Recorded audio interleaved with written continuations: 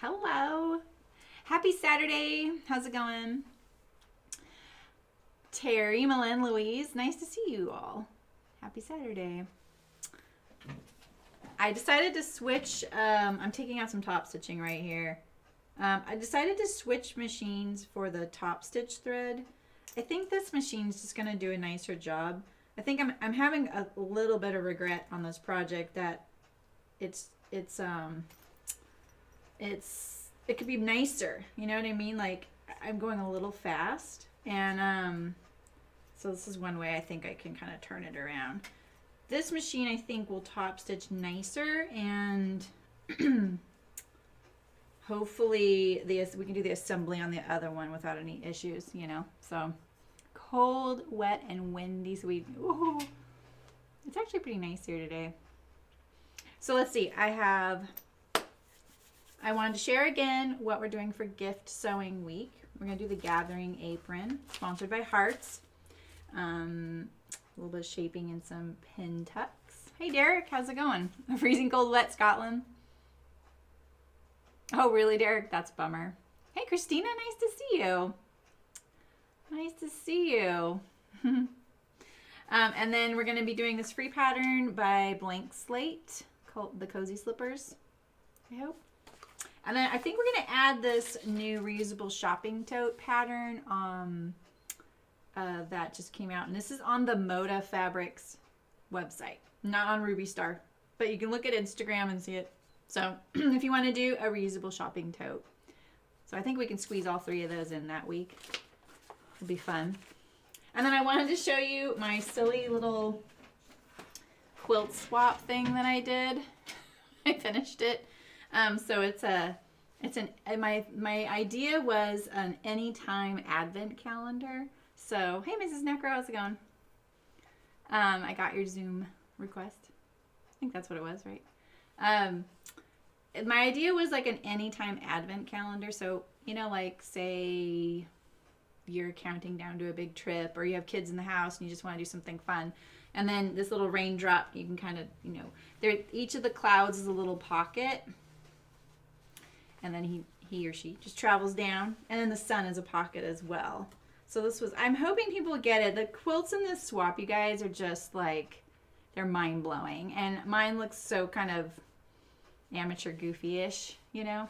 So, and then I put my little label on the back that I printed. This time it worked out pretty good. And then I put these little pockets. I saw people use these little pockets. I thought that was really clever. So I finished it on time. That's what I did yesterday during work time. But I'm glad I did it. So now we all get to like vote for our top 5 and hope we get what we want. So, but they kind of match you up with the level of what you put into it. So I feel like it'll be great. Whatever. All the quilts are great. There's some stunning little quilts. I was like, oh, okay, now I see what calibers in this group. All right, you know, I'll make note. I don't know if I'll do another one, but still. All right, so I was just taking out some top stitching. I already got one. Oh, I finished this one. I think I'll leave that. I can handle that. But my chest pockets, they just, like this one right here has a little catch right here. So I'm going to take that one out too. You know, it's so front and center, and I know I'm only gardening in them, but you know, the thing is, like, I don't sew as nice as I could here.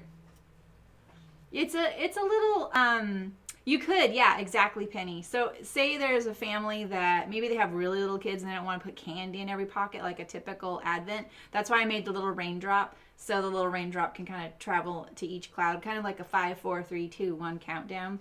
So, I don't know. I just thought it would be kind of a fun thing. Or maybe it's a countdown to a trip to Disneyland, or a holiday, or a birthday, or someone's getting an award, you know, something like that. Oh, no, I can't have my Band-Aids fill. You guys can't see how bad my hands are right now. They're so bad. Don't touch agave. I am your public service announcement. Don't touch agave. Okay. All right, so I switched my top stitch thread to this machine, and I know that this machine is just nicer for like the lighting and the camera setup, but I think the other one you can see pretty good how I'm doing it. My only concern is that I am doing a couple of steps today that I think people would really like be able to see well on the camera. So if we want, we can always switch it back if you guys want, because I'll be doing French seam set-in sleeves, the center front zipper, and the collar. And you know, we got through the whole back, which actually they're sitting right here. You can see on my, I actually don't have it arranged on my dress form right now. They're just kind of hanging on there. But, and I know I had said we were going to only sew the top half, but then at the last second, I realized that the way they assemble it in the instructions is the back half and then the front half, and then you put it together. So I thought I'd closely follow the instructions close enough, you know, so that I'm not too out of order for anyone that wants a little help when they're sewing these. So then at the end, I got ahead and did some of the chest pockets with you guys. I did the hip pockets, and we did the sleeves. And so they're close to being done. That way we can kind of keep going and kind of, because I know we have a lot to do today. Yeah, so, but in doing that, I really felt uncomfortable. It's kind of funny when I'm not actually doing the item for the step. It felt a little awkward for me. Right, Penny? Hey, leave black licorice out of that. It's my saving grace. What are you talking about?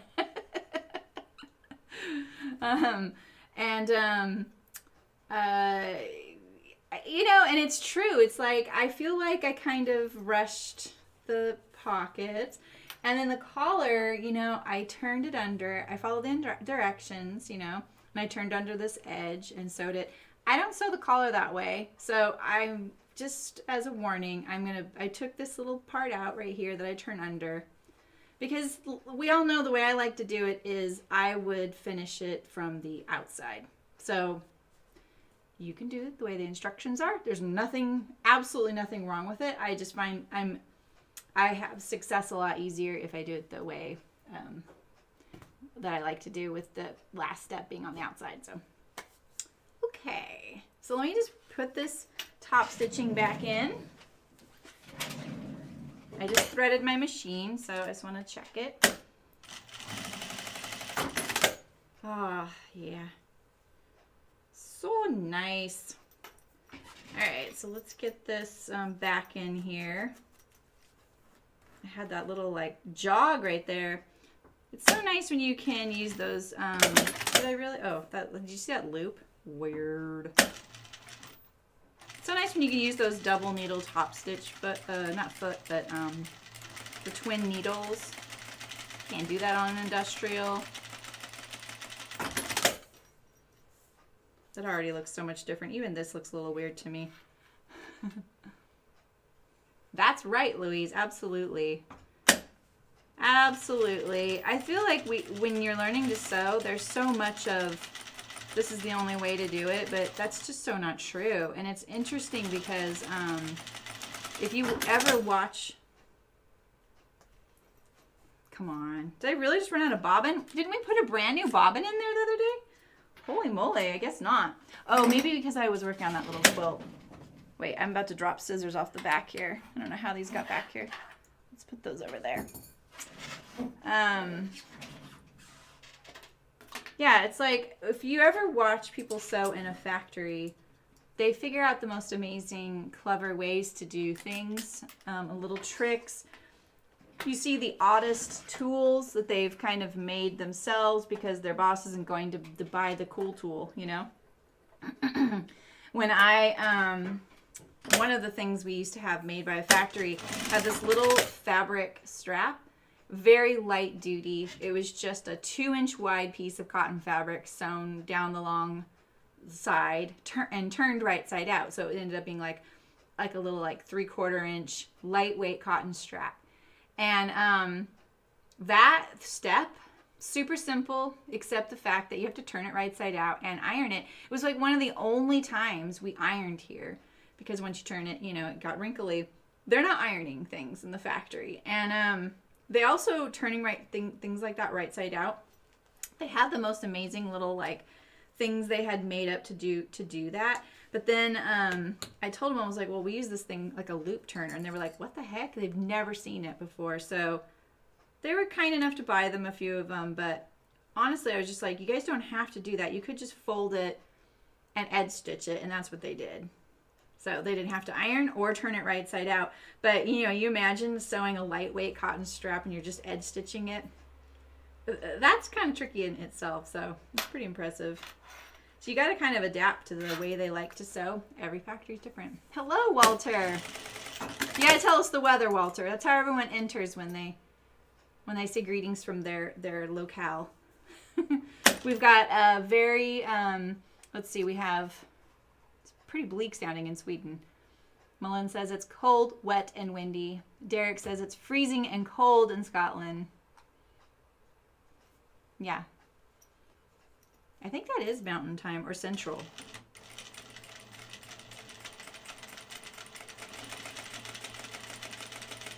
All right. Let's put this last one in. This one could be a little better. Oh, look at this. It's kind of wiggly. Boy.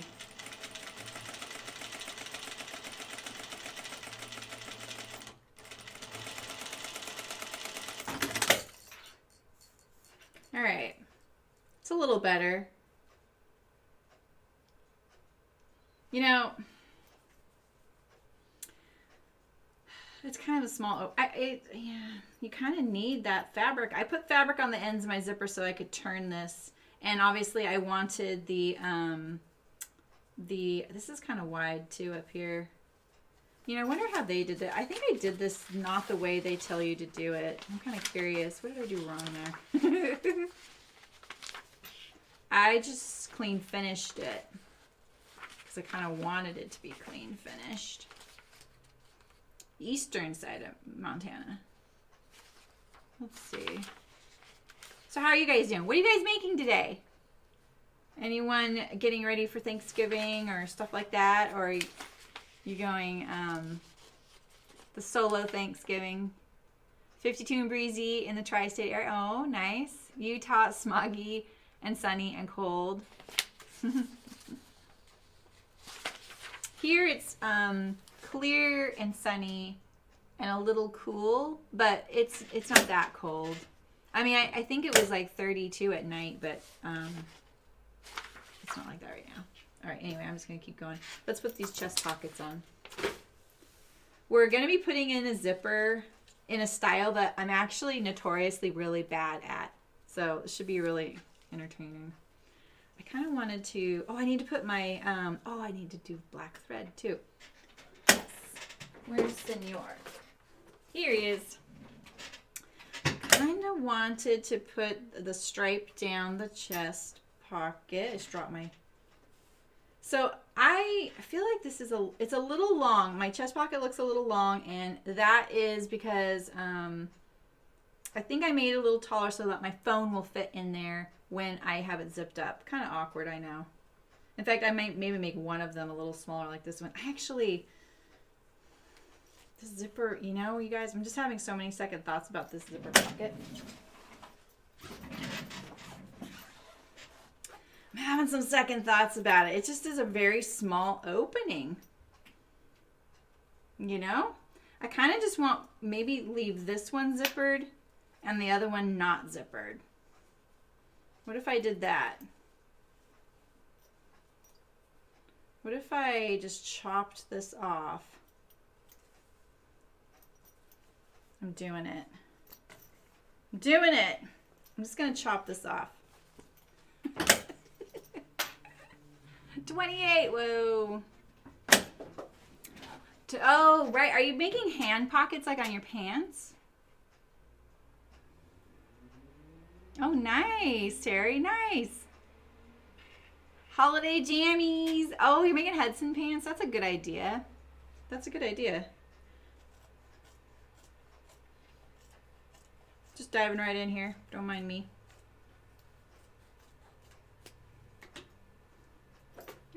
Decision made. Let's see. Do I have any binding?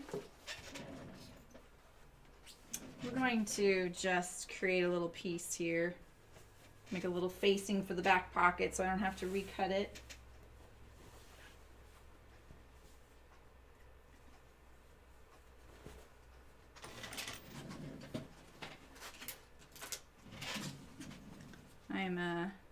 Let's see, how big of a piece do I need? Like that, okay.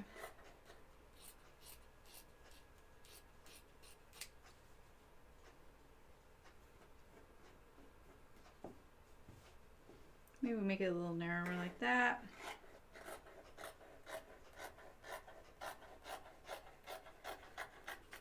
All right.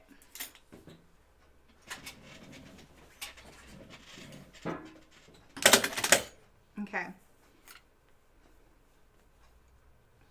Oh, nice, Walter. Did you get all your, is that part of the things you're trying to finish for the end of the year? Oh, nice, Irene. Congratulations. That's very cool. Nice. I'm glad. Best place. Yeah, it's like, oh, you should have gone more rectangular. Rectangles, things get stuck in the, we're not rectangular, you know. All right, so I think I'm gonna go to the other machine and put this on. Let me make sure I've got these about the same, you know, so I don't get a crooked pocket. We know I'm gonna get a crooked pocket anyway because I'm a little too cavalier sometimes, but. All right, let's pop over to the other machine. We'll put this, I could probably sew this on here. Let's just do it. Look at this hacked piece of bias. Whew. This is bad.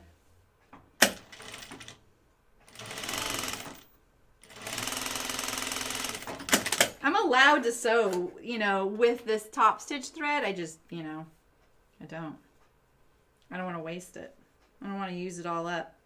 So I'm just going to do a little facing behind the pocket like that. I'm going to iron it though.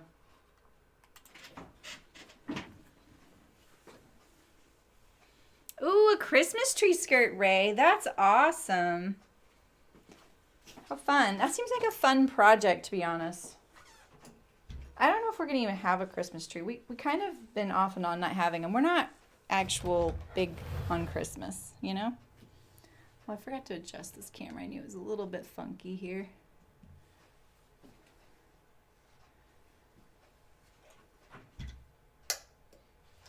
Oh, oh, oh, oh. Oh, oh, oh, oh. Hack and slash, right? No one will know. No one will know. Wait for that to warm up. I keep meaning to change that little logo on the bottom right corner of the screen. I don't know why it's showing up with the black there around the corners.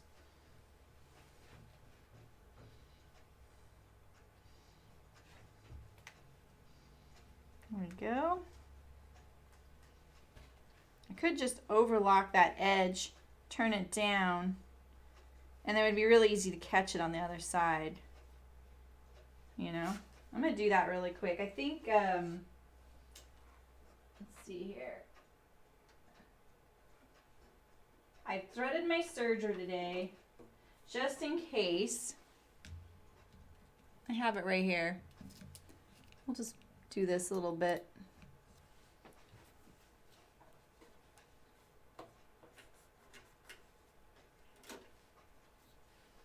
Just trim this off here.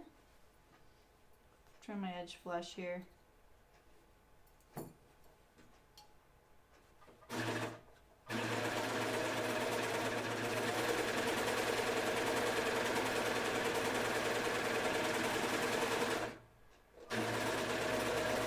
All right.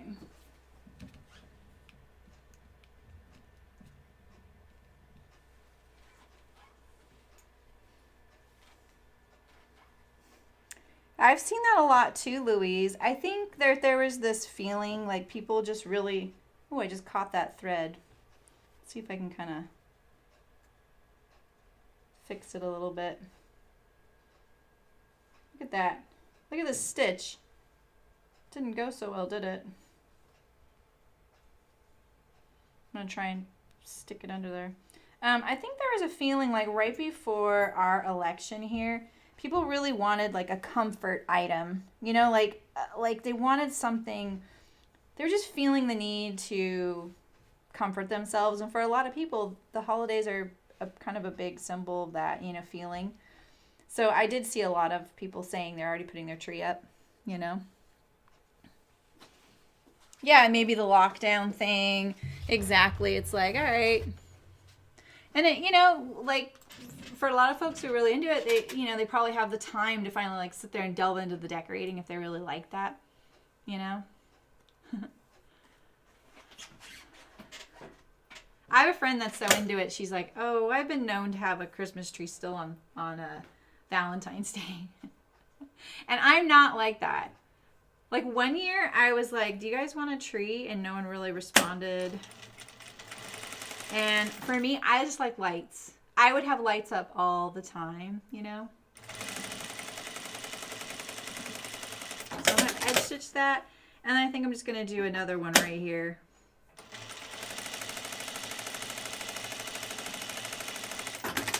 Like that. So this is one pocket, and then my other pocket will be the zippered pocket. And I think this one will be on the left, and this one will be on the right. You know? All right, so let's decide where I want this trim. Because I think somewhere like this. Let's put this up to me here. I don't really want this, because, you know, it's going to be heavy. You know? I think I want it up high like that. Those chest pocket markings are really low. Look at that. Is that crazy? Did I just put that way too high? Let's see here. Let's see here. So let's see. I'm going to line up my armhole under there. This is where my neck is, right? There's seam allowance. Does that seem really... I see, because if it was right here... Does that look crazy? It doesn't feel crazy. It feels like that's where I want it. Because otherwise it's getting down into my waist. It probably does seem like it makes the wait till Christmas longer, especially for some people who like kids. Yeah, what kind of project bag are you making? I want to know too, actually. I was thinking the same thing. So in our new house, you know, we don't really have like a neighborhood. We have a neighborhood. Hi, Elizabeth. How's it going? Well, the chest pins are really right here. And that is typical. They usually are roughly in line with the armhole. I did add a little length to my pocket so that I would accommodate my phone. I could zip it up in there, and I know I wouldn't like... Because do you ever do that? You put something in your chest pocket, bend over, and it flops out on the ground? So I just didn't want to have that happen. So, so if I put this one here, what will look normal on the other side? Do I line it up like that? I think so.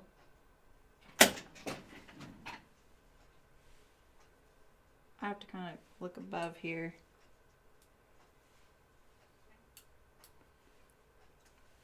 You know, this would be such a good... my top stitching is mediocre, and that's partly because of a lot of reasons. When you want really nice top stitching, you need a lot of little nifty tools, like the right needle and sometimes the right foot, and then a machine that does it really nicely. And I think you can also jiggle the tensions a little bit so that you get these nice crisp stitches. Mine is okay. That's how I kind of feel. It's kind of okay. All right, so I think I want this about right here. Till it fall down bare of needles. Oh no, I can't do that. One time, we were traveling during the holidays, and our friends were going to be in town, so they got to stay at our house. And they had a little kid. I think just one at the time. Yeah, I think they just had one. And we had a wood stove only and a gas stove. So we had two wood-looking stoves. One, the gas stove was like a fake wood stove. It was really great because we could kind of turn on the blower, get the house kind of warming up if we hadn't had the wood stove going for a while. It was kind of handy, but we relied 100% on wood heat. And right before we left on this trip, I decided, we had a Christmas tree, and then I decided, oh my gosh, I cannot leave this Christmas tree up for as long as it'll be up. By the time we get back, it'll be dead. So I pulled it out of the house at the last second, and there were pine needles everywhere. I'm pretty sure. And I think we had a kid too at the time. I think we had Cricket already. And it was a little kooky that I did that because it's not like me. And I didn't get to do a good job cleaning up. My poor friends were like, there are pine needles everywhere. And our kids almost gotten burned on the stove. I was like, sorry. It was hazardous for them. All right, I'm going to try and get this nice and straight. No handles, inside pocket, but I think my machine needs time. Oh, loopy stitches. So very easy. There you go. So cubby. Is this one of your FFOs, Walter? Oops, I just pulled that pin out of there, and I know it was marking something, but I actually don't. I think it's marking the top of the hip pocket. I don't want this to... I pre-washed everything, even this ribbon.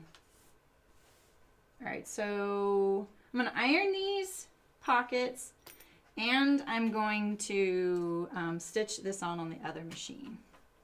So let's go.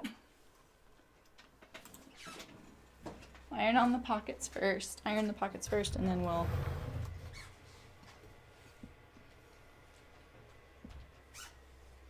The pockets on the envelope can be either zippered or not zippered.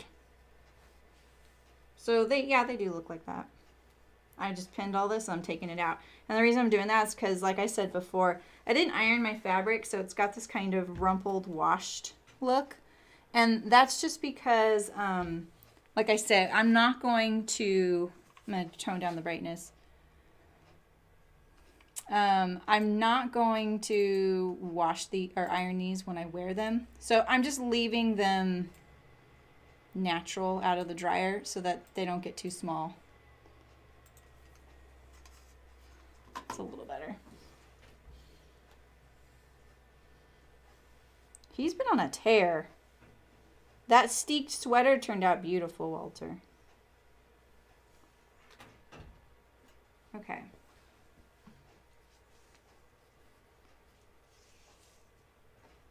Let's put this back on here.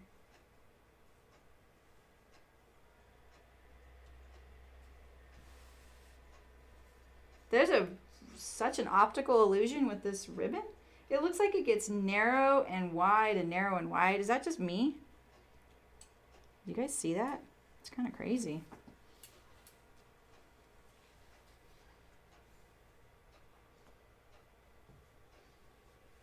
Okay. Yeah, see, I feel like I could be doing a little better job sewing these. Regrets were made. Yeah, the loopy part is such an issue, isn't it? Timing is really important in a sewing machine. I feel like a lot of folks worry about tension, but timing is certainly the thing I have to worry about more. I think it's just because we did really heavy duty stuff. I don't really have to worry about it now, but when we did heavy duty stuff, it was definitely something he was always adjusting when he came. It's usually the reason he was there. Look at me ironing my pockets. Do I ever do that? Nope. See, this is still pretty stiff to turn back. Oof. can I do it? I'm telling you, that still just wasn't enough room there. Dang. Dang, I don't know. You know, I have to say, I think for most folks, they're not going to have the issues I'm having with these zippered pockets. It's because I use zipper by the yard, so there's teeth going into the edge of the tape here, top and bottom. Whereas if you're just buying doing a pre-bought zipper, there's not going to be any teeth above and below your zipper stops. I don't think you're going to have the same issues. Here, we'll do the proper way here. This is where this wants to fold, so I'm just going to stick with it. Just going to have to do my best here. But that is pretty stiff. I'm sure you can see that right there. In fact, you know what I'm going to do? I'm going to cut this away.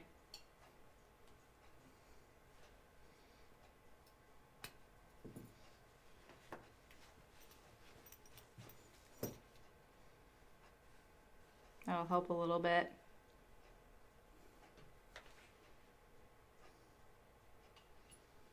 Yeah, I mean, I don't take mine in very often either. Nobody does.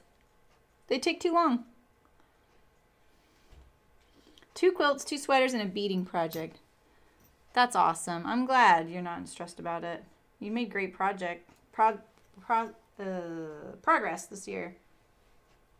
Why does that look weird? I'm going to fold this like this. And then refold these.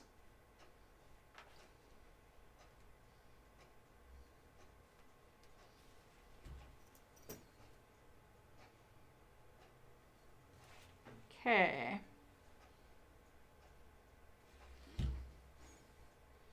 Yeah, your machines have definitely been busy. I had dreams of having my mechanic talk on camera with you guys about machine maintenance and stuff. But he does industrials. He does not do home machines. And they are definitely different animals. You know, an industrial has a clutch motor. Very different beast. Okay. I'm gonna have to do my best on that. All right, so let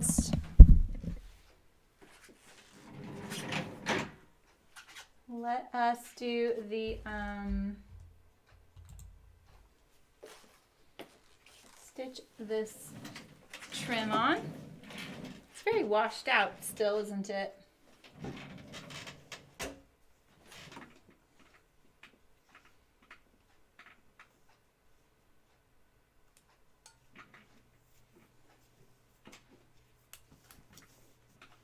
Okay.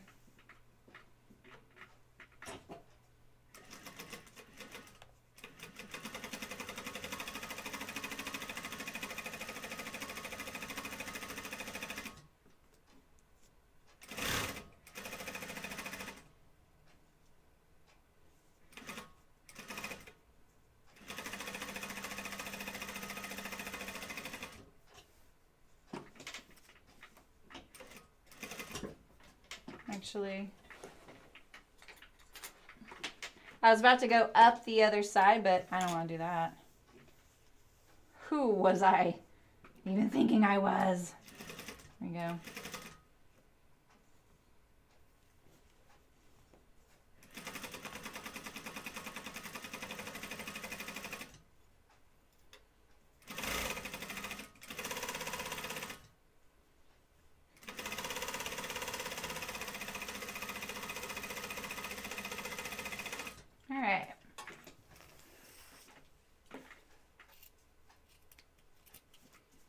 I don't know why I centered that, because I probably should have,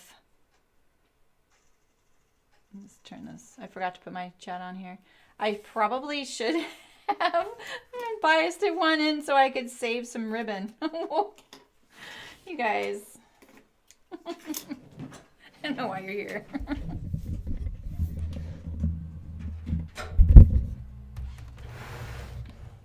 Tweeter. Nice, Walter. All right, let's do some top stitching. Hello, Sydney. How are you? How's it going? Nice to see you.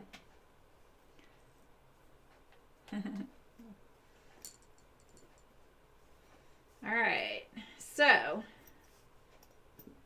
I'm right-handed, so I keep thinking I'm gonna want to put my phone in this pocket here. I'll be a little more dexterous, you know.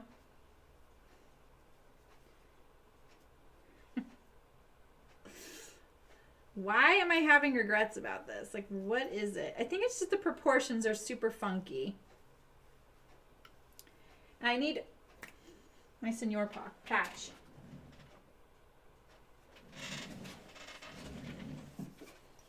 That helps the proportions, right? I almost want to put, like, I kind of wish this had a gusset. That's what it is. Oh, nice, Sydney. Have fun.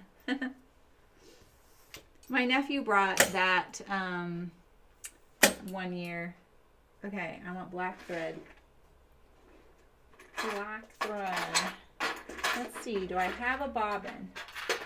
I don't.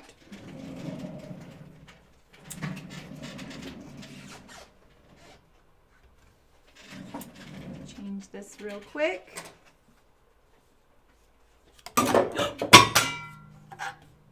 That almost was really bad. I just dropped my canteen, which is now pouring water all over the floor. But I have a cup of hot tea sitting here. That would have been really exciting. Not in a good way. Humans and cats. You mean your kitties? Are they liking Mario Kart?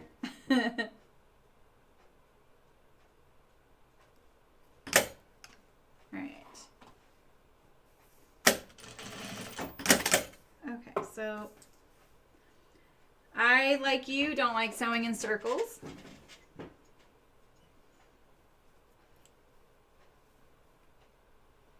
I could iron it on a little bit.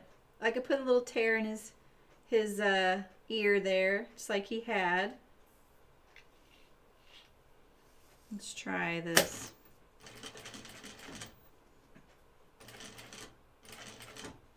Making sure the white thread's not pulling up.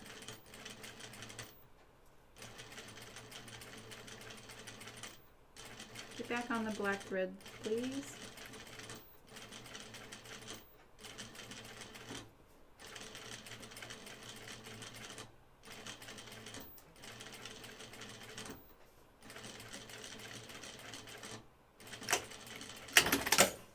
Not bad.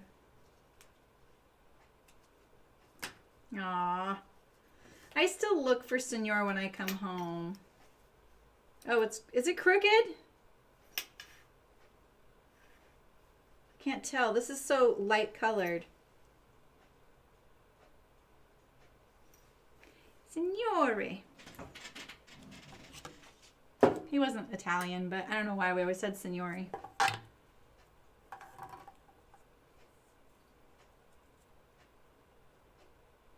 Oh, how did, oh. Now you just sent me a little picture on Patreon. I think that's where it was.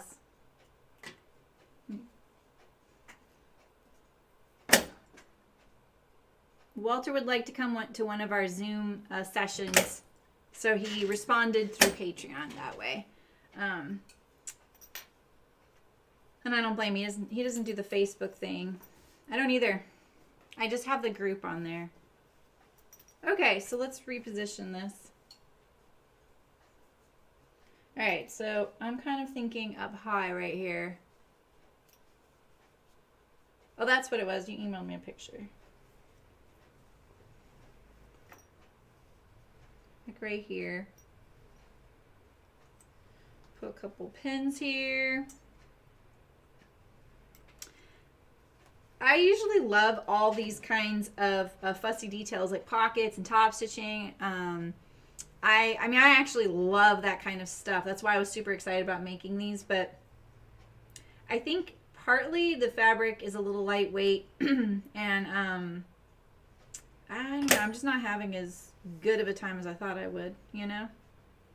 All right, so I'm going to try and keep all this lumpy, bumpy stuff here nice and straight because, you know, these thicknesses here tend to poke your seam out and make it look not straight. The awl is going to come in really handy here. So I can kind of pull this out a little bit and push this in like that, you know, as I go.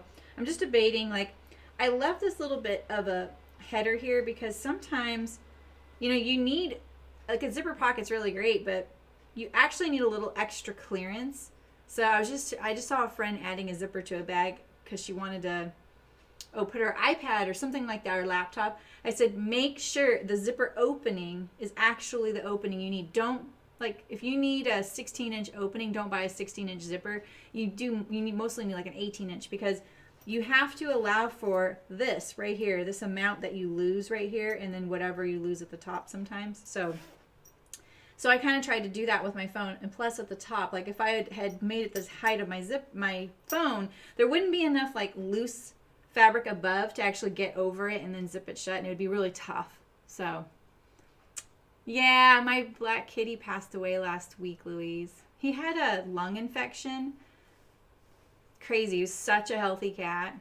He had a lung infection that kind of came on like last January. I think that's when it happened. Like, I don't know when, but I just started noticing him losing weight and just not looking that great. And then the pandemic happened and I couldn't get him into the vet. And I didn't try because I thought, oh, you know, it's closed and he'll be fine. He's really strong. And then I finally was like, screw this, I'm taking him in. And they were like, oh, yeah, come on in. And they were like, hey, this is so strange. He has a lung infection.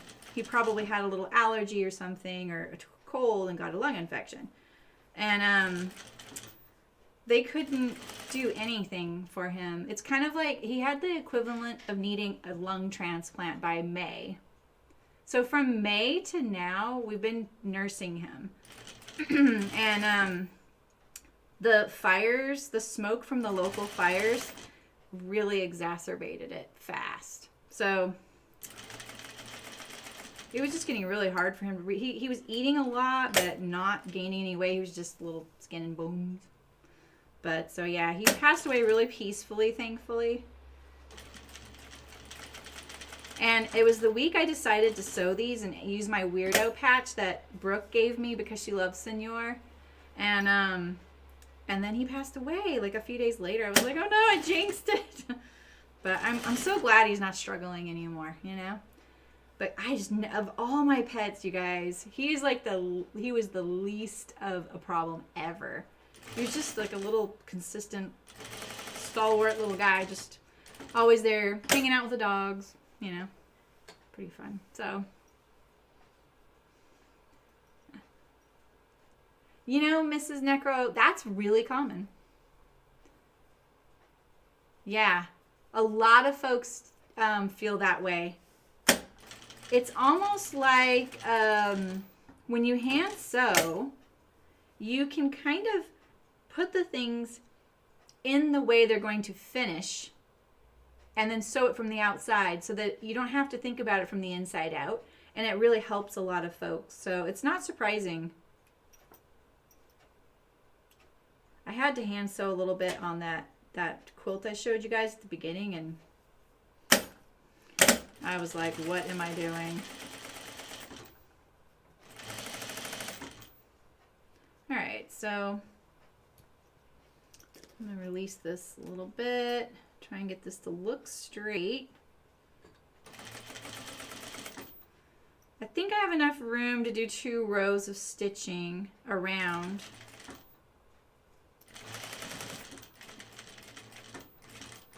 Ooh, barely caught that corner. Barely caught that corner.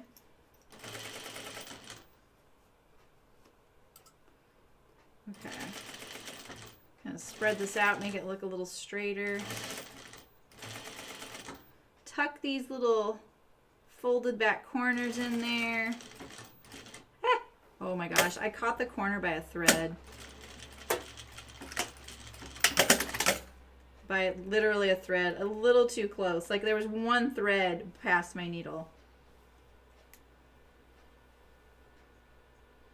So maybe what I'll do is a second row here. Maybe I do another one all the way around, and then maybe one here. Maybe I'll just do across here and then down here.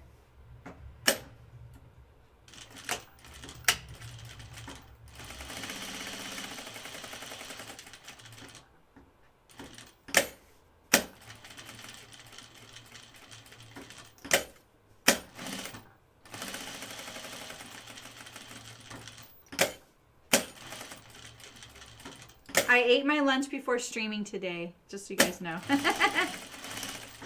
We're good.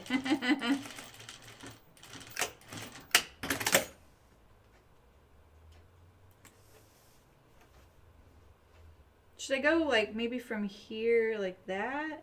Or just, I think that's what I'm gonna do. I like that idea.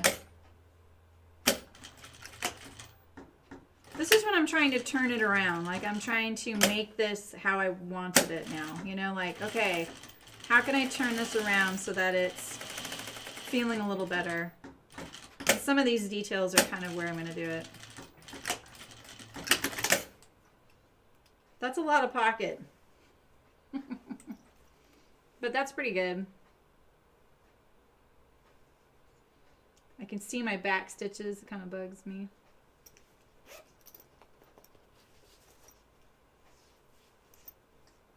Cute. Okay. This one's far simpler. So let's try and get these across from each other. Right? So I think I'm going to line it up maybe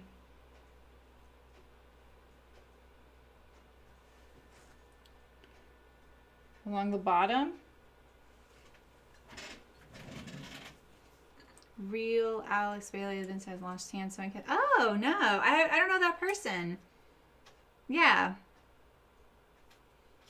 Right. No, you should totally eat. Tell us what you're having. Oh, and Louise, thanks for sharing that woman's raincoat. I just saw that this morning that you shared that person. Well, you know, I just have a thing about it, Walter, with back stitches. Like here in person, I don't notice them as much. On the camera, I see it more. I see the heaviness right there. I think the thing you need to do is just go with it and maybe make it a bar tack, right? So I could put like an X right here, maybe right here, you know, like put a little X in this box. So then it looks intentional that that's how you wanted it. Yeah, you know what I was thinking, Glenn? That's a good idea, actually, but they're kind of far away. So I was thinking I would do this. I would just lay it on here like this. You know? And I can feel the bottom of the pocket. Like this. Okay. There. There. Okay. Just like that.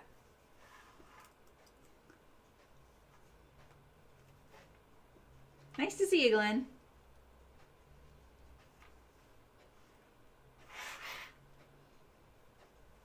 Okay.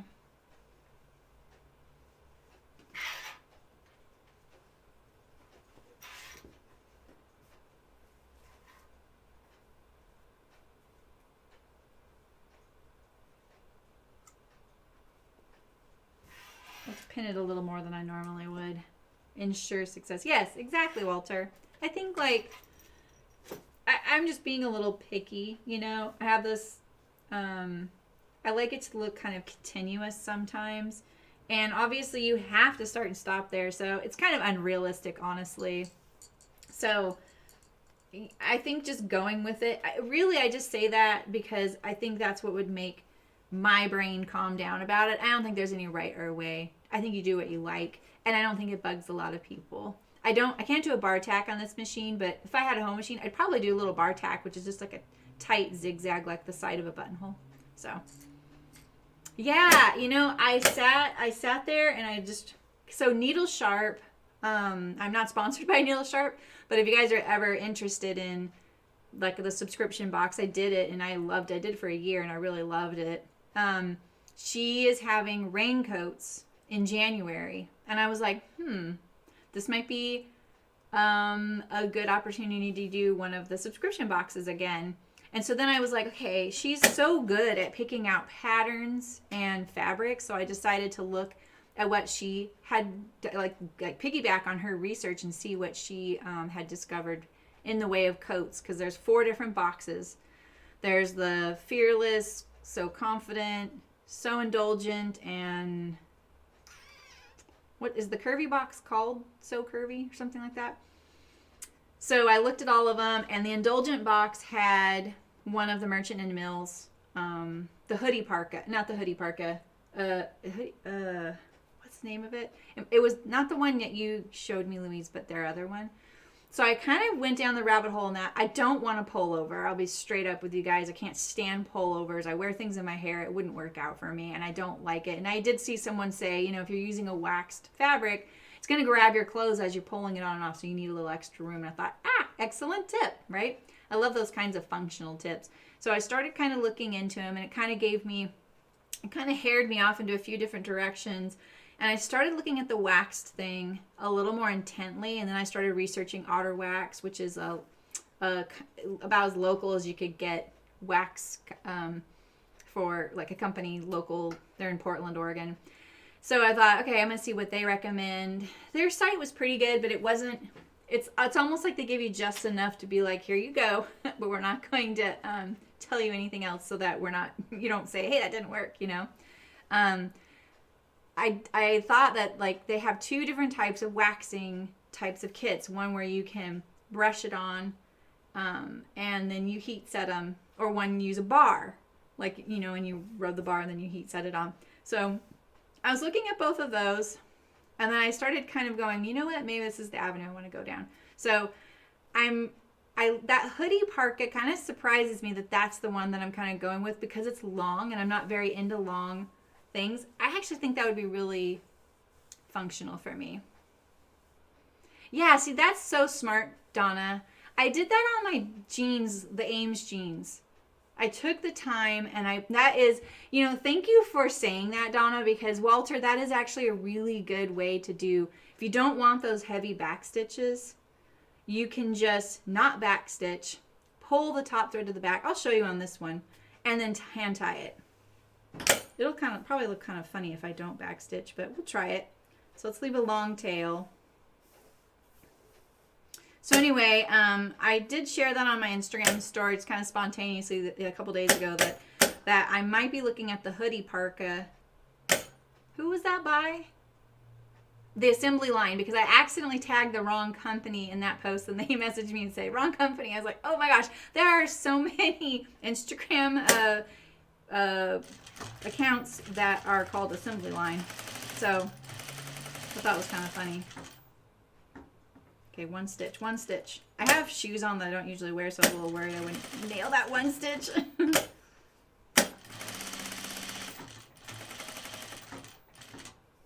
Can I get, nah, I'm not going to take a chance.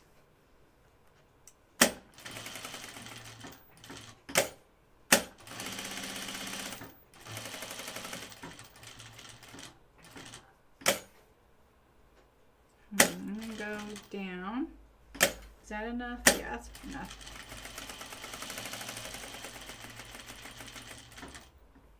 When I turn corners like these that are angled like this, I think if you really want to get precise and think about top stitching, the thing to think about is, see how this little angle is? Do you want your needle to line up like this? Or do you want it to line up like this? And it's going to be the same down here. Do you want it to line up perpendicular or at an angle like this? And so if you really want to get precise with your top stitching, you just need to make sure that whatever you do on that side, you do on this side. I don't really worry about that too much, but it is something I know about, and I've done because there have been a couple projects where I needed to mimic double needle top stitching like a machine would do. So I am kind of thinking January, Louise. Yeah. I'd really like to decide that so that if anyone would like to join in, we could do it together. I'm going to trim a little bit of that stuff and maybe fold back this corner a little bit. Yeah, maybe I won't fold back the corner. I don't want to bulge there. All right, so now I'm going to meet my beginning here. Where's my thread tail? Where'd that thread tail go? It's underneath already? Dang, that means it's kind of a mess. Oh yeah. So ideally, Walter, see how this thread tail is still sitting on top? If I tug my bobbin thread like this, it pulls this little loop right there. Just ignore this other mess right here because that was the first one and it got sucked in there. So then you've got both your threads on the back here. And let's see if I can untangle this a little bit. Unfortunately, I thought I was holding it so this wouldn't happen. If you can do that, then you can tie all these threads together, just like Donna said. This is what I did on the Ames jeans when I was stitching those cats, because I really didn't want the back stitches on those cats. And it looked really nice. It makes it look seamless. It's almost like it's floating there. So that didn't go very good. So let's see here. Go. So now I can just tie these together. So this is how you can get rid of having your back stitches. What is that? It's kind of a mess back here, unfortunately.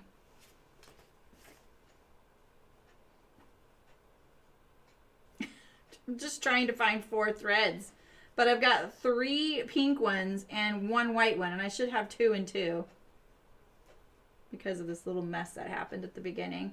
So hold your tail when you start so that you can kind of control that, because you don't want to sew on top of any of them as you go so that they're nice and free and clear. There we go. See, no back stitches. Looks really clean, doesn't it?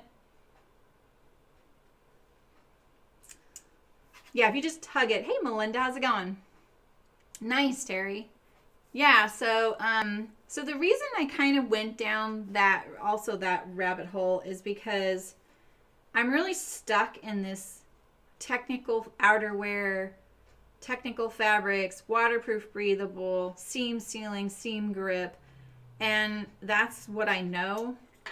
And I kind of don't want to do that because I can't do it the way they do it in a factory, right? I don't have a seam sealing machine. So that's unrealistic, and to mimic that, I don't know, I just felt kind of like a big ask, you know?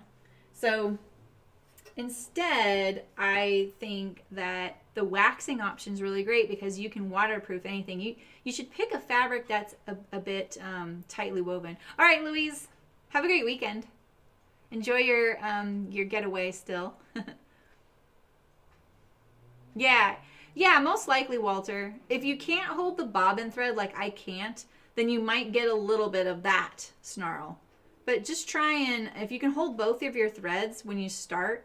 The other thing that prevents that a lot is if you sew on other fabric first. So if you put the other fabric here and you do that snarl on something else like this, and then you get onto your regular fabric and start sewing. You know what I mean? That's another way to prevent it. But if you want those thread tails, hold them. And make sure that your thread take-up lever, this guy right here that moves up and down, is at the top every time you stop sewing. That's always important anyway. That'll prevent you from unthreading your needle when you start sewing. When I figured that out, I felt like my life changed. Okay, so this pocket goes on this pair of pants here. And this is this one. Okay, great. All right, so we're going to, I have a lot of pins on these things because I wanted to respect all the markings they gave me. And now I'm kind of realizing I didn't really need them all. Oh, nice. You're doing your voting for the swap. Nice. Oh, that's awesome, Melinda. I'm glad to hear that. I hope people get it. When she just posted one picture in that gallery, I was like, oh, that looks like so silly. You know? All right, let's go over here. I'm attached to a bobbin thread in my bobbin drawer. I can just hear it unraveling. All right, let's bring my tools.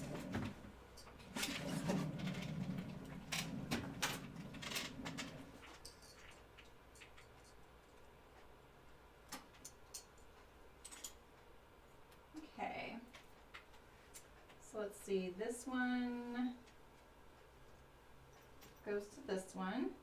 Yep. So I just have my pocket on here because I cut out the pocket print to match. And I just want to remember which one. I don't know why I would think I would get it. It's right and left. What the heck? I'm blaming this on the steroids I'm on for my agave mishap. I'm not thinking clearly. Of all projects to not be thinking clearly on. I'm doing a French seam. Whoa, okay, I forget there's no back stitch. Almost sewed my finger. I'm gonna have to go back and add that. This machine's a little quicker than my other one. You can probably even tell. My back stitch doesn't work on this machine, so I forget that sometimes. So I just gotta remember. Let's put this back stitch in.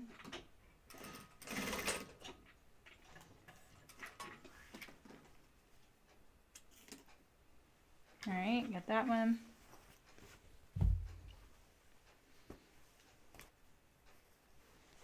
All right, so this is my other front. See all these pins? I'm gonna get rid of these. This is for the top of that pocket because it creates a belt loop.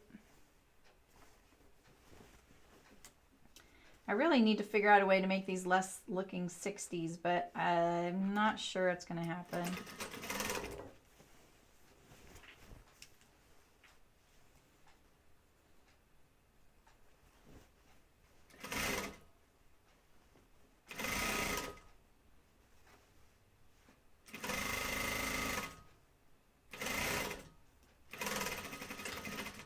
I don't have anything against the 60s. It's just not the vibe I'm going for, you know? All right, let's iron.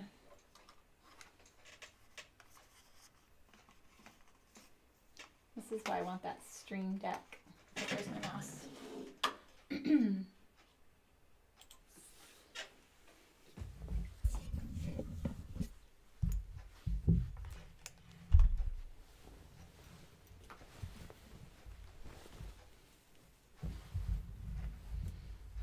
All right.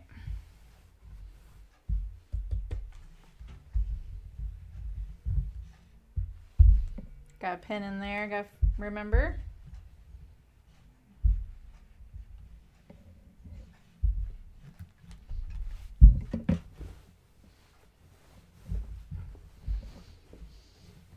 I kind of want to take a gander right now, like how well is my pocket going to line up here?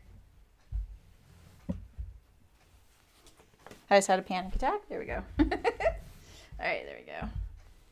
So there is a notch over here. So it goes like that. Yeah, I think this is the one that won't match. Everyone's all, excellent pattern matching on that picture I posted. I'm like, actually, no, it's an optical illusion. I think this one matches. See, it does, but, it doesn't at all. That's weird. Doesn't match at all. I wonder, no.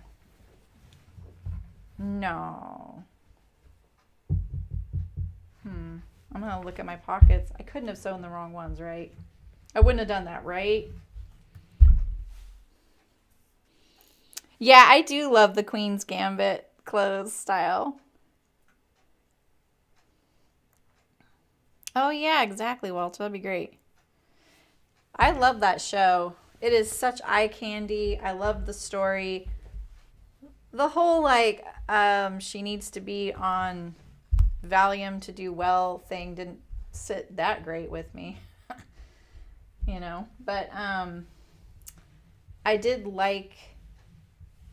really like that whole story. I thought it was really good.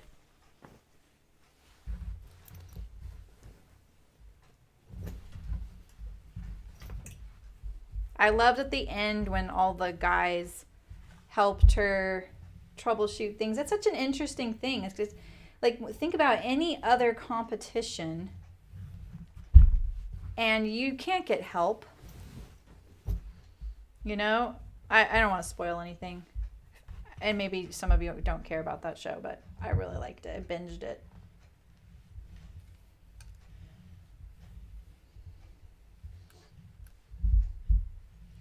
Okay. All right, I want to check one thing because now I'm really suspicious. Even though I was really careful. No, not those, not those. Where are they?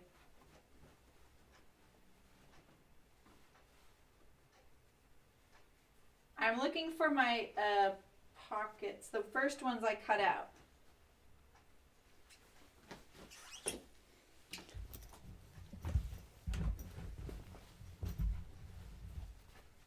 These aren't the ones that I recut, right?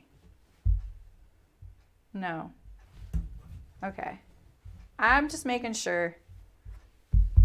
You know, it looks like what I did was I inadvertently lined up the pocket like this.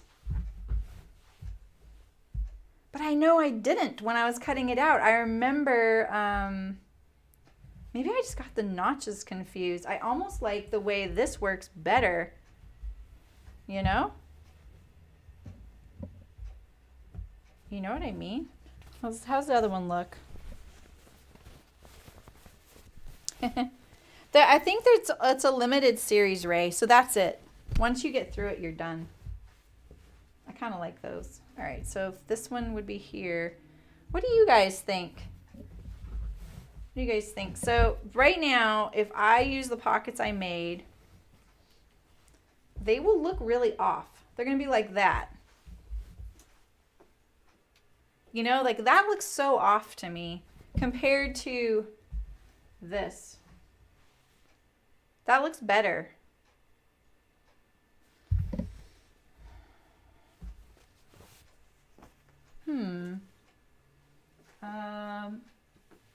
Let me indulge me. Indulge me. I'm going to go back over here. I have all these pockets that I cut and then I didn't use because I wanted to match them. But I'm very skint on fabric right now.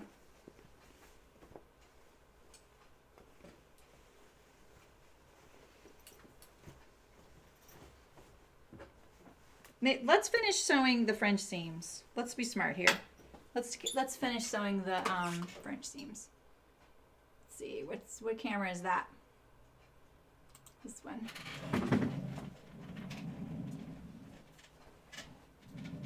There's a bunch of water on the floor over here. It's a little bit slippery. Okay, we'll keep that there. So let's see. Let's finish this French seam, and then we'll know exactly what we need.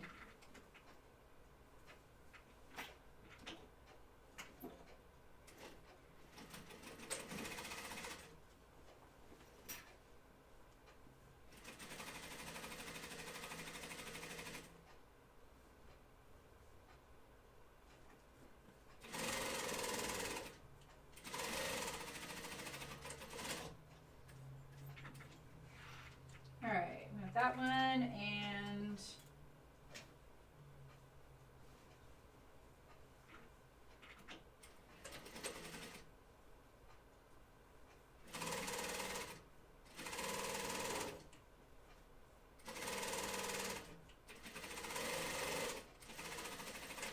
sorry about my hands, you guys. I don't know if you know, but I lost a battle with an agave. All right, so let's see here.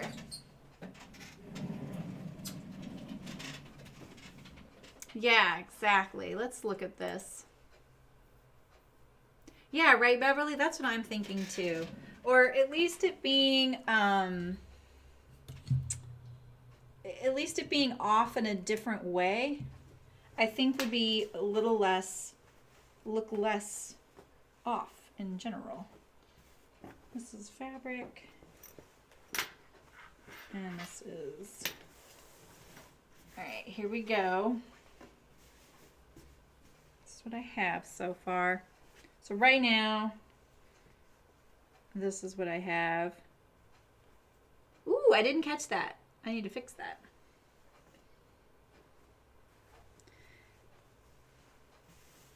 So for this one here,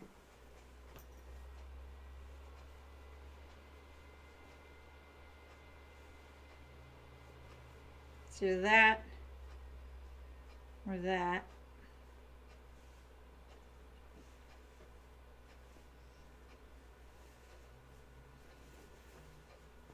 I only have one piece of fabric here to cut. It's not big enough for 2 pockets. I do have, wait, I have one more piece here. Okay. I have 2 pieces of fabric.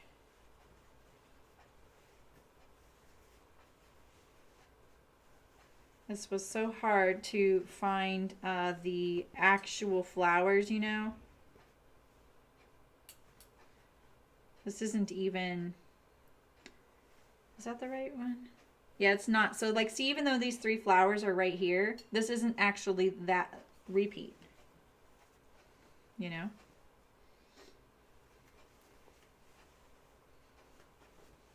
What if I did,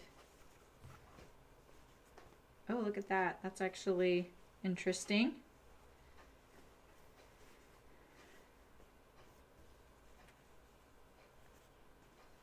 If that was it, it would put 2 yellows next to each other.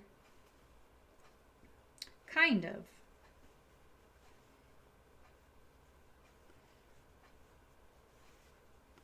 It would kind of cover this one up. So it would look a little like that. Second one.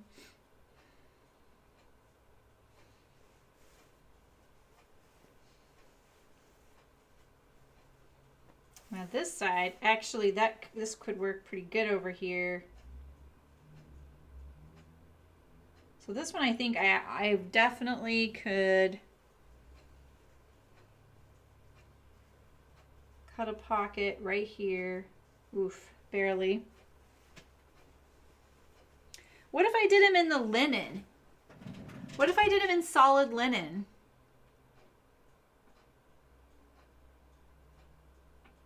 What do we think of that?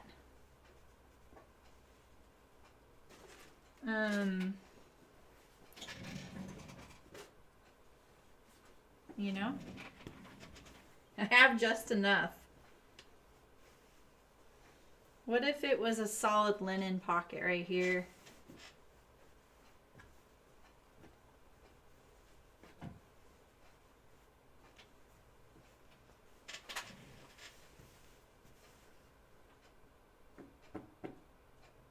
And I don't think like I could do that. You know? Actually don't mind that. The linen? You think the linen, Beverly?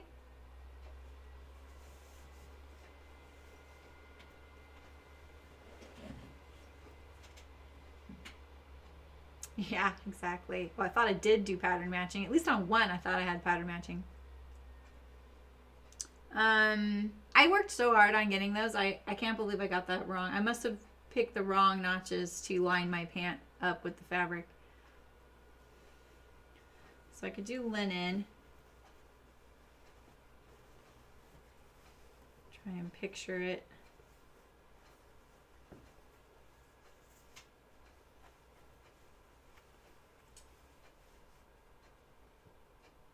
Not the checks. Yeah, I think so too. I'm so glad you guys said that. I was a little worried you guys would go for that. Maybe the linen. You like the plaid, Elizabeth? That's so funny. I love how something always appeals to someone. You know what I mean?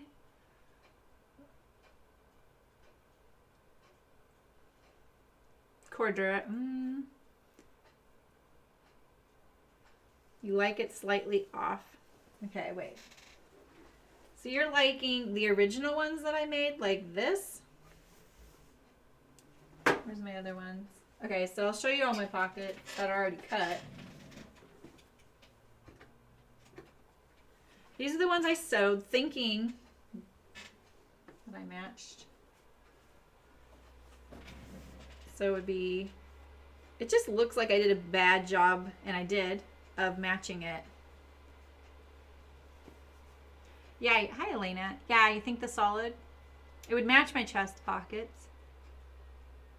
Too bold. I think the Cordura, also the Cordura is, it's just not fun to sew. It's fun to sew Cordura with Cordura. All right, so I have this option here. So I have this one, and that's what they would be like. They'd be like a stutter, you know, like an echo. I feel like it calls attention to the fact that they don't match. And then I have these, which I don't mind, honestly.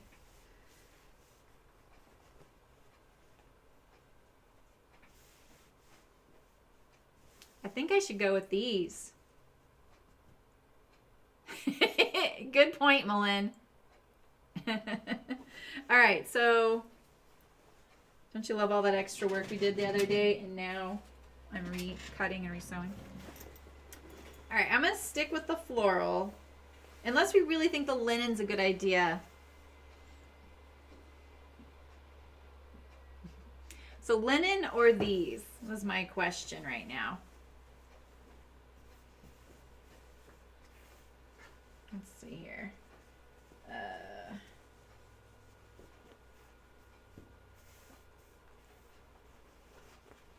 So linen or this one, the ones I originally cut with you guys on camera, actually. Oh, good thing I didn't cut that out of that, huh? Let's see here. Would the linen elongate? I think it's actually what I thought too. But it's belted. No, I think I'm gonna look like an Oompa Loompa. Nothing against Oompa Loompas, but it's not really the look I'm going for. Flower ones. All right, so let's cut this out. Let me get my scissors. My ones I really like having there.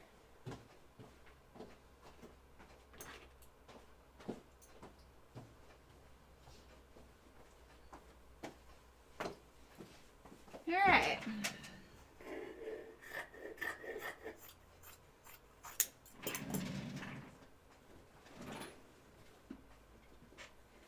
I do not understand how bobbin threads come out of the drawer and then get attached to me. Look at this thing.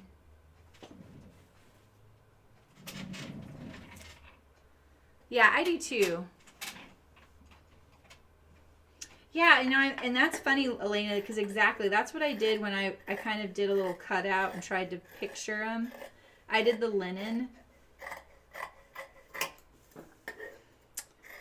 I'm kind of torn.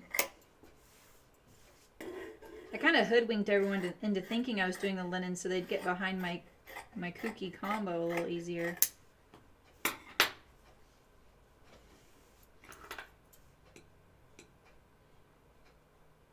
Just renegade sewing, cutting and sewing here. All right. So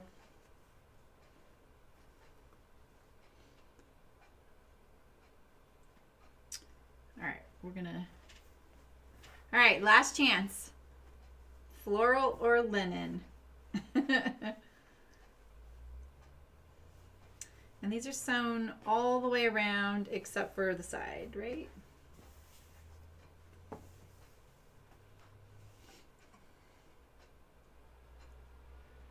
Linen or flowers?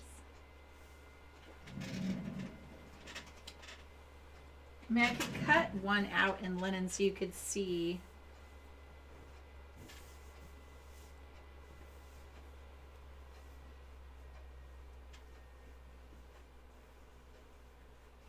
let's just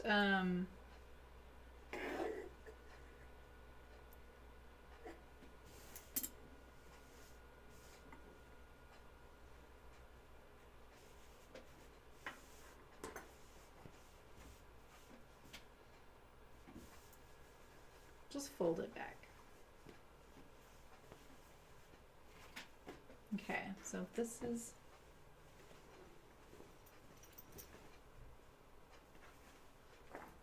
yeah, top and bottom and pockets, yeah. All right, so here's one.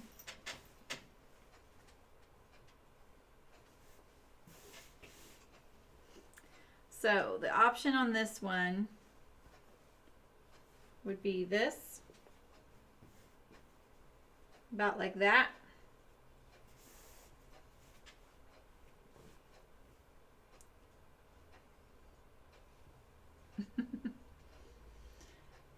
Or, and here I'll try and, here, how about we put it on the dress form?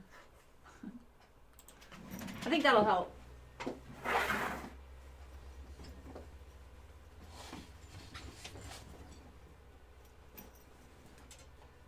put this quickly here.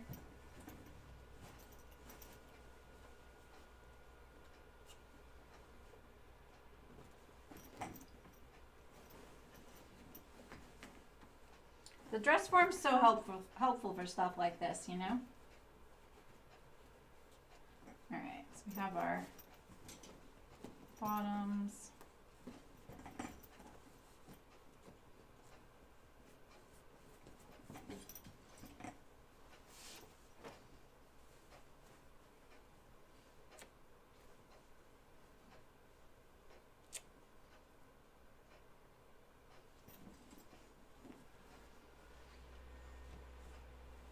How do these, where does this line up, I wonder? That. All right. A little bright, sorry.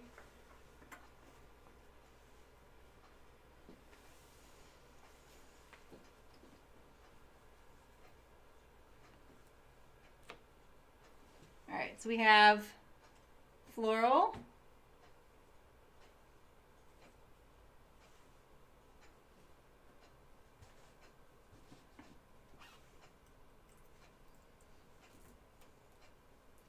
Floral.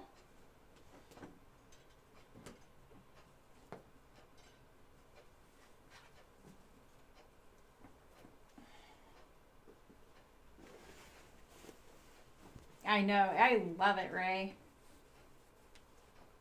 I love this thing. My Baramy.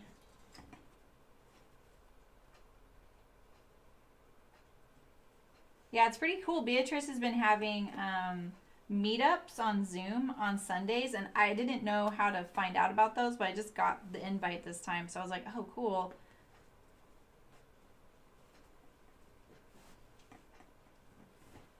All right, so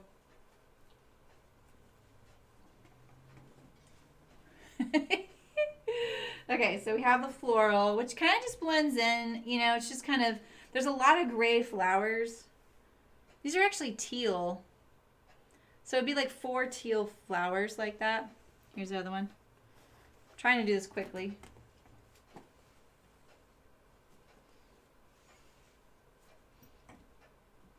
All right. The ones I sewed are these, which I think just look kind of weird to me for some reason. They actually look better now. Wait. Oh no.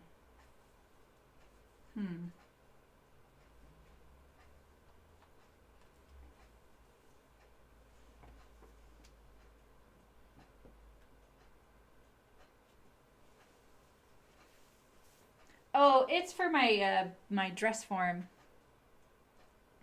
The side seams, as far as the print goes, probably not, Walter. No, I didn't do that. That's a huge print. Okay, so then if we want linen, you know, we're talking, let's just cut them out real quick.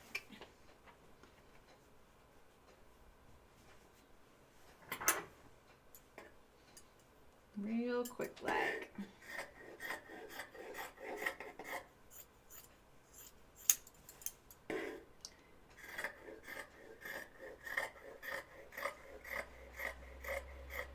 Oh, hacking these. If I have to use these, I'm going to have to trim them up a little bit.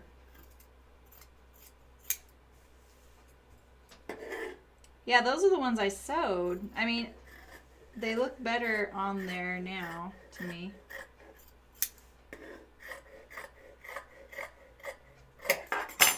All right. So this is the one I had cut originally. They're off, right? This is the one I sewed, thinking they were going to match, and they don't. They kind of blend in. I get it. The right one floral and the left one linen. Yeah. And so then this would be linen.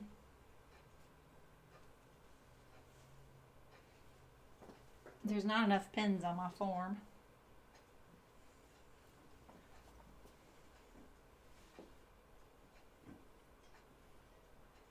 It kind of takes away from the, yeah, it looks less jagged from far away. I totally agree.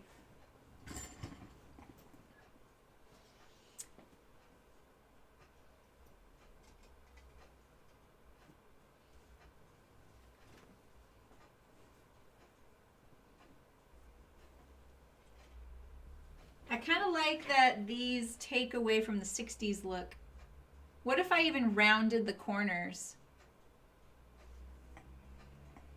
You think florals? Yeah, I kind of like the florals too.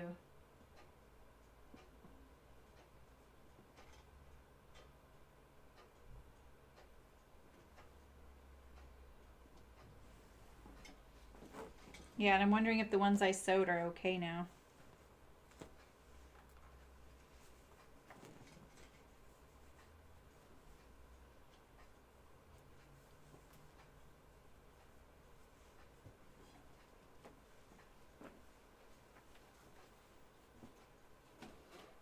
Boy, there's a lot of pockets around here.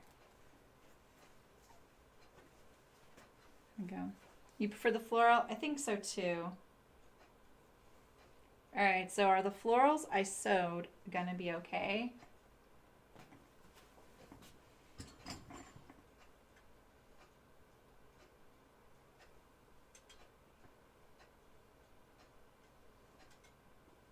These don't bug me now.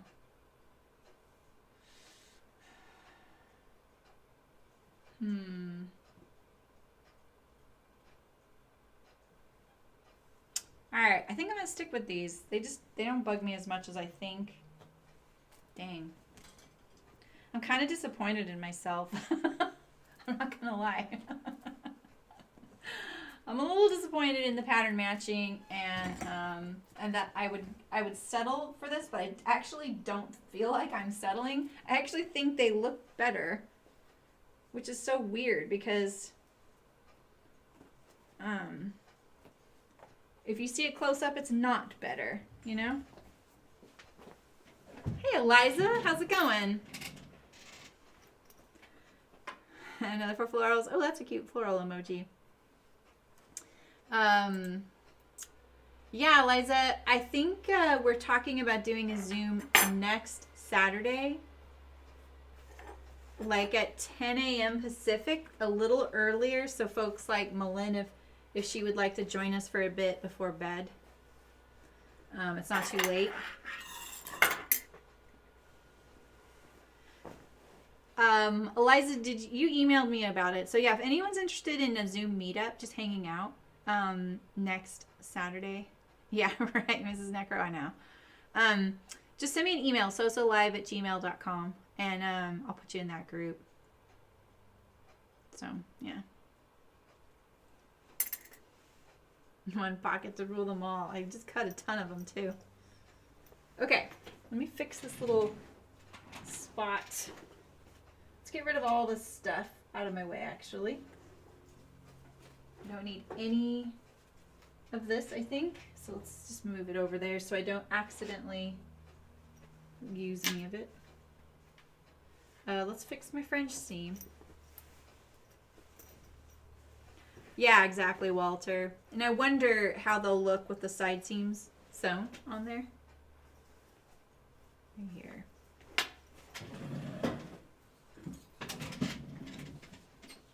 As soon as we get past this, we get to do some of the fun stuff like assembling this whole thing together and doing the zipper and the collar. Making some headway.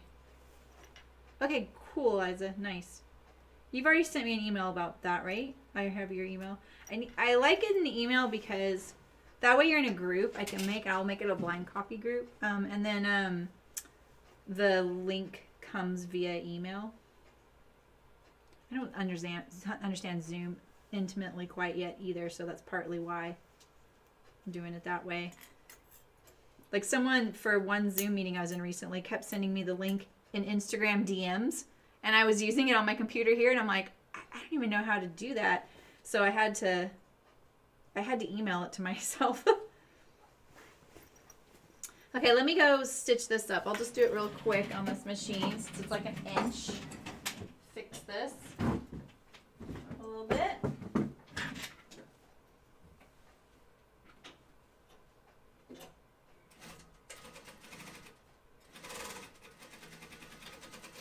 All right. And now we can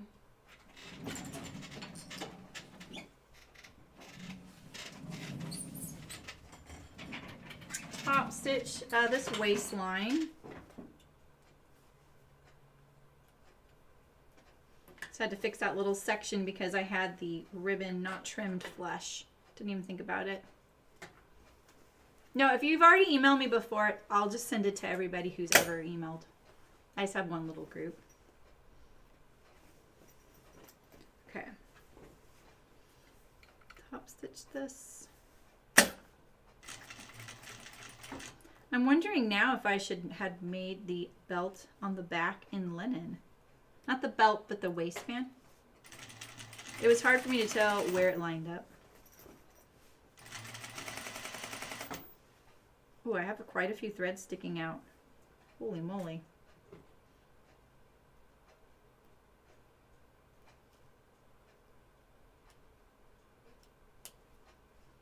These scissors are so sharp. I get so nervous cutting really close. I almost put a slice in the middle of my sleeve this morning.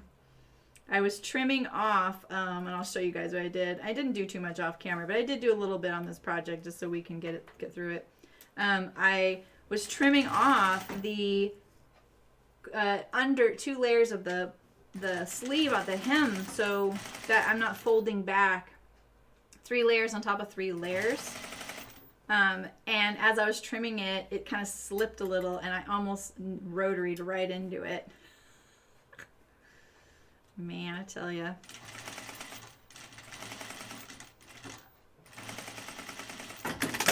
I need to clean this up a little bit.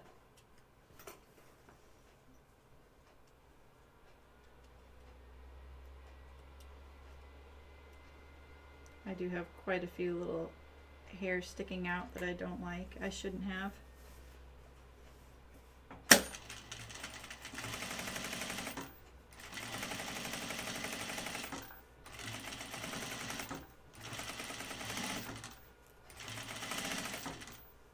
Nope.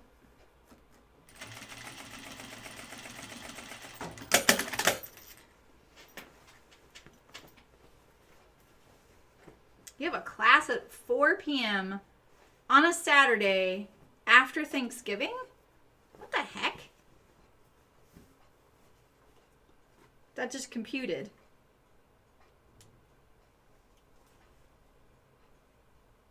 I thought that I wouldn't really need to trim that seam when I did that French seam because it's such a big seam allowance. Never assume, right?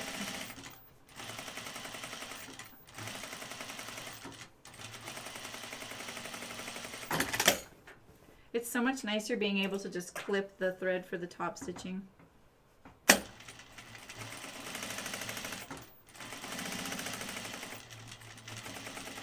I can kind of see where I hesitate. Like if I just do a continuous line like this, I'm going to get a nicer row of stitching.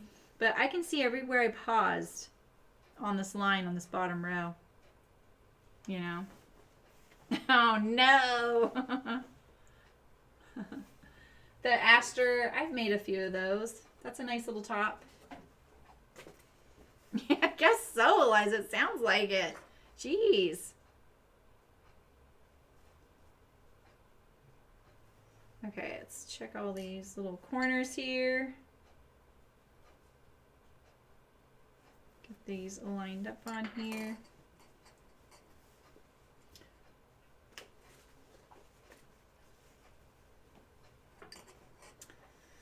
Yeah, I know. Some folks get the whole week off. Some schools. I feel like that kind of happened here. A lot of folks here have the whole week off for Thanksgiving. It's funny because when Cricket went to a study at home type of style school, they don't do that. They don't take the whole week off. And I thought, well, that is so interesting. And it's because they can actually say they're in session for a couple of those days. And then they can say they're in session, but that the days are home study work because they're a home study school. And so then that way it adds to the days of teaching for the year, the cumulative days. And they got out in like mid-May. So it was kind of neat. And they did do schoolwork on the Thanksgiving break, you know. You don't not get homework. All right, so...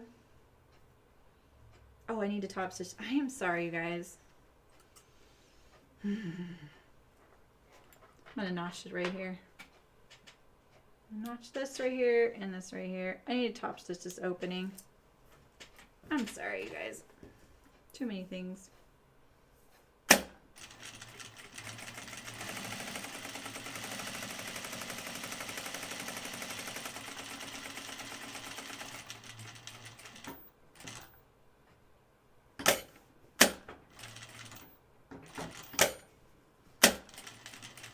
There's nice instructions on how to attach this pocket because you do need to allow for your belt to be able to pass through.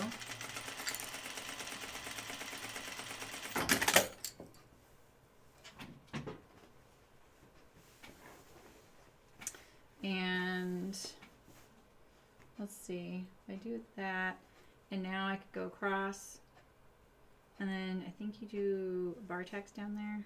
Let's see. I do this. I'm trying to just picture. I don't want to get myself into a pickle where I don't have the place I need. Where's the 1-inch? There. My belt needs to be able to pass through easily, but more importantly, the buckle needs to be able to pass through potentially. So, yeah. So kind of like down here. That'll work. So I think what I'm going to do is, what I'm trying to figure out right now is if I want 2 continuous rows of top stitching right here, I can't just stitch this down. I would be stitching that closed and I can't get the belt buckle through there, right? Do I want 2 rows right here at all? Or do I just want them from here down, you know? Do I just do it here and then I could do it on there? Okay, so let's see. So if I did it to like right here, that's my plan. That's my plan.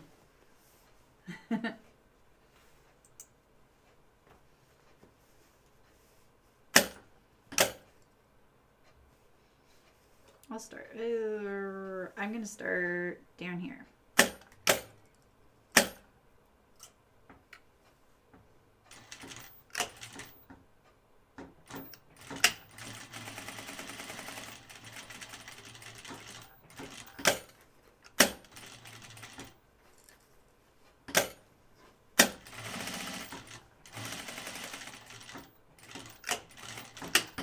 And then I'll go across the bottom of this one when I sync back up with it. Right? So now I can go straight across here, straight across down here.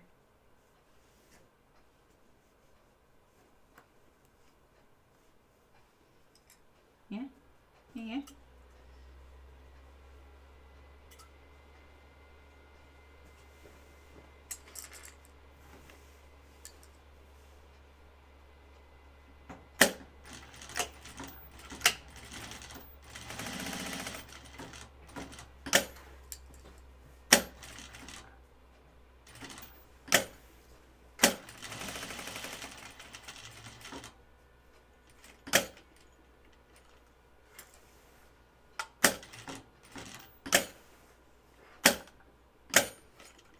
Sorry, lots of clunking. My machine's very noisy with that. It's just the nature of it. All right, and now I'm going to continue my top stitching down here on these two sides.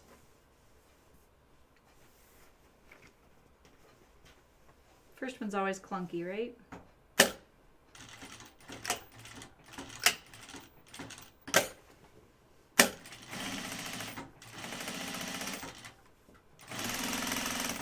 Oh, I should have started here and gone across. Whoops.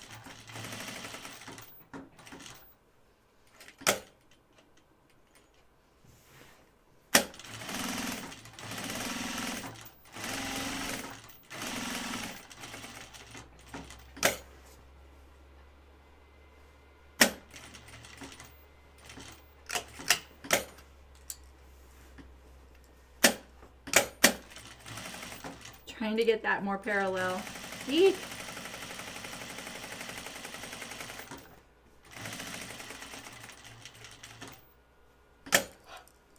So you can't use a twin needle on top stitching like this, so don't try, unless you make it a curve. You can't turn a corner with a twin needle, so don't forget that.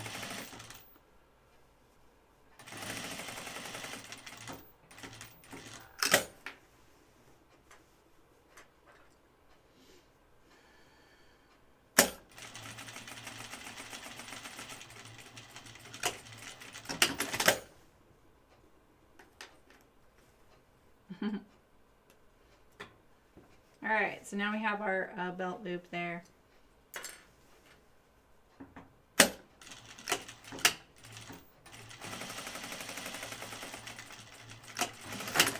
And you might want to put some bar tacks and reinforce these little bits because they're going to get a lot of tugging with your belt. I'm going to do some fake ones.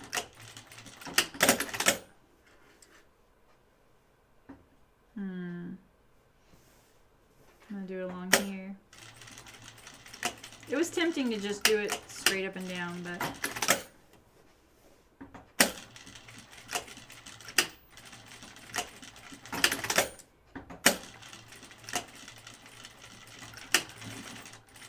ooh, the machine was getting a little hung up there. Okay.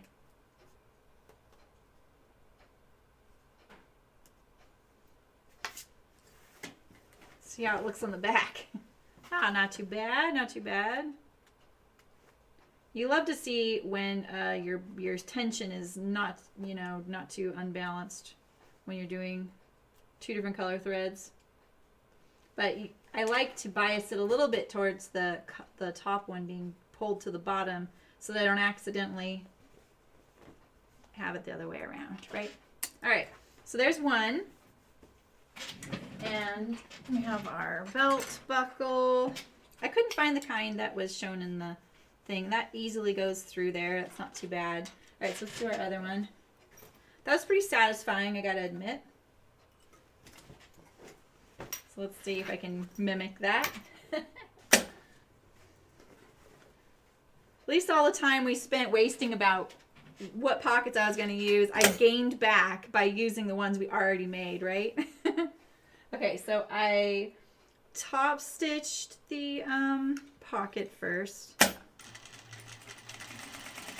going to do this left-handed, as I like to say, because I want to start from the raw edge, go up, turn, and go back down. It feels a little awkward.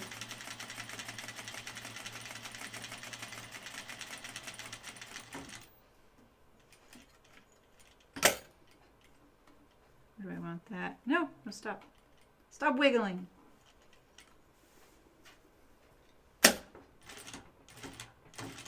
Three stitches.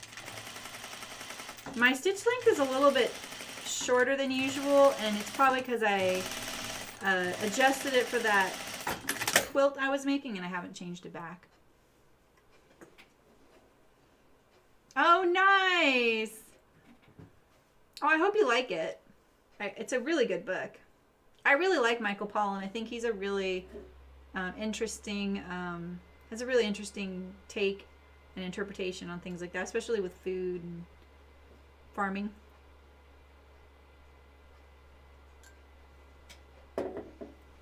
He definitely has his own views. You know, like, it's not like, but I still feel like he does present a fairly, you know, open-minded approach. And I think he looks at it in a really great way. Like, you know, we all know about the guy who did the crazy challenge of eating McDonald's every day. What was that? Super Size Me? That kind of documentary style, you know, diary of eating. You know, and his whole argument was, well, basically McDonald's is telling you that this food is what you should be eating breakfast, lunch, and dinner. But if someone did, would that be okay? That's kind of a pretty, you know, cavalier take on that. I don't think anyone really does think they should be eating anywhere all of their meals, right? Yeah, right? The corn thing. Yeah, Michael Pollan. Yeah, exactly. And so, but I think Michael Pollan looks at it in a really interesting way, because he's like, let's go and visit the people who grow the food and who they grow it for. Are they growing it for, who's their customer? Is it McDonald's? Is it organic farmer making it for a niche market, for a farmer's market? And he looks at each of those kind of ways. And the book it goes from one extreme to the other, all the way to, okay, what if we were hunting and gathering like our ancestors, you know, which none of us do, you know, there's 5 people probably do that in the world, you know, like 100%.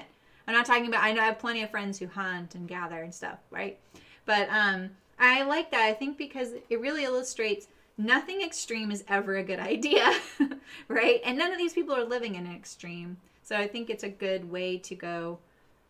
You've got to figure out what's right for you, you know? Don't be so strict. Is this up on top as much as this one is? It is, right? Just making sure.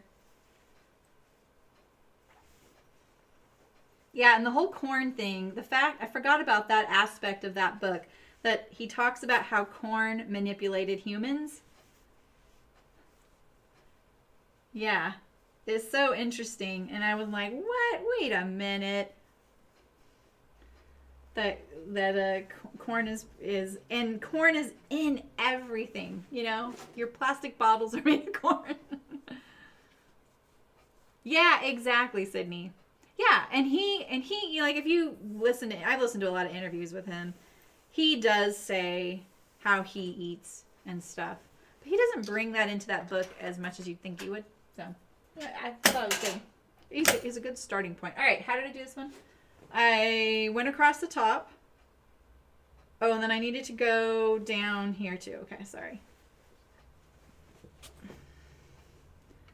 Fussy. I love these fussy details, but I'm sorry they take so long. Someone's like, I just want to know how you're putting that zipper in, lady. You can fast forward. We are corn. We really are. Okay, so I need to go to down here, right? And then I just go up and down. Yeah, that's what it is.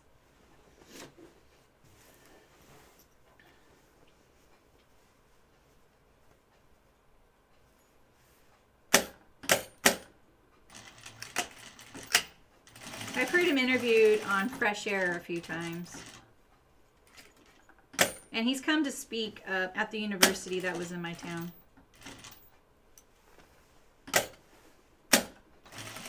And I love also that he talks to Joel Salatin because I knew who Joel Salatin was before Michael Pollan because we followed Joel's methods of raising chickens at our farm. And I had, we had a first copy of his book, Pastured Poultry Profits. I owned another copy of it by the time Omnivore's Dilemma came out and I was raising chickens. So I was like, yay, Joel Salatin! He's such a kook and I love him. So, okay, so now I'm going across the top here.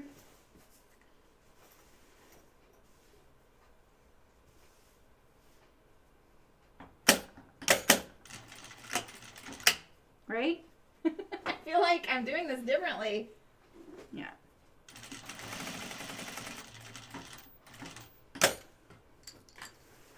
I'm going to do my bar tacks this time.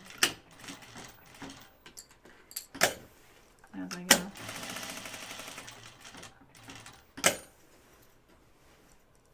Yeah, right. Yeah, exactly, Mrs. Necro. When I raised chickens, I started on my own. And when I started raising meat chickens, I had already done it on a farm. I hadn't done the slaughtering part, so I didn't know how to do that by myself. So I had to find people to teach me, and I learned. And when I started doing that, my neighbors who were friends, they wanted to get in on it. They were like, we want to get in on this. And so they jumped on the bandwagon and they built their own pen. And that's why I had 2 in my yard. They had a pen and I had a pen. Eventually we had 3 pens. And for another family. And so it was 5 of us. Another 2 people didn't have pens, but they helped with the processing day. And that was their help for the season. And the other 3 families did the chores, the daily chores. You have to move the pens twice a day. And I would keep an eye on them because they were on my property. My office was overlooking them all day long. But because I had this farm experience, it started a rabbit hole for everybody. They're like, we could get a cow. Sarah could take a cow. She could fit a cow here. And I'm like, I'm not getting a cow. Oh, what about goats? We get goats. I'm like, I'm absolutely not getting goats for sure. I've raised goats. I love goats. And they are crafty little buggers. So I didn't want to get on that either. But it was really funny. The whole cow thing absolutely came up. Because a lot of them ate dairy and I don't. I eat dairy, but I don't drink milk or anything. Hi, Sherry. How's it going? So it was kind of funny. They really started getting into it. And I was like, all right, you guys need to calm down because this is a lot more work than you're thinking. Then we're having to deal with health issues for 2 different kinds of animals. And not to mention, for me, my number one thing, anytime you raise animals, what kinds of predators are going to be attracted to your yard. You absolutely have to think about that first and foremost from the beginning. And because my policy is when I raise animals that I want them to be safe and have a really great life. And I want to get a good night's sleep, because there's nothing worse than laying in bed and going, what's that? What's that? And you think something's out there pillaging the pen house, So, that was, we never had an issue with our pens, thankfully, but they were pretty good. So they were actually really good. All right, so I put a little thing there so I can go across. It's kind of high up right there. All right, so I'm going straight across there. Hey, April, how's it going? Thanks. Yeah, okay, so Sherry, I have heard so many people say that to me, and I'm going to tell you straight up, no one slaughters chickens that way in the industry. Nobody does that. It's so ineffective.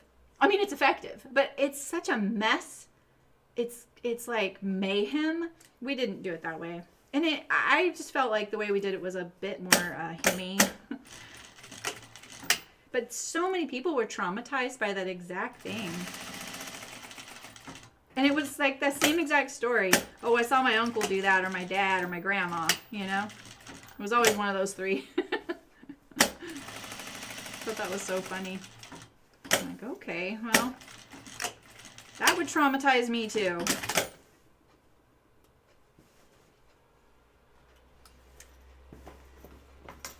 Okay. How do we feel about the pocket matching now? I mean, I'm getting there.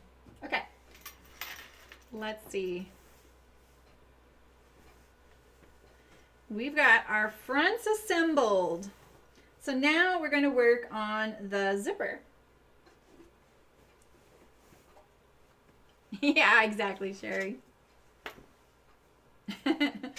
Yeah, I mean, we had our laying hens. The laying hens were named. They were pets. If I was starting a few new laying hens that year, I would foster them with the meat chickens.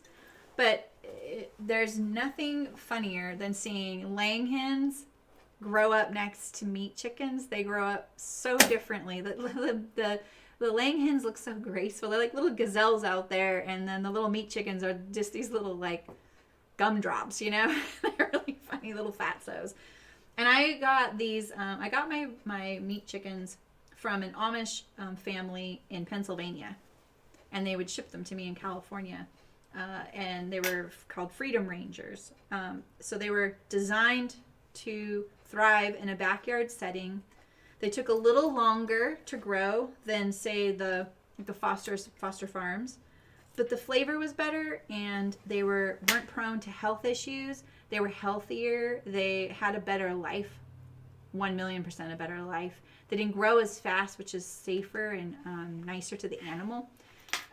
And they took about 10 weeks rather than 7, because those others take like 7 weeks. It's freaking crazy how fast they grow.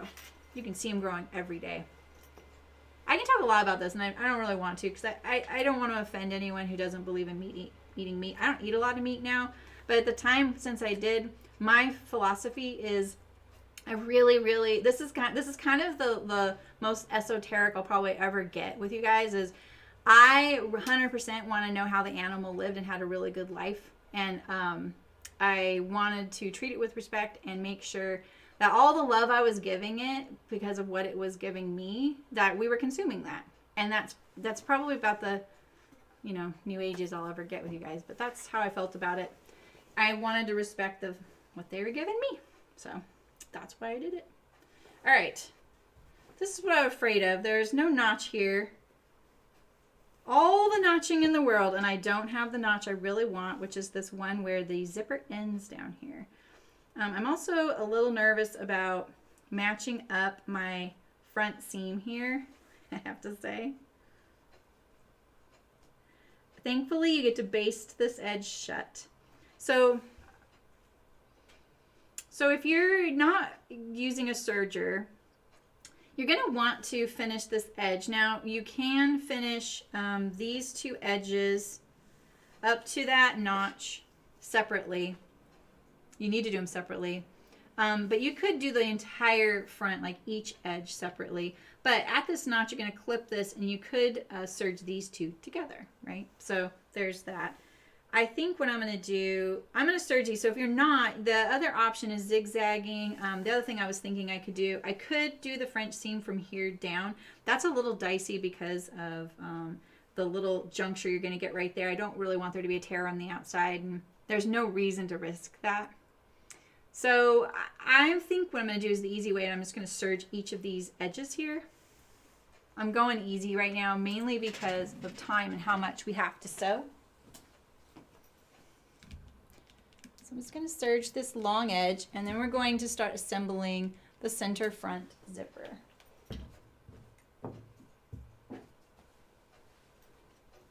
Absolutely, Mrs. Necro, you're right. It's a giant circle.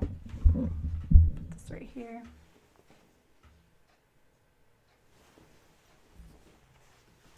All right, can you see that? I can barely see you can kind of see over here. Oh, I just unplugged something. Crap. What is it that I unplugged? Uh-oh, I may have lost a camera.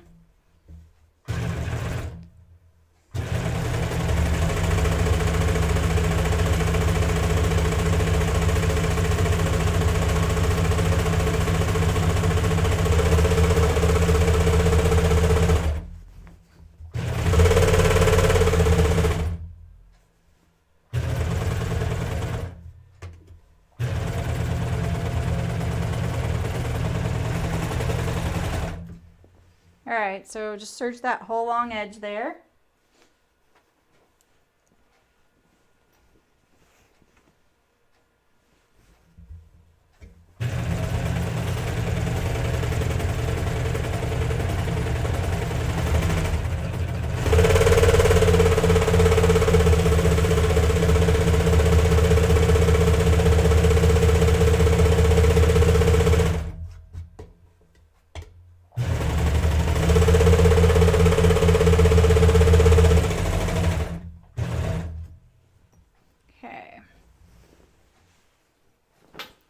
Let's see what camera I lost. I bet I lost the, oh, I didn't, right? Oh, I did lose this one. Okay, just a second.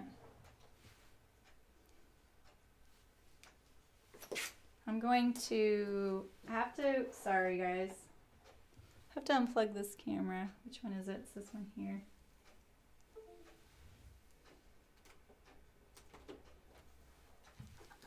Let's see if I did it.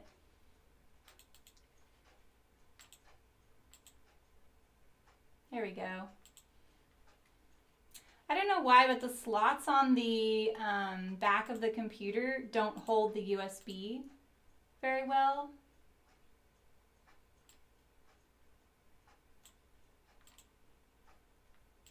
And there's not a whole lot I can really do about that since it's the slots on the back of the computer. Hi, hello. Hello, Nancy. Hi, hello. Hello. I really love having laying hens. I don't have them right now, but I've loved it. They're really great. They add a lot of personality to the yard. All right, can you guys all hear me and see me okay? Everything's hooked back up, right? We're good?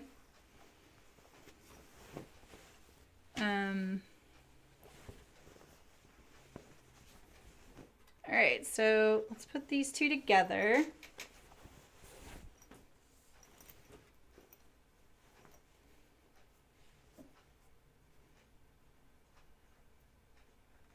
This is just a loose thread, thankfully.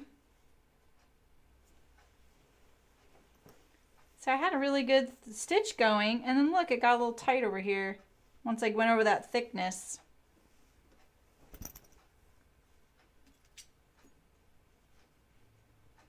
How are you doing, Nancy? One thing I should have thought of when I was top stitching this waist, and I did pretty good, is making sure that the distance of your top stitch, if you do 2 rows like I did, are about the same. The zipper will be in between to break it up, but it is just something to note.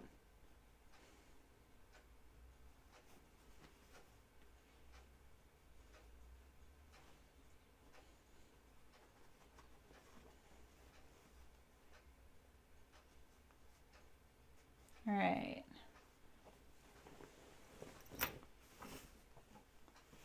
Disappointed I don't have this notch down here.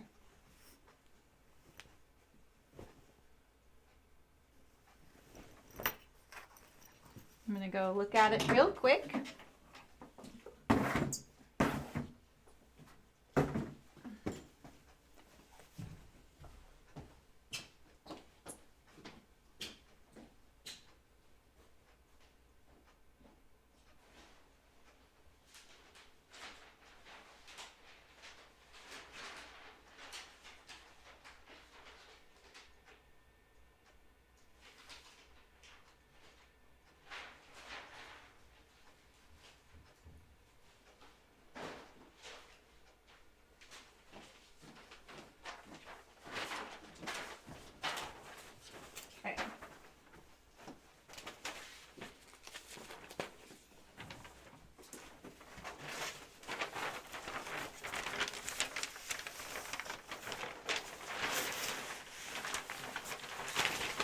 I was pretty good about getting all these markings. I overdid it this time, but I guess I missed this. So really surprised.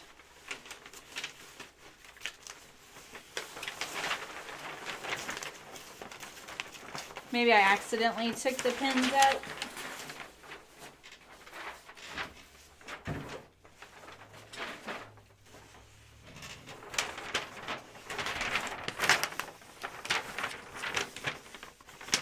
All right, so you need this notch here, and you need this zipper stop marking.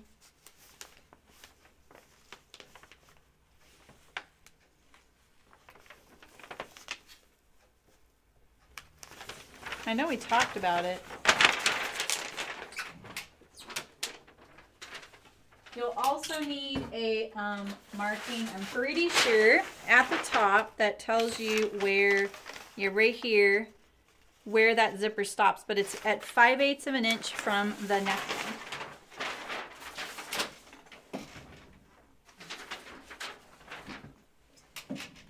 All right, so we're gonna put a basting stitch in all the way down this center front. And then we're gonna back stitch at the notch. And then we're gonna switch back to a non-basting stitch, just like we're doing a zipper fly.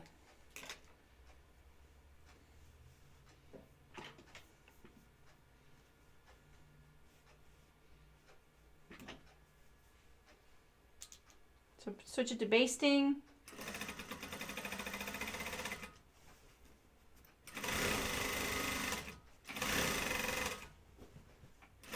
I was really careful to match my waist seams here. Let's hope I can keep it that way, because when my presser fit goes up onto the ridge of this, it's gonna push it away. So I'm gonna try and push it towards the machine, kind of keep it lined up. Hopefully I don't, you know, overcompensate. Ooh, I just lost, I knew this pin was kind of dicey. Hold out in a second.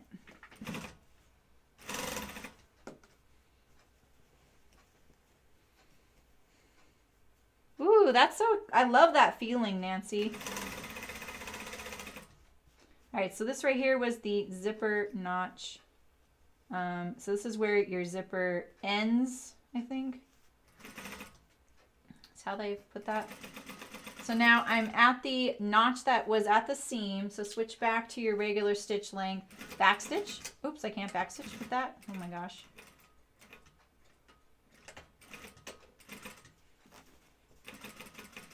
And now finish out your seam. Looks like my seam allowance got a little big there. It's because my back stitch, I thought I was back stitching and it kept going forward into the seam allowance. Or past the seam allowance right there. All right, so let's get rid of that.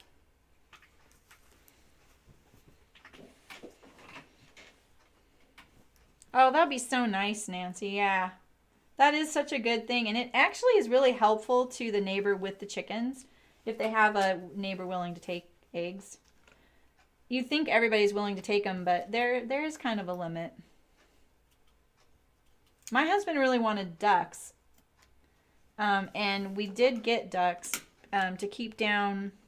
We all of a sudden started getting rats at our compost bin. And we got ducks to help that, and it did. But I don't like duck eggs, so that was an issue. And we had a male and 2 females, and I didn't want babies, you know. All right, so here's my back stitch, and we're going to clip right there. Actually, I think it was right here. Yep. Because remember, my back stitch got kind of long. So there's that. And now we're going to... I'm just gonna mark this a different way. Let's see. I think I'm staying here. Let's see. I'm gonna get the zipper.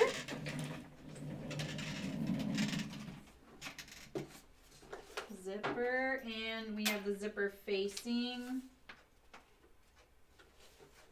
And I'm gonna get the instructions too, so that we follow along. The Muscovy ducks do, Walter. Muscovy ducks, I don't know a whole lot about ducks. I really don't. I did not want to learn about them. I was already really overwhelmed with all of what we were doing. It was his project, but Muscovy ducks have a nail on the front of their webbed feet, which is really rare. And so they can roost as well. So they can hang out with the chickens on the roost, which made it really easy. And they eat small rodents. So I think they're probably just aggressive towards them, and they eat them and get rid of them. Ducks and chickens are carnivores, 1,000,000%. They eat bugs constantly. All right, so like I said, you want these edges finished. If you wanted to serge these two edges together, that would be fine. It'd be less bulky. So now we're going to center the zipper on this seam. We're going to press it open. In fact, I'll press it with the iron so it's nice and flat. We're going to try and do this up nicely. Yeah, duck eggs are great for baking. They're richer, much richer. I have so many things going on. So many things, so many cameras and hoo-ha. I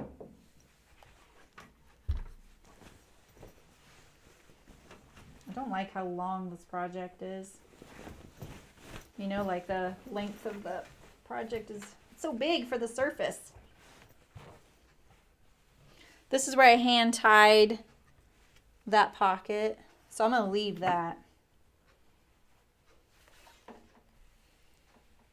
Good night, Malin. Thanks for coming. Have a good weekend.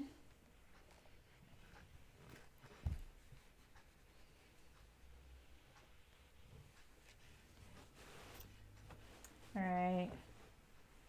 Press this open here. This seam allowance is gigantic. And this is my fault. It got a little wide right here because when I was coming down, oh no, this is just my fault. Never mind. I don't have an excuse for that. This is pretty good. I think the zipper being in between will break that up. Let's press this one direction. I'm pretty sure you press it towards your left. I'm doing a bad job of it because I'm running out of space.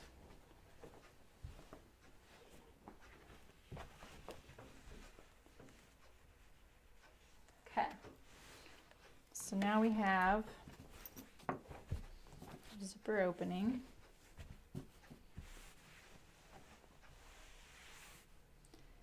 Yeah, I'm not too happy with my seam allowance changing there. All right, so I'm using this zipper by the yard. So I kind of been thinking I might bind the bottom of this. Then I need to turn back the top like this and kind of stitch it down. I don't have to. I'm really tempted to just let it go through the neckline seam. But I think, honestly, I'll have a better time of doing my neckline if I don't do that. It's tempting though. All right, so my notch was about right here for the end of the zipper. So let's see, let's look at the facing. I think I brought it over here. Yeah. Yeah, I'm excited too. All right, this has a 5/8 inch. Yeah, so you want the facing to cover the end of your zipper, right? And there's 5/8 inch seam allowance. So the zipper said it was about right here. So we'll just chop a little bit off. They have, they have instructions on shortening and your zipper if you need. This is zipper by the yard. Let me get a little piece of fabric for binding again.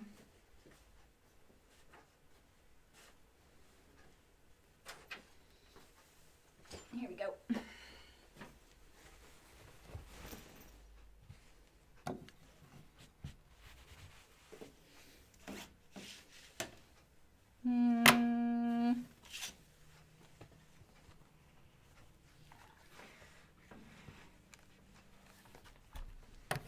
Cut a little straighter line this time.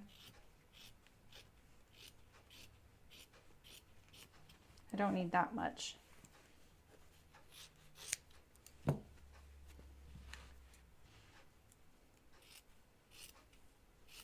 Mainly I'm doing this because zipper tape frays like a dickens and it's kind of scratchy. I don't actually think I'll come in contact with it, but it's just a nice little effect. So let's bind that. And then we're going to pin our zipper to the center front.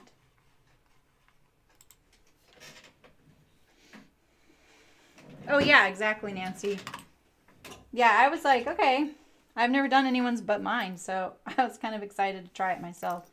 So I used to have a little method for doing this, because we used to do this for one of the zippers where I would go like this. I would wrap it around.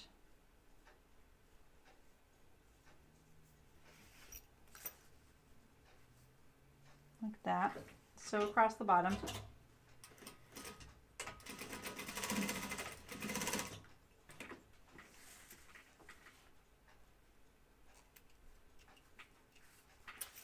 Through this little tail here. So see, I have this, it folded like this. Pull it. And then just tuck all these ends in. I'm trying to remember what we did. Oh, we did this on for the end of the zipper.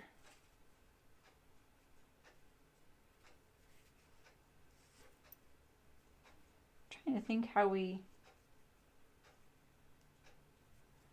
did that now. Like, I know how I'm doing this, but I'm trying to think what we did in production. That's so funny, I can't remember. I can't remember what product I did this on.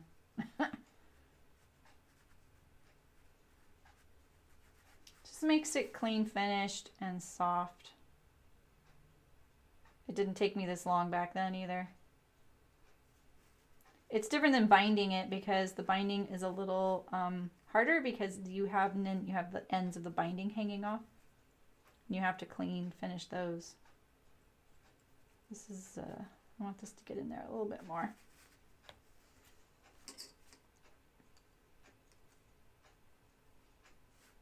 Okay, that's okay.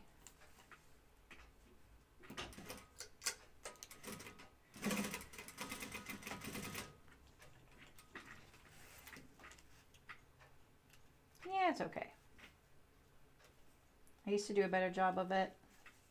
That'll be nice and soft under there. 30 yards with 60 poles. Ooh. So you get 2 poles per yard. So 1 pole per 18 inches. I guess that's okay. As long as you don't want any shorter ones. My mouse is having trouble working over here.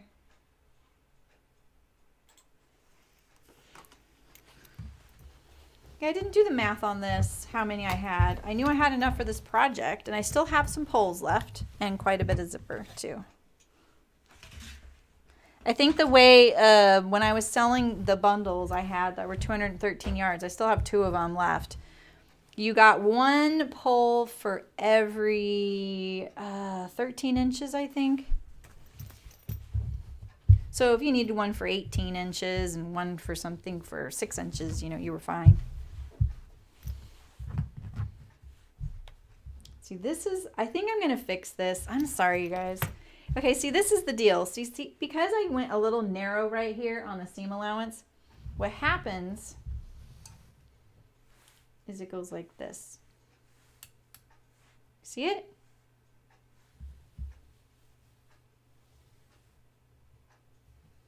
Partly that could be because maybe the center fronts aren't squared or something, but that is definitely right there because that looks pretty even. That looks pretty even, but when you see it on the table, you can tell it's not. Or maybe it is because the center fronts aren't squared. I'm not sure, but this is poking up. See that? I don't want that to poke out on my belly, you know? This is just the basting stitch, so I'm going to try and straighten it out a little bit.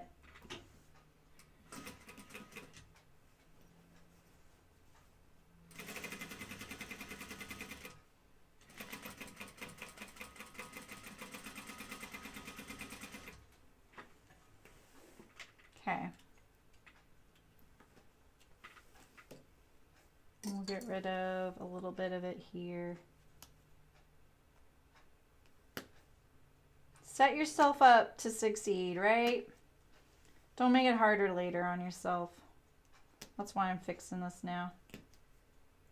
I was just going to be cavalier and go with that. And I thought about it. I was like, no, I can already see that would create an issue. It would end up working, but you would definitely, your zipper would poke out right there, you know? All right, so now I'm getting rid of this base. I have to get rid of this one that was there before. Otherwise, I wouldn't have solved the issue because the seam allowance would have still opened to that old seam. So I had to get rid of that. It does look like there's a little bit of an angle anyway. All right, so now let's pin our zipper. This is the part that makes me a little nervous. Just because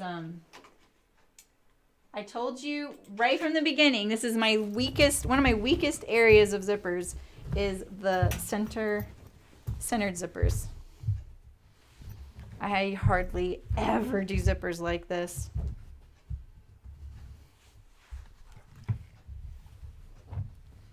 So let's cross our fingers for no drama. I may even get my zipper foot out. Oh, I need to fix my, oh, dang. Okay. So it's about right there. Let's look at that.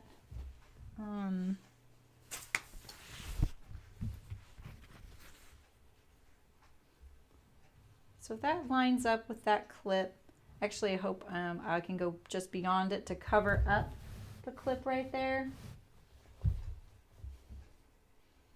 so we don't see it.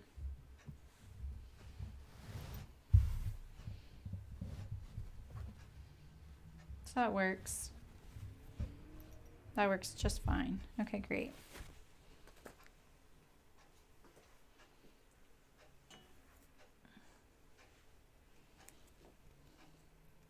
Yeah, you probably can buy more poles. It does, right?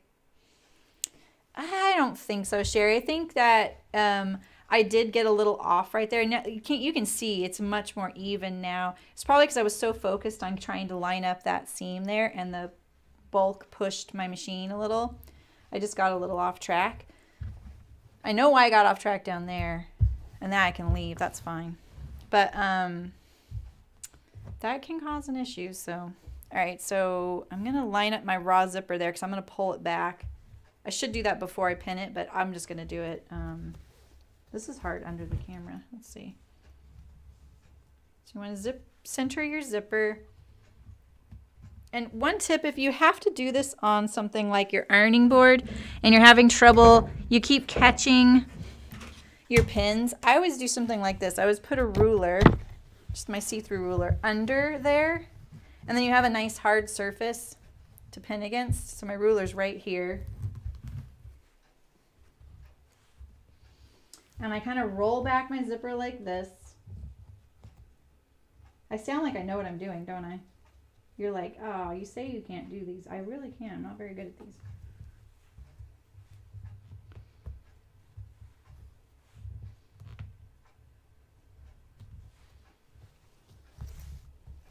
This ruler is not an ironable ruler. It'll tolerate it. There are rulers, though, that you can iron right on, and they can be kind of handy for hemming and things like that.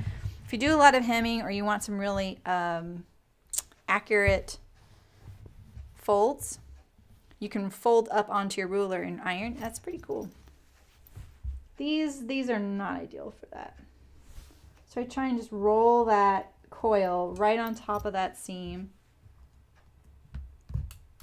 Now, if you're doing something with bigger teeth, you're probably going to have a little trouble pinning it the way I am. And obviously, because I'm doing the by the yard, my slider's in the middle, and you're just probably at the top or pulled down a little bit. I gotta need a drink.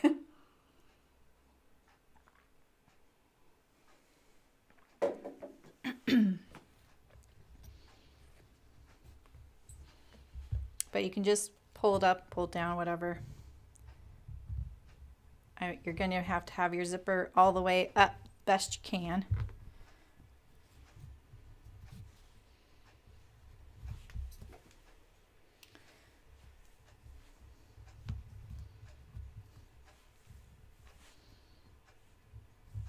I think there's some really clever tools out there for doing these kinds of centered zippers. This is definitely the way almost all dresses were finished, is a centered or a lapped zipper. They have stuff to stick on here and stuff, which helps. This tape is really wide as well. Yours is probably a lot narrower, and you're seeing your serging sticking out from either side. That's totally narrow, normal, no biggie. All right. Yeah, exactly. The metal rulers, that's a good option, as long as they don't get too hot. A hot hammer. Oh, interesting. Is that what that is? Is a method to like a ruler that you can... Oh, that's pretty cool. All right, let me make sure I get this sequence here. So it looks like they tape. Let me just read this real quick. You can baste it or tape it. Smart, smart, smart. Oh yeah, maybe we should tape it. That's kind of an interesting idea.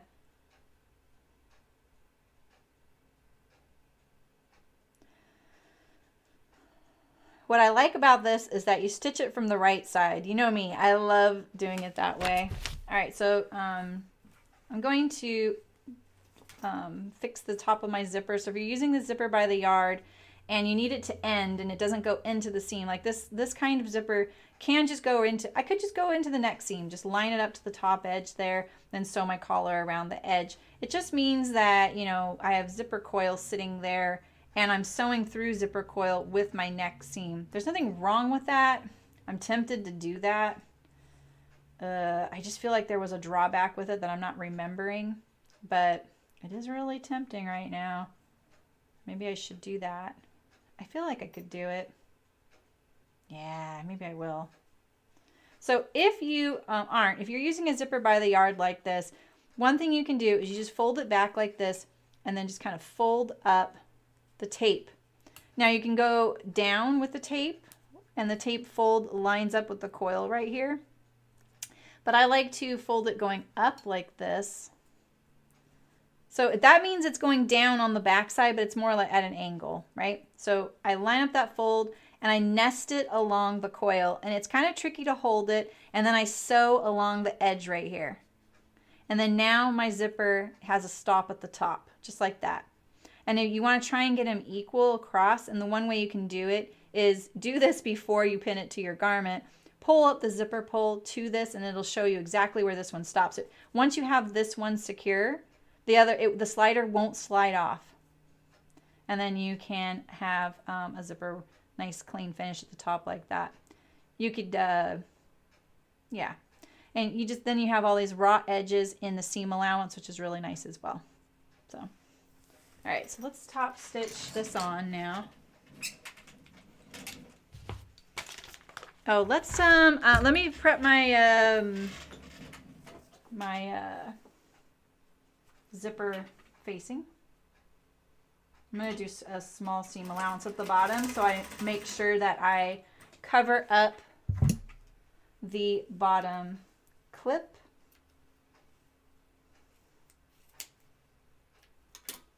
And I'm going to serge this long edge right here.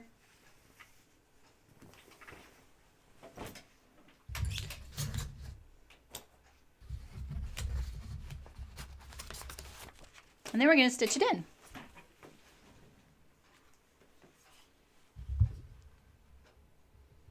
Iron, iron, iron. There we go.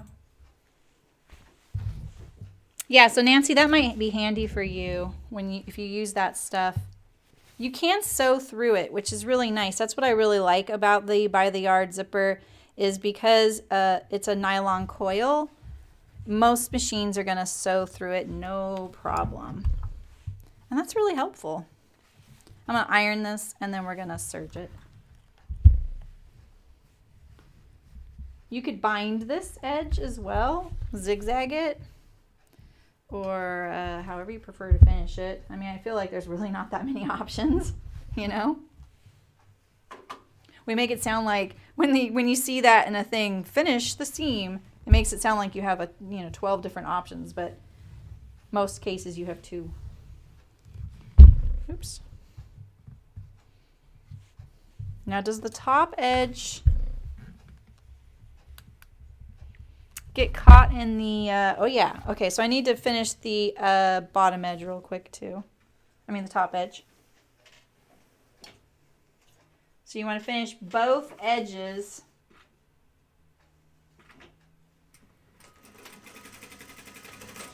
Both short ends of your zipper facing. So we have both ends finished here.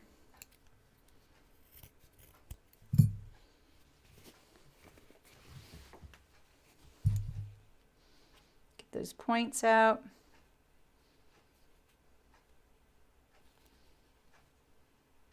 Sometimes you don't get that crisp point because that's not where the last stitch was. Alright, so now let me overlock the facing.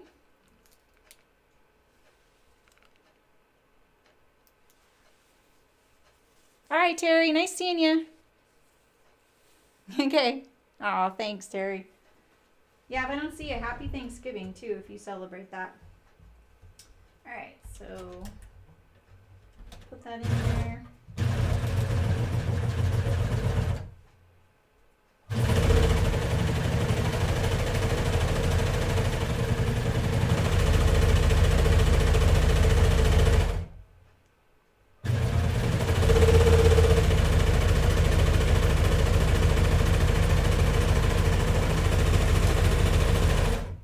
Nice stitching. Hubba hubba. Me likey. Alright, let's bring all this over to the other machine.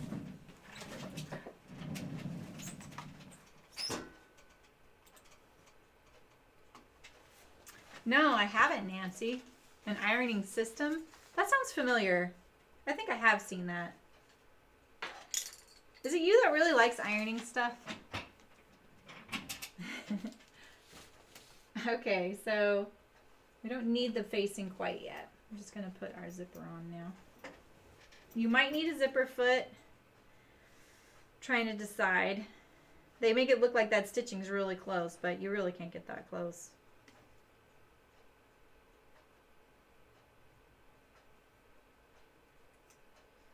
I honestly think pinning from the right side is almost a better idea. You know?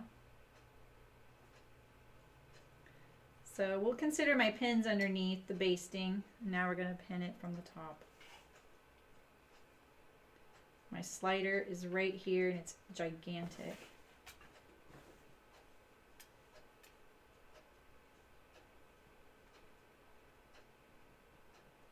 I was just debating maybe I should move my slider.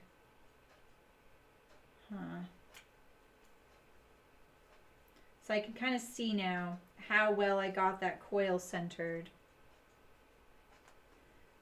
Sometimes when you push the pin in, it pushes the coil away from where you were already trying to center it.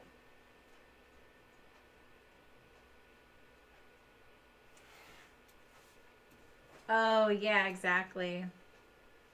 Yeah, I mean that sounds like a ironing system like from a dry cleaner or a tailor shop or industrial.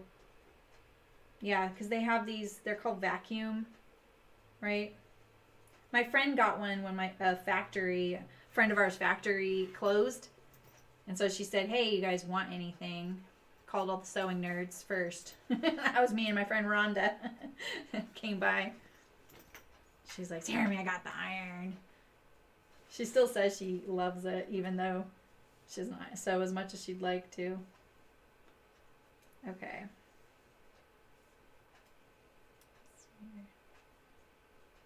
The holding it down, it's kind of hard to picture why that would be useful until you use it. And then you just get it. You're like, oh, this is really nice because it's almost like a second set of hands helping you arrange whatever you're ironing. Because what it's doing is pulling down the garment. So whatever you're telling the garment to do, like you're like, all right, I want you to do this. It just kind of holds it there, you know? Okay, I got all rid of all the pins on this side. I only have them on this side now. All right, and I just want to make sure I'm doing this the way it says. So the left side, as you're facing it, is 1 stitch. The right side is 2. All right, so we're going for it. Let's do it.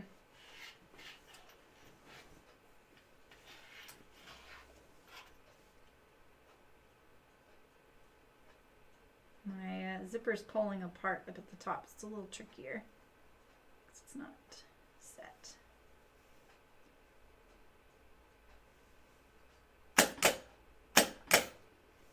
I'm going to put my zipper foot in. It's a funny little thing.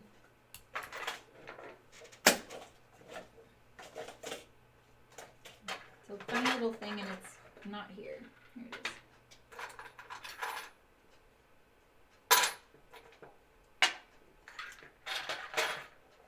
I only have 3 feet. Yeah, I think so. I think you're going to see it more in garments, but I think quilters would love it too. So I only have 3 feet. I have the Teflon foot you hear people talk about. This is mine. It's white. And then I have my zipper foot. Because my needle can't go to the left or right, it just shaves it off on the sides, so it's really narrow on both sides.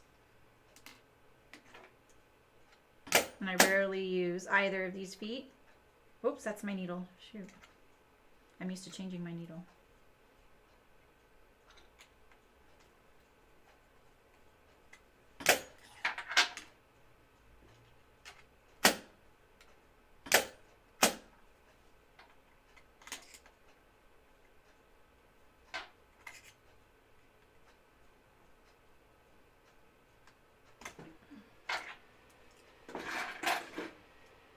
Rebecca, how's it going? Yeah, hats are so fun and fast, aren't they? So satisfying.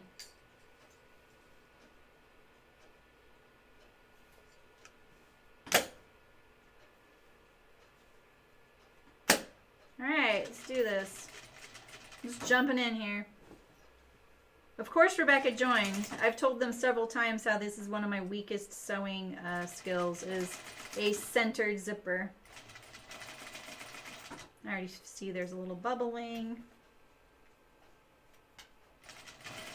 So I'm running my zipper foot right along the coil. But you can see, look, I'm getting a little bit of slippage. And here's my zipper pull I'm coming up on, which I'm a little nervous about because it's really huge. And last time, remember, we threaded it. Stop with your needle down if you can. There we go.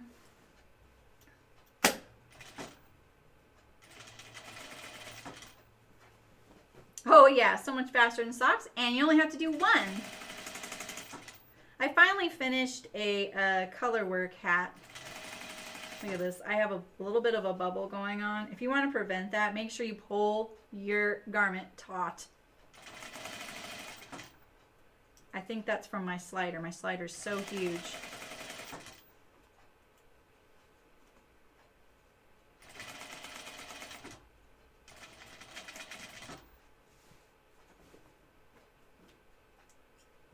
I'm doing better without the pins.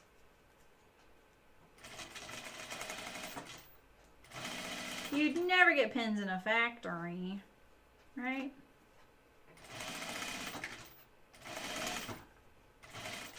All right, so I think I'm gonna stop right here. This is the end of my binding right here. That's where my slider is right there. All right, so now we're gonna do the other side.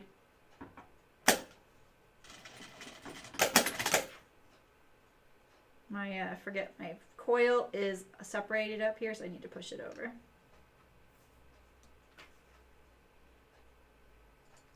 Yes, only 1. Yeah, and then wait till you get to like chunky knits, you know, like yarns, and how fast those projects are. right, let's see. Can I get this slider past right here? Now they recommend just popping a few of your basting stitches if you need to get your slider past your stitching. I'm just going to push it all the way up there. Hopefully, oh, it's away from my needle enough. It scared me. Come on, just a little more, a little more. I almost popped the slider off of this coil chain because it's so huge. I'm not sure why it's so big. Maybe that's what they were opting for.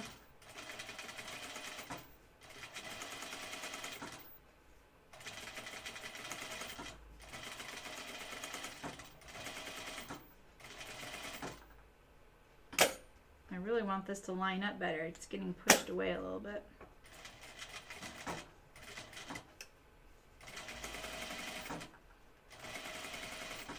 So I'm kind of taking my pant and pushing them this way, or my fabric, because I really want that to be equal tautness on both sides and to line up.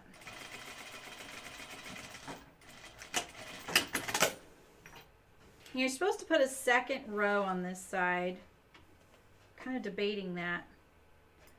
If your zipper coil was the really narrow one, I know they don't recommend that, but if that's all you could find, that's what you're using. Your stitching is probably a lot closer to that center front seam. Mine is, I think it's a 5.0 coil. I usually use 4.5, which is a little smaller. So that's why I can't get any closer. That is the width of my coil right there. See? You see the stitching?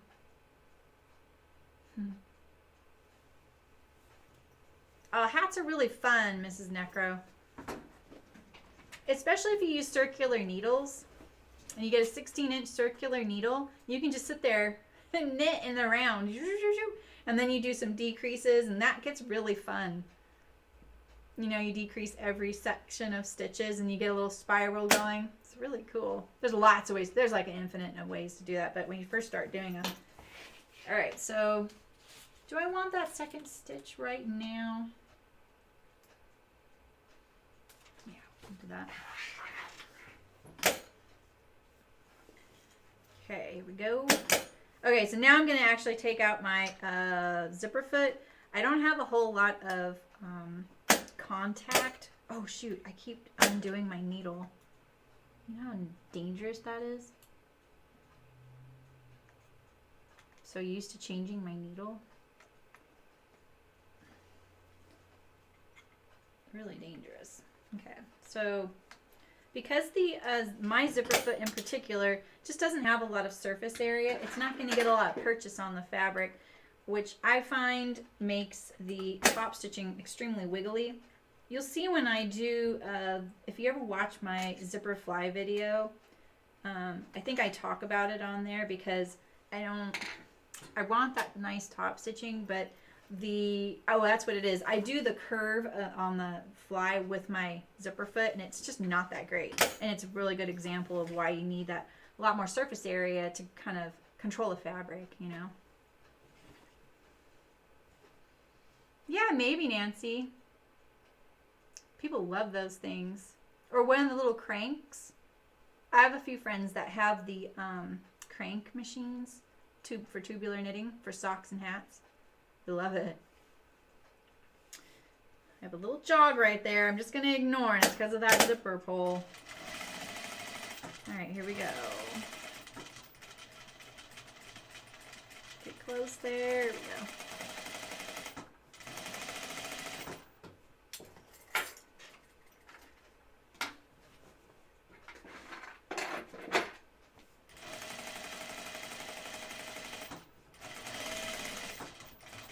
Ooh, I lost a stitch there. Let's see if I can get that back in there. I didn't lose a stitch, but you see it's loose right there. Let's see if I can move it back in there.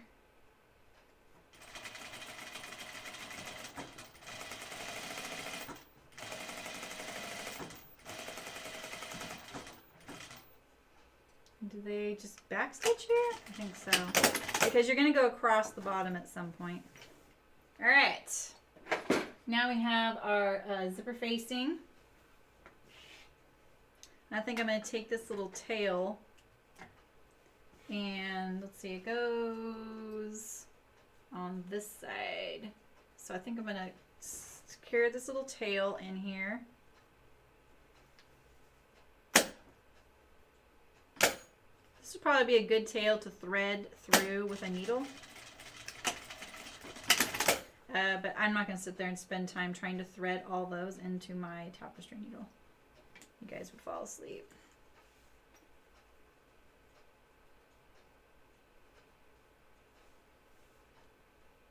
Oh, nice. That's great, Nicole. That'll be fun. Yeah, exactly. That's the thing about knitting is it's a far more forgiving sport than sewing because you can just unknit it and you still have the yarn, you know? And nobody knows.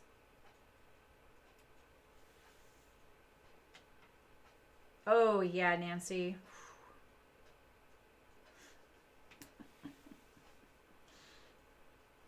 Yeah, well, I started knitting when I was, I think, 27.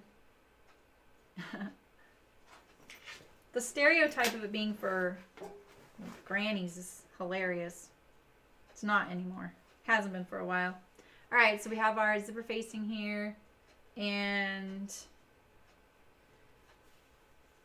I wanted that to be on this side. Wait, it is like this. Yeah, perfect. So when I did my thread tail there, I was strategic so that my bobbin would be the white on this side. That's my top stitch, and the tail would be there. Yeah. All right, so we're right here at page 22, sticking with the instructions for you guys. And we're going to do that second top stitch line. We're going to line this up with the neck seam. Skimming it here. Yeah. Yeah, okay, we're good. This is going really good. Oops, good thing we don't need those anymore. All right, so we're gonna line up your zipper facing here with the dot that was on the pattern, which is also the 5/8 inch neckline. So the neckline seam.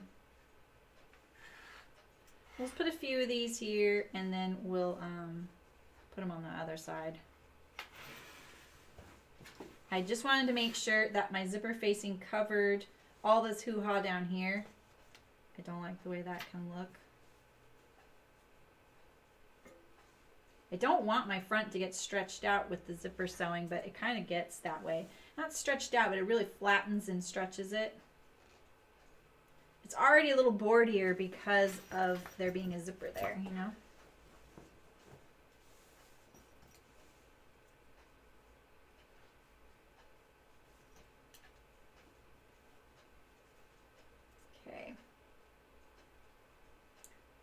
You know, this is an interesting way to do this. I think it's very intuitive though. It's great.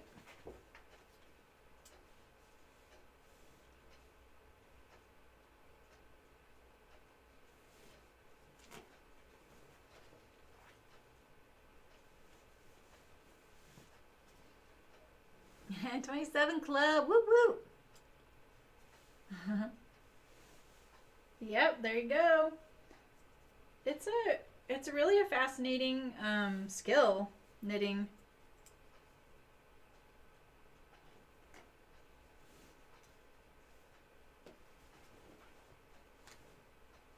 I should work on my sweater more. I started, kind of forgot. I was kind of busy this week, that's why. I'm just kind of lining it up, see, with this seam allowance there, making sure I'm still on track and get to the bottom there.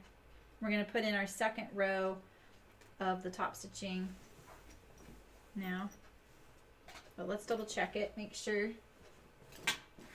Yeah, it still lines up with this zipper tape here.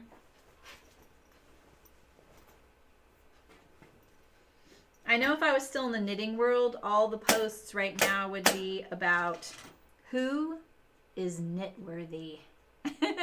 This is the time of year where that's what knitters talk a lot about, because you're sitting there furiously trying to knit gifts and get finished in time for holiday gifts and whatever, and then you learn that they never even wore the thing that you gave them last year, you know.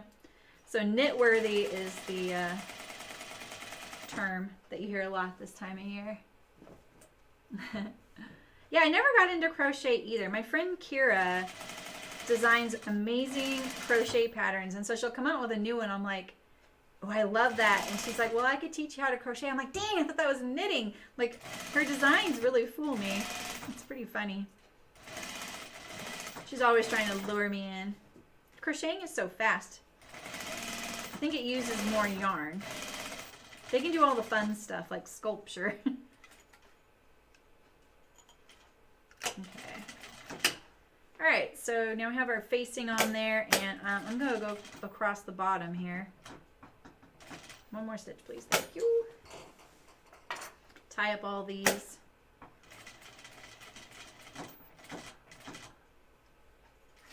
I don't like it when my stitches don't line up. I'm going to go all the way across so it looks even. Okay. And now I'm going to top stitch the bottom here. Although I think it's going to catch my facing. That looks pretty good. It's a lot of stitching. So do I just allow this to be caught in there? Which way do they push? Yeah, they push the seam allowances that way. I'm kind of tempted to push it this way right now, and then do my top stitching along this edge here. But yeah, you typically would have it on the left front.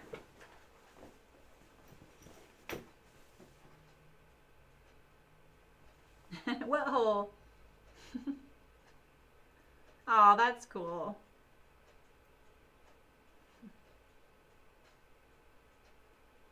That's smart, Melinda. That's right. They're not quilt worthy. And that's okay. She's only a pack walker. Oh no. You know, that's what happened with Loki. I got that backpack and then he started going, I'm a backpack dog. And I was like, dude, you're not a backpack dog. I'm sorry. Because I'm not a backpack walker with the dog. He's heavy. Ren is light. All right, so I'm just kind of having qualms with like, do I want my top stitching to go through this? I love the idea of this being really secure, so I'm going for it. It's kind of unconventional the way it's going to look on the other side. But these are nothing if conventional, right? All right, so let's push that seam allowance. Now we're just top stitching our rise at below the zipper. Now remember, if you were doing any of that stitching like me, and you had a metal stop or a metal zipper, you can't probably sew through it how I was. I feel like something's pulling on it. I think it's just the weight of this. That's what it is. Okay. So be careful. Like you saw me go across the bottom there. I'm actually going through the zipper probably, and it doesn't matter on this because the coil chain is sewable. So if you had a metal zipper, be really careful with that. I have missed a stitch right there. I'm going to go up and then finish that stitch. Go from the bottom here so I can finish it.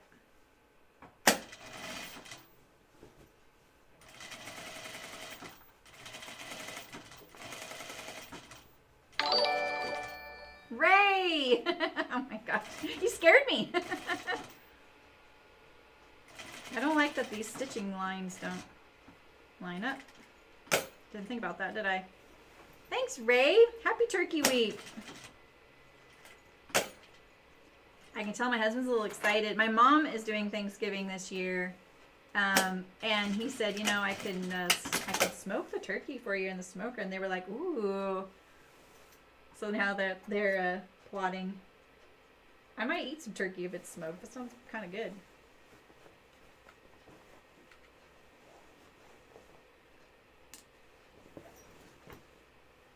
Oh, that's great, Melinda. Yeah, sometimes those decisions ends up working better for you too, right? Do you follow, well, you probably don't, Melinda, but Rebecca might be interested in this. There's a knitter I really liked when I was into knitting. Her name's Squidney Knits. Her name's Sydney, but her Instagram is Squidney Knits. She used to work at a yarn store that I sold to in Portland, and then she moved to New York. She does. She dresses head to toe accurately vintage. She's adorable. Her amount of gift knitting she does every year it's like an event. I'm kind of like, is she gonna do it? Like the amount of stuff she does, and it's gorgeous. Her knitting is incredible. It's just beautiful.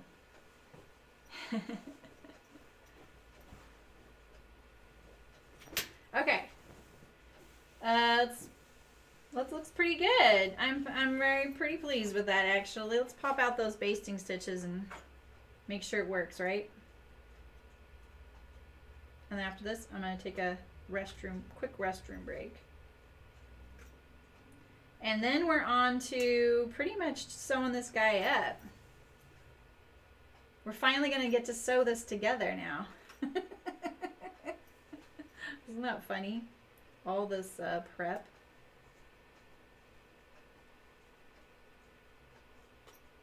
I'm going to try and take this out the long way so I don't leave a stitch in there, but we'll see.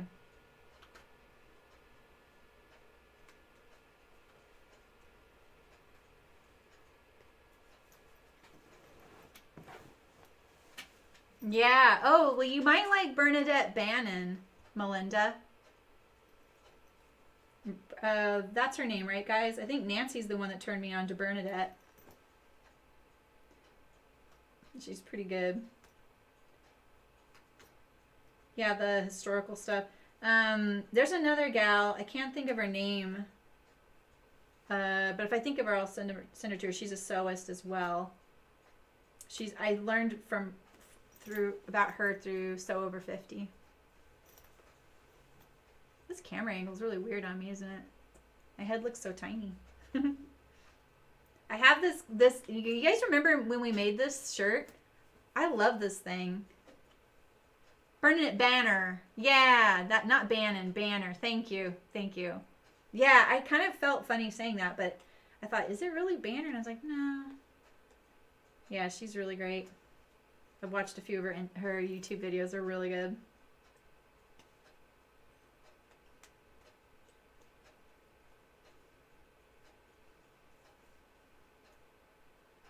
I don't want to just cut a bunch because I kind of want to grab the thread and get rid of it so that it's not sitting there inside the seam poking out at the fold there. All right.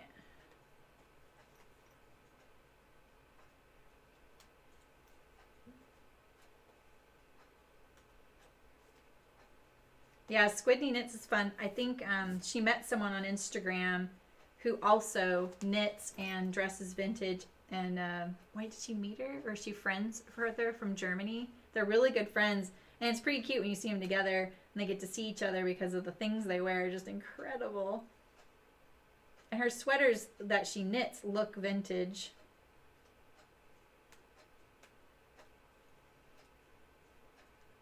That was a good little yarn store she worked at.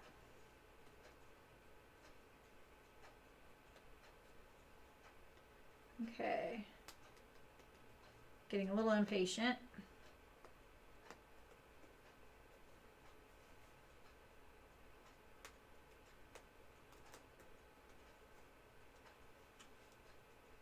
I can be more careful later, maybe. Oh, I have a long way to go. Holy crap, I'm just going to cut it.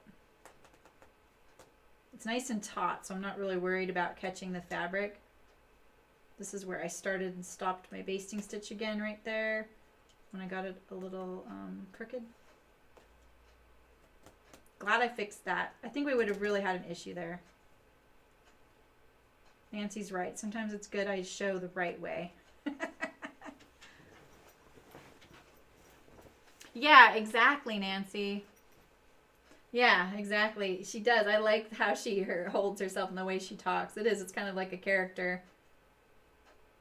That's what's so interesting about people who do video. I think about it obviously a lot. And I think about because I'm always a little uncomfortable if this is what I do because I don't think of myself as someone who does that. Because at the heart of a lot of, especially live streamers, is that they're entertainers. And I don't think of myself as an entertainer. You know? And so I'm always trying to make sure I'm not doing things just to entertain her, am I? But yeah, she's a good entertainer, but good content. Okay, a little around this thickness. I'm gonna be a little careful here.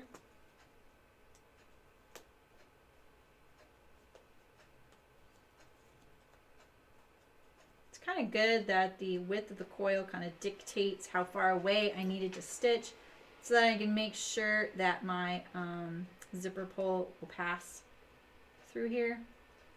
Nothing like sewing so close and that your zipper pull won't pass by your stitching. You got to watch that. I've done that many, many, many times. This is where I fixed this is the end of the new basting stitch. It's a little resisting me. All right, we made it. Yeah. Sosteen, I haven't heard of Sosteen. Rachel Maxey? Oh. That's awesome. You guys are so good at knowing all the cool people to follow. Okay, let's get rid of some of these threads so we get a good effect, right? And I don't want any of these threads to get caught in my zipper.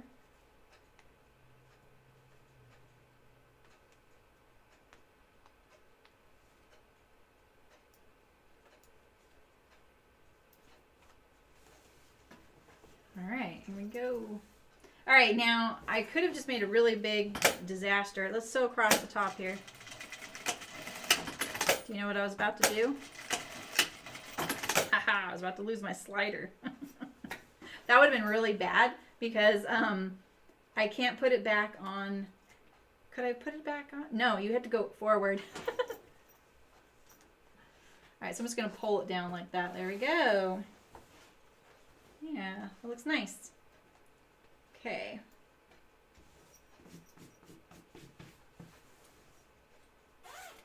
I didn't want to go whoop right off the end. I'm not going to take the chance. That looks good though. Okay, so next is assembling our whole suit together. And we have our collar and our sleeves and our button tab. So let me go to the restroom really quick. All right, you guys?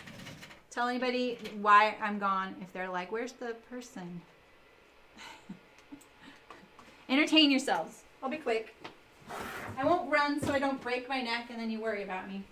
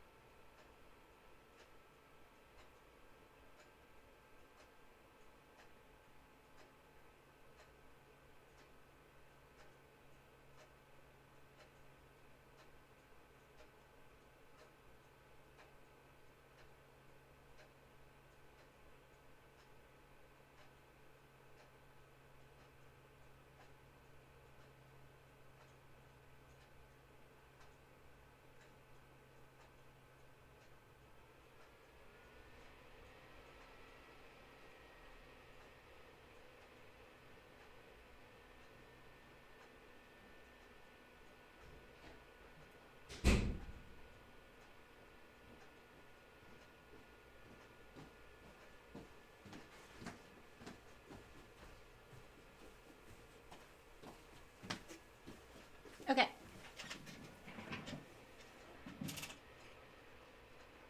Oh yeah, totally about the personality thing. Yeah, that's right, Rebecca. It's true. About the about her scoliosis. Abby Cox. That sounds familiar. Oh, neat. Nice, nice, Mrs. Necro. That's awesome. Abby Cox. Okay, well, I'll check her out. Okay. So, facts here.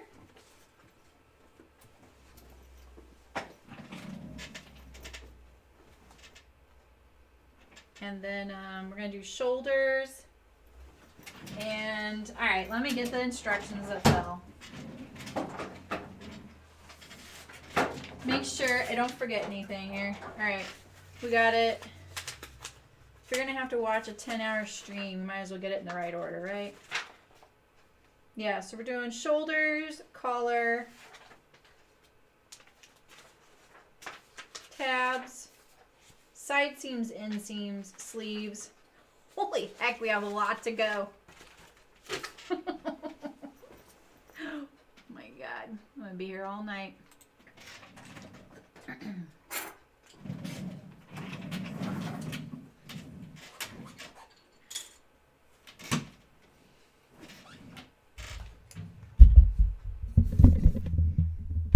That's why lunch first. We had a plan. We all talked about it. With American Duchess. Oh, neat. They're the doll makers, right? Wait. That's American Girl. Wait, what's American Duchess? I know that name. Oh, this is gonna be annoying, this project. All right.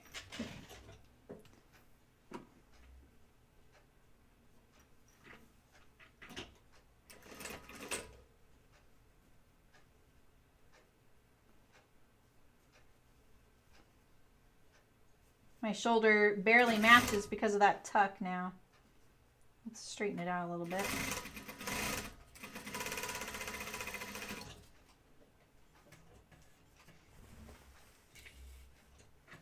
Oh, right. Shoes.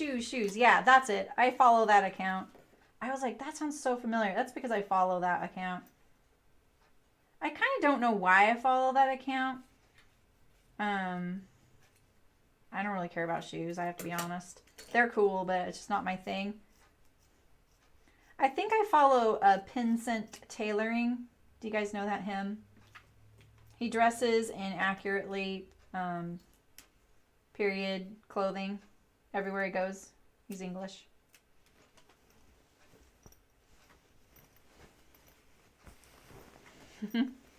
Yeah, historical shoes. Exactly. They're beautiful. Neighbors. Oh, okay. Yeah. That's cool. That's always nice when you can leave somewhere and still be close with them, you know?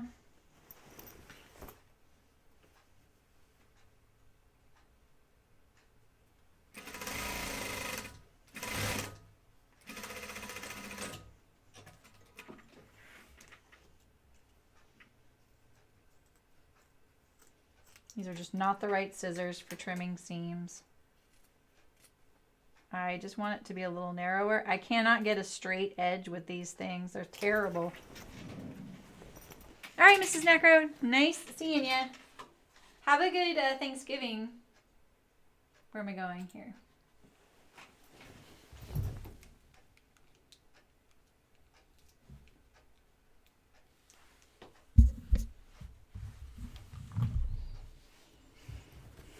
Yeah, good luck with your paper. You writing a paper? Gosh, good luck. Oh, that's cool. The clogs. I'm a clog wearer for sure. Longer blade, longer, straighter edge. Can't really expect your scissors to cut a long, straight edge if the blade is only 1 inch long. You know?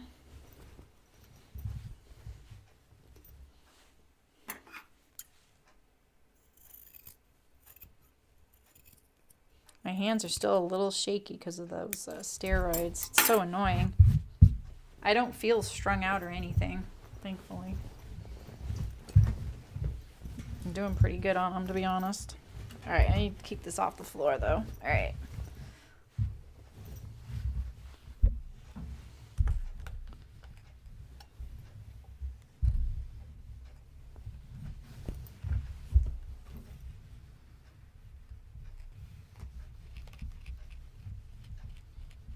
All right. To the inside here. Ooh, sorry.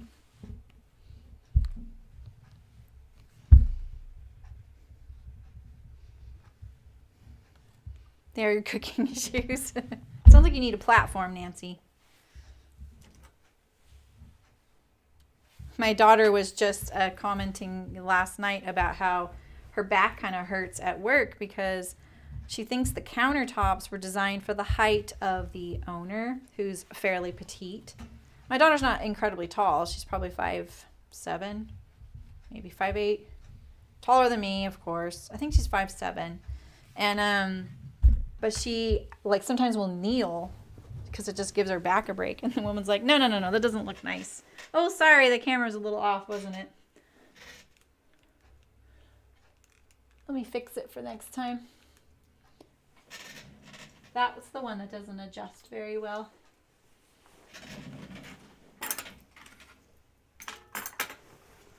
Okay.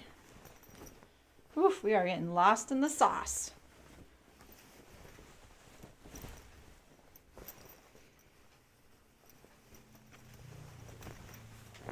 If there wasn't all this water on the floor, you know? Oh yeah, the dogs are getting ready to eat. I love it. Yeah, our dogs like say it's time to eat. So their evening meal is we use Honest Kitchen, and it's like a dry, ground up powdery. Sounds terrible the way I'm describing it, but it's actually really good. And we add warm water to it, and it kind of makes like a thick, warm, like a porridge, you know. And they get that in the evenings. And so if they're with me upstairs and it's kind of getting close to the dinner hour, like starting like 4:45, we feed them at 6, 4:45. If they hear the sink go on, they're instantly, their heads pop up and they're like, wait, is it dinner time? And they kind of know the way we turn the water on, like we turn on a certain strength, and then they know that's it, and they'll just tear off. It's pretty funny. All right, so now we have our shoulders. Let me go get the collar. What is this? That's just a thread, because I can't clip the threads on this machine.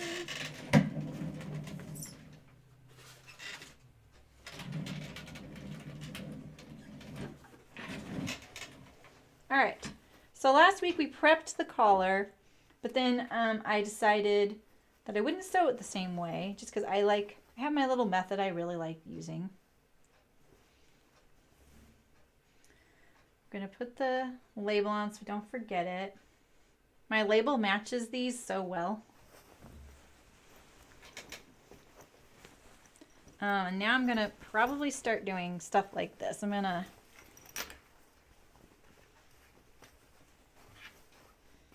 kind of make these so that they are easier to handle.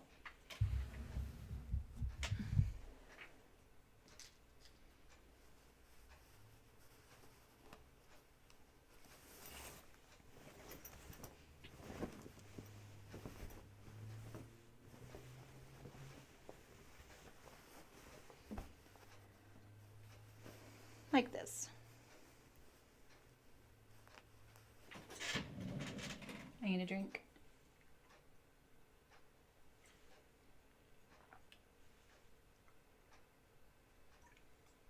All right, so I'm going to fix this because I'm going to do it the other way. All I had done before was I sewed the 3 sides and I turned up the edge like it says in the instructions and stitched it down, but I'm not going to do it that way. I'm going to actually just do it like this. That way works. Don't get me wrong. There's nothing wrong with that.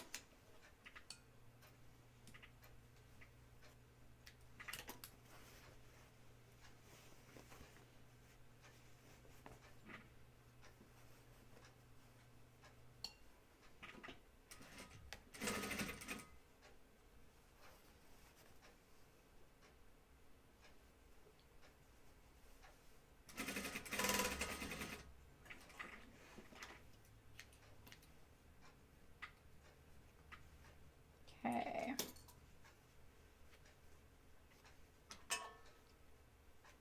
A little bit of grease on there. All right, so now I'm going to check the Oh yeah, that's a good idea. That would add a little bit to the embellishment, huh? Wish I would have thought about that sooner. I could do it maybe sticking out the side seam. That'd be kind of weird though. This machine has a little bit extra oil because it doesn't get used much. All right, I'm just going to compare this front edge right here and see if I'm still the same since one looks shorter. See that one, how that one looks shorter right there? So I'm just going to trim these a little bit like this so that they're nice and same left to right. Just a little bit.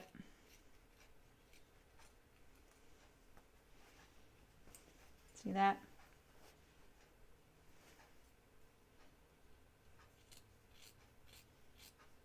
Because that's just going to make it harder. I'm not sure why it's like that. Maybe because of the bias. See, it looks pretty good. All right. Okay, so I'm going to sew this starting from the lining side. Let me put my back stitches back in since I just trimmed that. Otherwise, it'll just pull apart.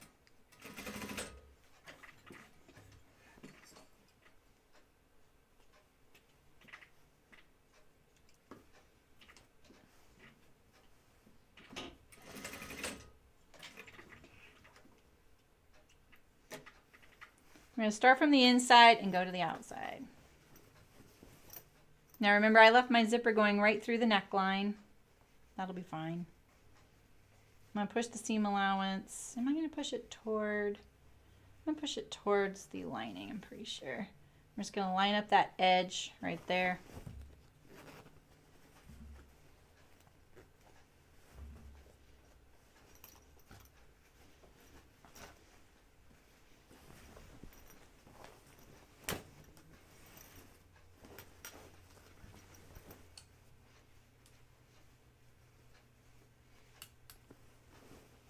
You're going to try and get it along the top of your zipper facing best you can. This is a really big seam allowance. I'm not a fan. It's the only thing I'm not a fan of with patterns, store-bought patterns, is how big the seam allowances are on necklines, collars, and facings. I really prefer 1/4 inch, and I'm quite not very good at sewing it when it's this wide. I'm not as accurate.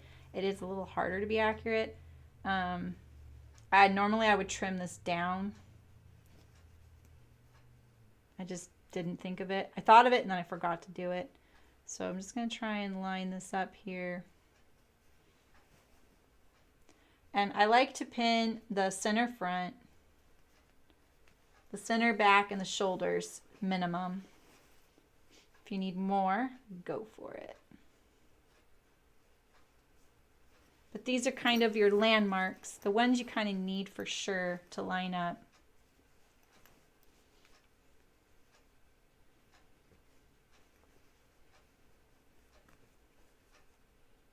I'm not a big fan of these kinds of collars. Like, I always feel like they're a little funky, you know?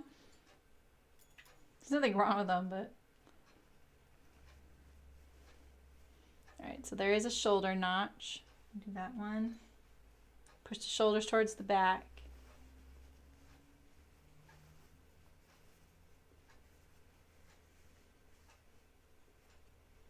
See, look at how narrow that was pressed, and it's because I was trying to pay attention to how it was lining up with the outer. Now I'm just going to sew this on and then we'll make the outer match. Alright, so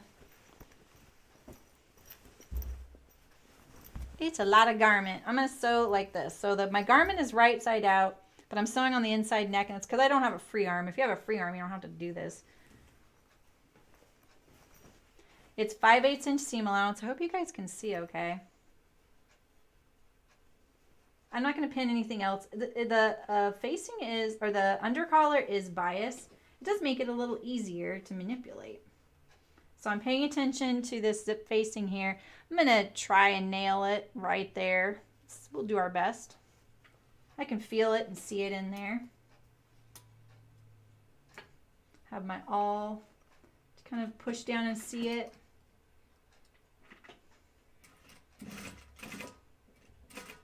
And like I said, I can sew straight through that zipper just because it's nylon coil. But if you have the metal, you really wanted to stop it before the top. All right, so 5/8 inch seam, here we go. Whew.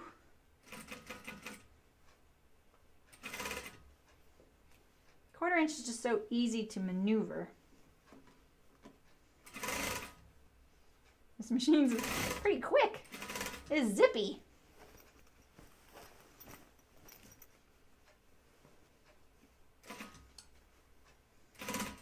Dang, I think I'm encroaching on Andrea's sew time live stream.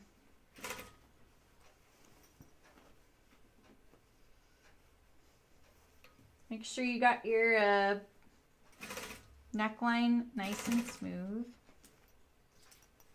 If you get a tuck, we'll go back and fix it.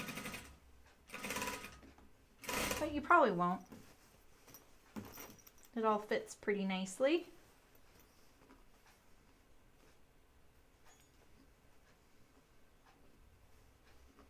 Kind of pulling it a little bit, kind of make sure it's all nice and smooth.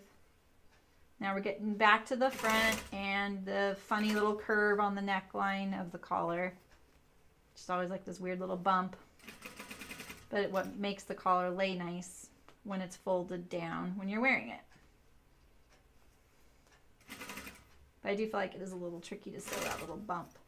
All right, so here's the deal. Like, we were really careful trying to, you know, sew at the top of that zipper facing. And so we want our fronts to match like this at the neckline, right?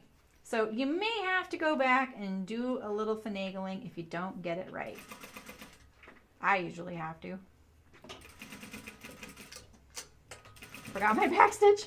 Started just sewing right off the edge there. This machine's back stitch is so funny. All right. So first thing I'm going to do is I'm going to look and see how it lines up like this. See that? Ooh. Okay, okay. Wow. Okay, I'll take it. Yeah. Oh, an hour and a half. Okay. Oh, she's right. She's 2 p.m. Central, right? And it's 2 p.m. Pacific, so she's started, I think. Maybe she's not streaming today, though. Okay, so see how wide this is. So now I'm gonna trim this down a little bit, or at least clip into the seam allowance. Oof. See, I'd much rather just trim all this down. I'm just gonna leave it, though. Am I? I don't know. First, we're gonna clip into the neckline edge. See, the other reason I like it being really narrow is now when we go to do the other side, it doesn't have all these clips in it. And if you, oh, my label is going to be headless. I need to fix the label. I have barely any seam allowance on my labels. It would have been just, you know, my sweater.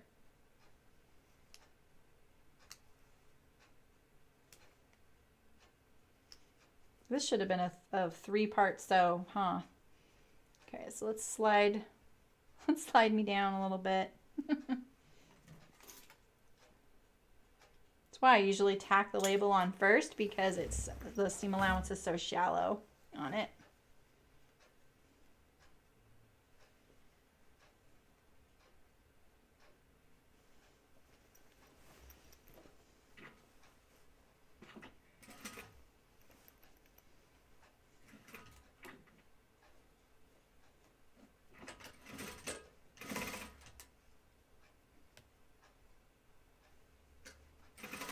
Okay.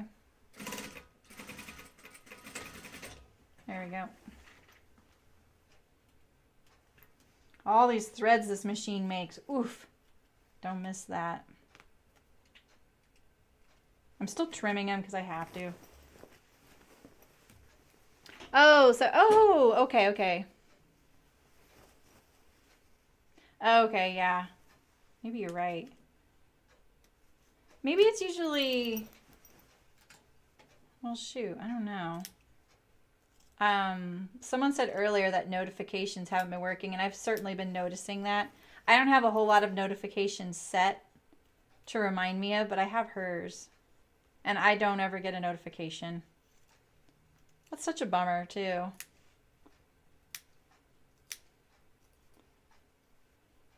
I wonder if it's when sometimes our phones update, it resends some of those permissions. I'm being really careful. Okay, so, oof. I don't like the way that looks. I just want to trim all that off.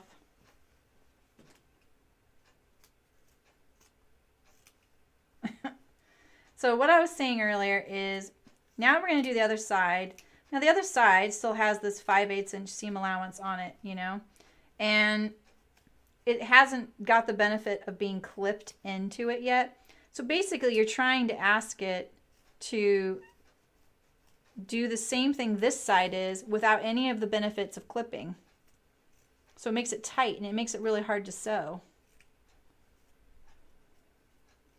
That way, when you have just a 1/4 inch seam allowance, it's not so much. I mean, it seems like logically, like, why would that make a big difference? But it just kind of does. It just makes it a little easier. Plus, you can just clip into it as you go if you have to.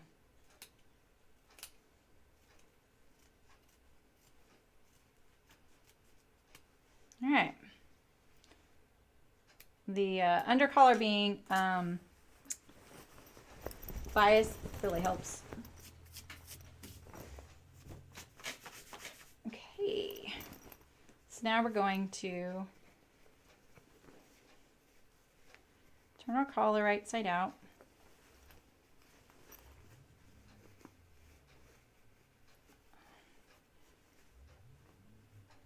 Oh my gosh, I put this on wrong. Ah! I did the one thing I'm always telling you guys not to do. I just made that my top collar. Oh my god, I'm so sorry, you guys.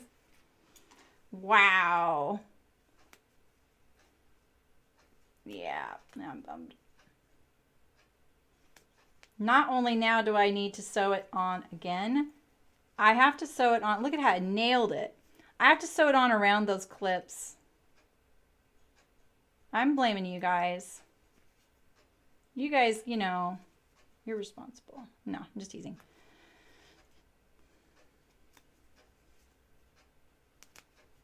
Dang. Dang, it looks so good too. It was looking so good too, as far as sewing accuracy goes.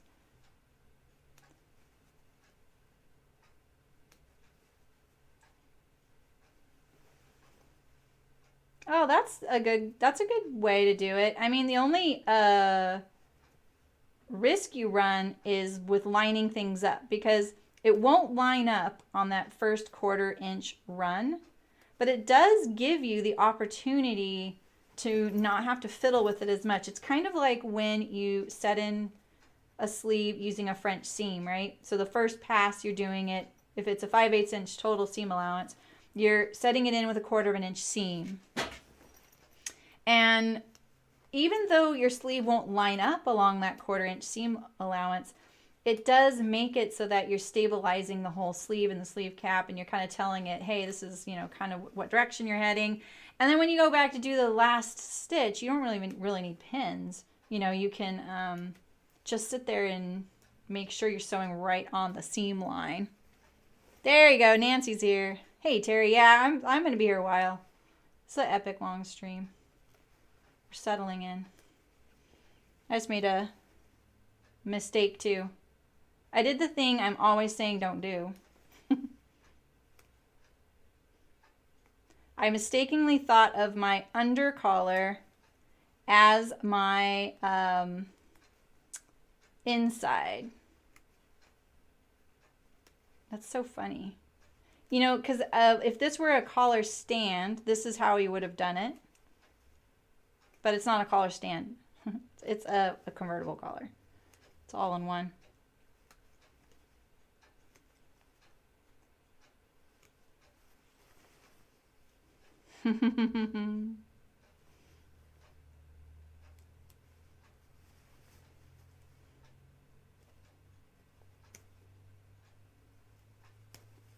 Bet you wish there was music now.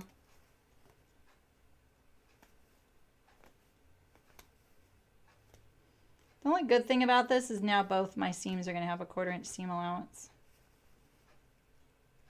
It will make it a little easier. So whoever does the timestamps, skip this part. All right, why is there a back stitch right here? Okay, there we go. There we go. Let's put this little collar on here first. Oh, okay. Thanks, Sherry. Yeah, because I know a few folks watch her and I don't want to encroach on her time. I'm going a little late today. All right, so I've kind of lost the center notch. So let's just find it again.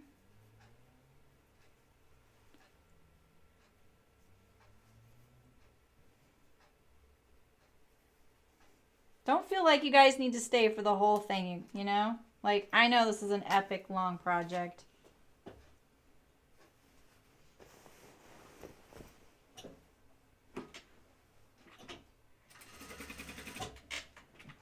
Oh, I really missed the automatic back tack on this machine. It really takes a lot longer. All right, so now we have back. And take a little bit of these threads off here. And I'm going to trim down this collar to match the other side now.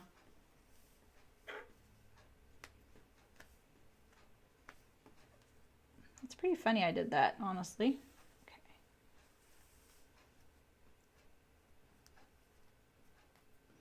Get rid of all these threads. I think when you make mistakes like this and you have to reseam rip, it's such a bummer. But at the same time, if you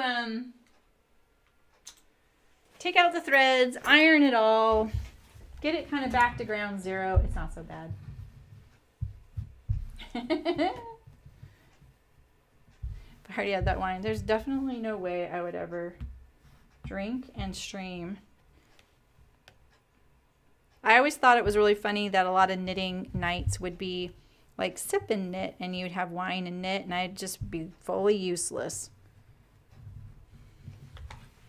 You know?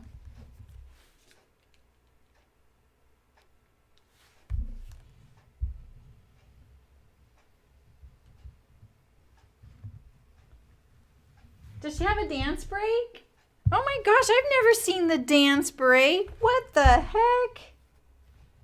Oh, I love it. I'm kind of a goofball, but not visually. I don't know why. Dancing, I love watching dancing. It's the only kind of reality show I might get sucked into is a dancing one.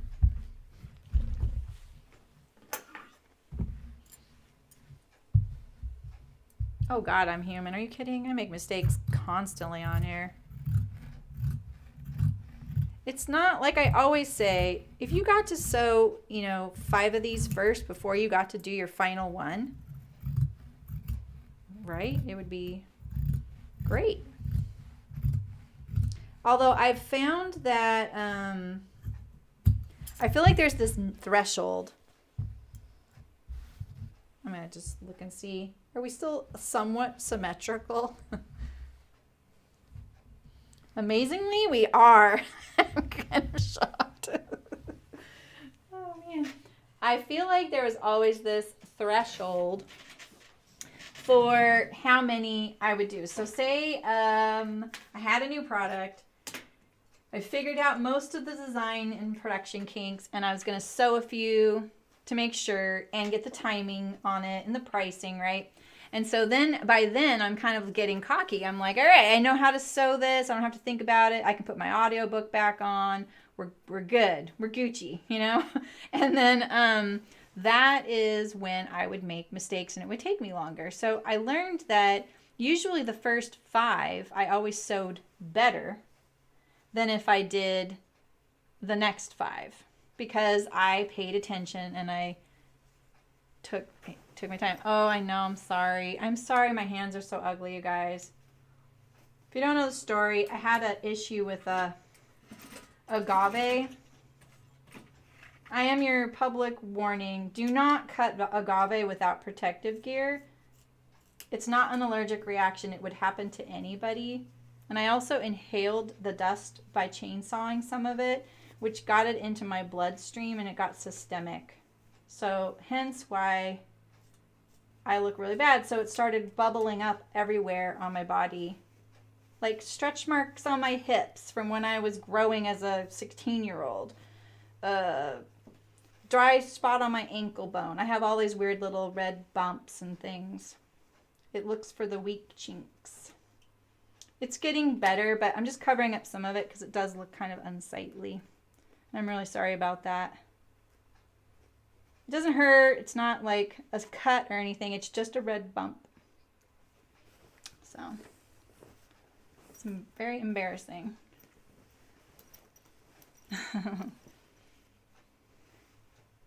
Yeah, exactly. The fourth pair. Yeah, exactly. One glass. Exactly.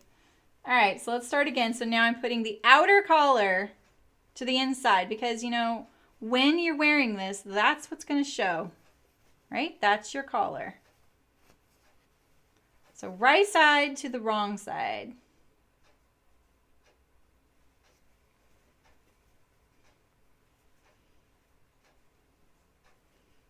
I'm just looking at all these threads here and trying to get them to inside the seam allowance. Ah, Terry, thank you. I've definitely realized I do need to take better care of my hands and stuff. It's why I'm a little shaky too, because of the steroid. For some reason, it makes my hands shake a little bit. All right. It sounds so melodramatic, and it's not. I'm fine. I've just had like the worst itchies you can imagine. I have finally discovered that I have like a pumice stone. Oh, that's not my backstitch. Yeah. You know, like for people to use on their feet, and I don't actually use one of those, and I don't know why I have it and where I got it, but I found, this is going to be a little tricky since this edge doesn't cut. I found that rubbing that on my skin feels so good. It's like sandpaper. Feels so good. Oh gosh, I don't have my center back marked and my notches aren't marked anymore. Okay, so let's transfer some markings here.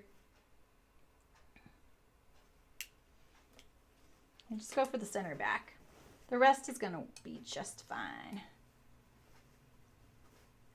I'm like, planned it all out the first time and now I'm like, oh right, we gotta pin things.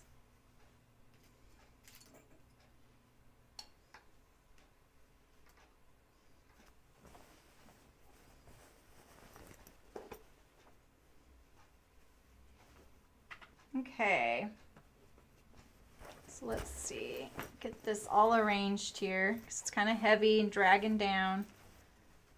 Got my, so see on the this neckline now, see honestly the best way to do this, because I've already clipped it, would probably be to do it on the neckline edge, neckline side, right? Because it's clipped and I want to make sure I don't miss any of those. So I'll do that so we can see it. But I wouldn't normally sew with the collar underneath. I would sew with the collar on top. We'll do it this way for once.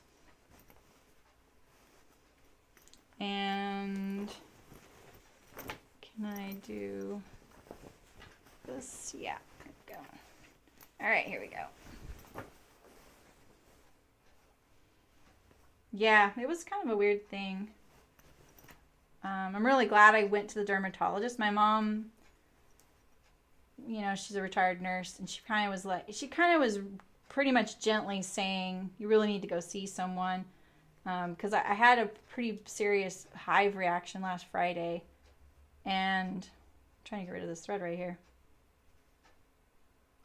Anytime you have and that was like 5 days after. So at first I didn't know what it was, but then I realized that's what it was. Because that just wasn't getting better. So, but it only started with just this. 2 little spots here and here. That's all I started with.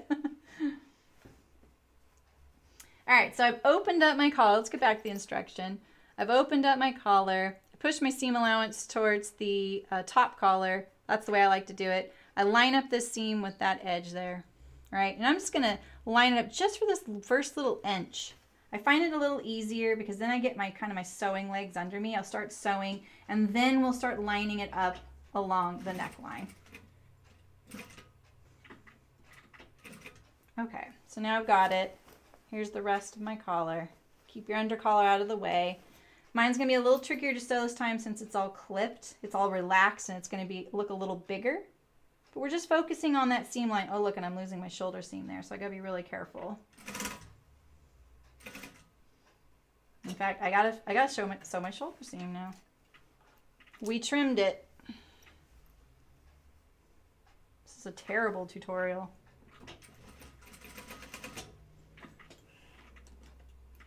Let's see, does the other one need it? Might as well check now. Yeah, let's just do it anyway. Put your back stitches back in if you've trimmed your seam down, if you've trimmed it off. Otherwise, when you pull it apart, you'll have a little problem at your neckline there.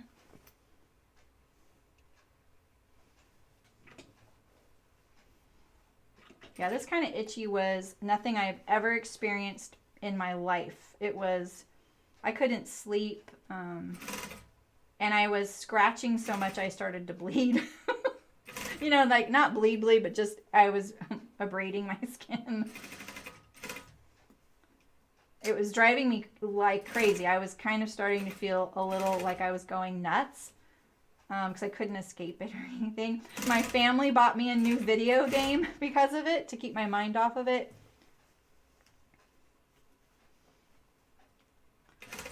That didn't work. I didn't even start it.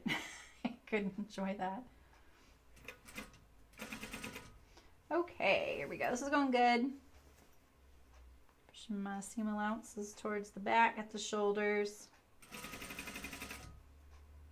This is kind of our last tricky thing. Well, we do need to do the set-in sleeves. Those aren't tricky. They just can take a little bit.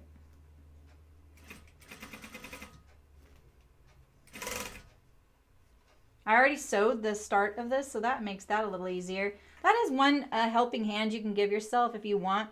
Sew the other side of your collar. Stop, just do like an inch. Then start on your other end. And then that way when you get to it, it's fixed. You don't have to worry about it. I've done that for other things before. Question. Do you, or anyone here, unpick stay stitching? No. I don't. Yeah, reef sewing backstitch, you got to. Yeah, I don't, Elizabeth, most often. I do on the easing stitch for the set-in sleeve because I find that it relaxes the sleeve cap so that it tends to lay smoother. If you know what I mean. I don't know if you watched that tutorial, but I do find that even though that stay stitch or basting stitch isn't showing, because it's kind of binding the stitches together, because that's what you wanted it to do, right? You wanted it to tighten up the sleeve cap so that it was easier to set into the hole because the hole's smaller. I find that when I'm all done, if I take out that row of basting stitches, it relaxes the sleeve on the inside a little bit, so it makes that little curve be a little smoother. Hey, Barbara. Yeah, epic stream today, Barbara.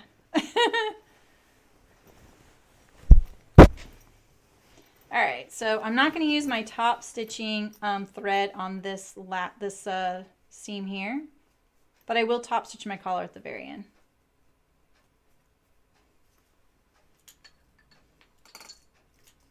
Yeah, no, you don't need to unpick it. Does someone say to do that? I mean, maybe there's some rationale that I'm not aware of. So I think it's up to you if you want to, but it stays there, you know. All right, so now here's my collar. So now what I like to do is I like to lay it nice and flat so that I make sure I'm not going to pull this too much and get it to buckle, you know. God, I just had a heart attack that was on the God, I'm still like totally like turned around on my own thing. Okay, here we go. Epic. Yeah, I mean, I've been here for hours. All right, so then I do it that way so that, do it nice and flat so I don't get any buckling. And I'm going to do a few key spots, you know, like the center back, the shoulder, and then we'll kind of fix the middle pieces. So just make sure that this is nice and flat underneath when you're doing this part. What's this thread here?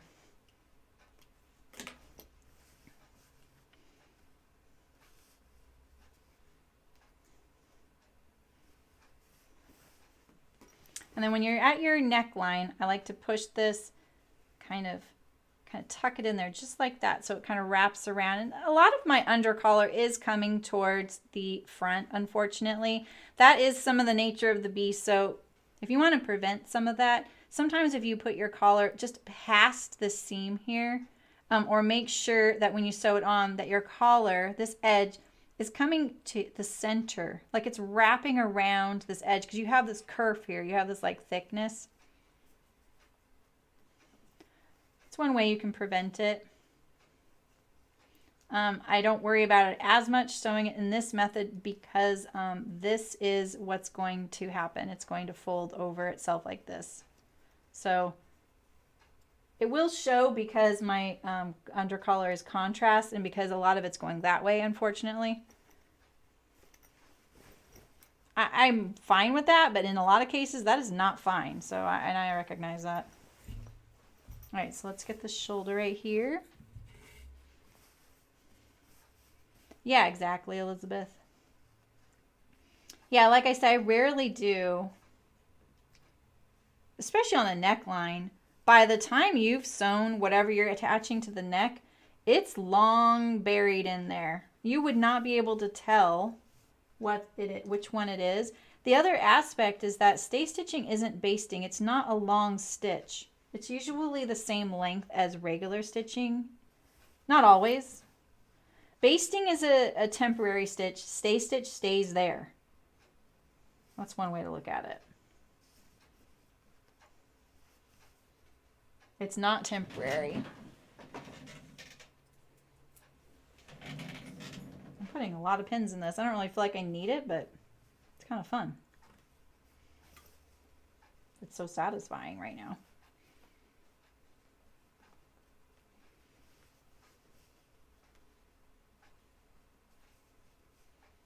Since this side was already sewn, it kind of wants to behave pretty easily.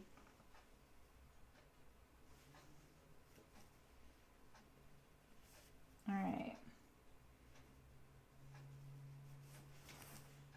All right, so we have this other one here. Let's try and get all these threads. I have a little bit of thread vomit right here. This machine's going to do that because it doesn't have the thread clip. I'm just going to try and get it to the inside of the seam allowance there. Try and cover it up. I might get rid of a few of these stitches right here. Let it release a little bit. Remember we sewed this, I think that's the edge that got sewed twice. I may have to re-sew it a little bit, but I just want to get rid of some of that. There we go.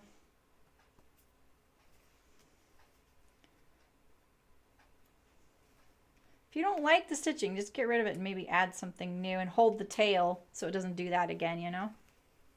This is going to get top stitched though, so we are going to secure it. But what's this right here? You see that, like that thread right there? Let's get rid of that.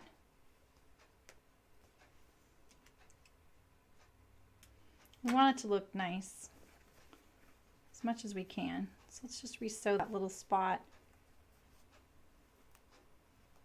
It was just too much sewing there. It got sewed twice, I think. So that looks better already. I removed it all, but we'll just put it in now. Sew it a little bit.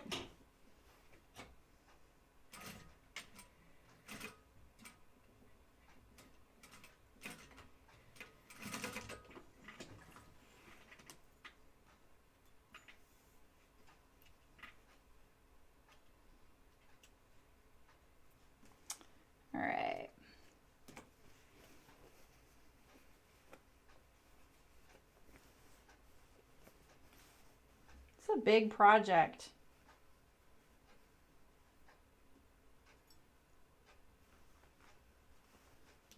All right, so now we have our neck. That's much cleaner now.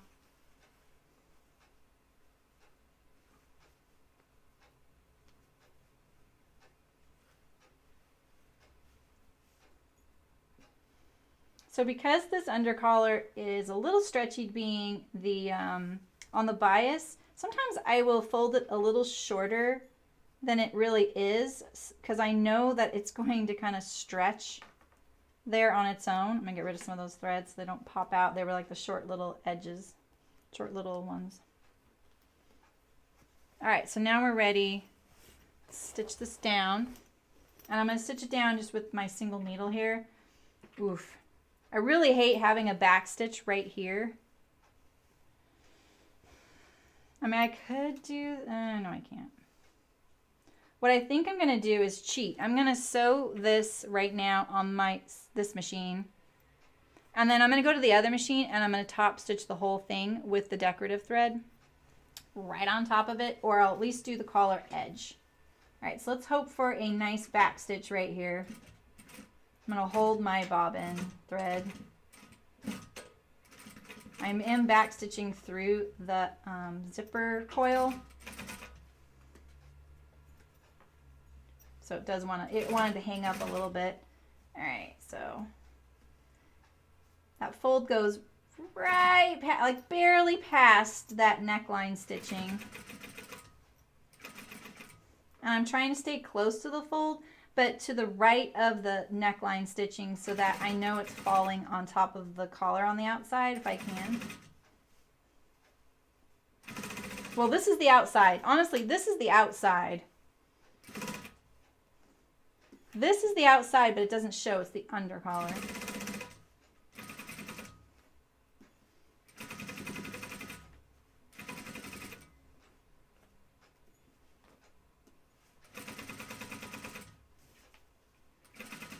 I'm just realizing that I don't think I've ever sewn this style collar.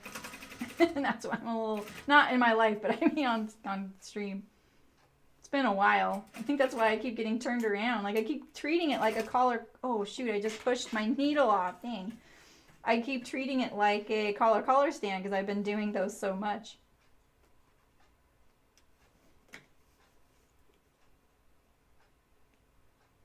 Pull a couple of those out. There we go. Get back on track. So it doesn't really matter if I fall off the other side because that side doesn't show.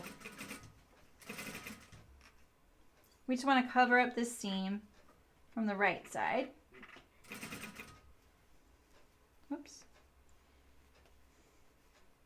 Put that back in there. I also find that when you're doing your collar, when you are pinning it, it's good to kind of pin it so that this is a little bit taut, like this, almost like your collar picks up. That way, when your machine is pushing towards the end here, it's going to push the collar towards the outside to the front edge here. And it kind of corrects that if you underpin it. All right. Oh, I'm kind of done using this machine, man. My back stitch is crooked. Jeez. Jeez. This is where I had to do that other back stitch, and now I have this thread thing here. Okay, but we got our collar on there. Whew. Yeah, I'm just not a fan of these kinds of collars.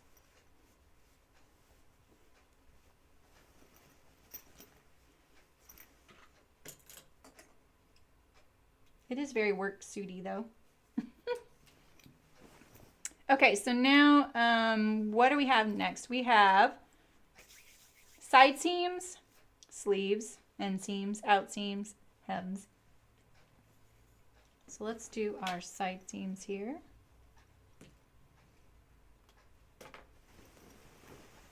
Got to unpin the beast here.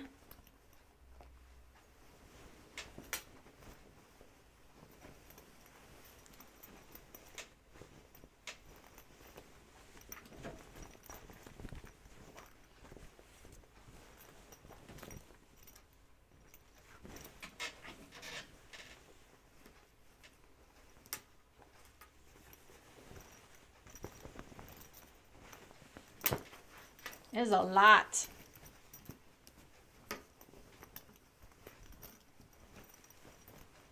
Wrong sides together.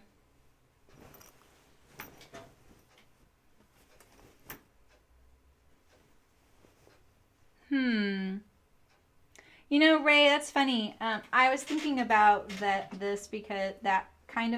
issue because my problem is that, like, I have a lot of Archer button-ups, and for the first few I made, I accidentally kept sewing the collar stand, and neck with a 1/4 inch seam allowance when it actually has 5/8. And so you'll see my collars don't really lay very well, and that is why. They're going up onto my neck. I think if you pull the neckline away from, like, make it less close to your neckline, you might correct some of that, and it might give you the opportunity to do that. To have a collar with a collar stand, or at least a less invasive collar kind of creeping up on your neck. That makes sense. Wait a minute. This isn't, I said wrong sides together. This is not wrong sides together. My God. I'm feeling like I need to add a 3rd part stream. What do you guys think? Maybe I'll finish these on Tuesday? Should we do that? I might need a break. I just said wrong sides together, you guys. Are you sleeping? Come on.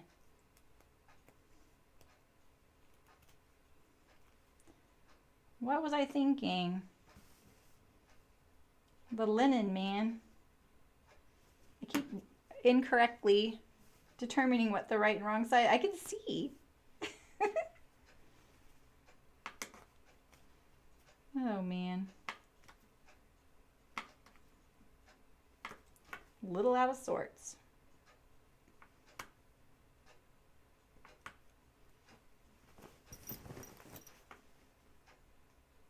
Got down here and I was like, huh, that's where that seam lines up, huh? And then I was like, wait a minute, I shouldn't be able to see that. But good to know now. Yeah, I haven't done that in a while. I keep incorrectly determining the wrong and right side of this because of all the because of the way I did it. Because the linen doesn't have a right and wrong side. That's obvious to me. And the collar was just one I don't sew very often, so it's just my fault. I sat there spending all the time getting it, arranging the suit, and I still did it wrong.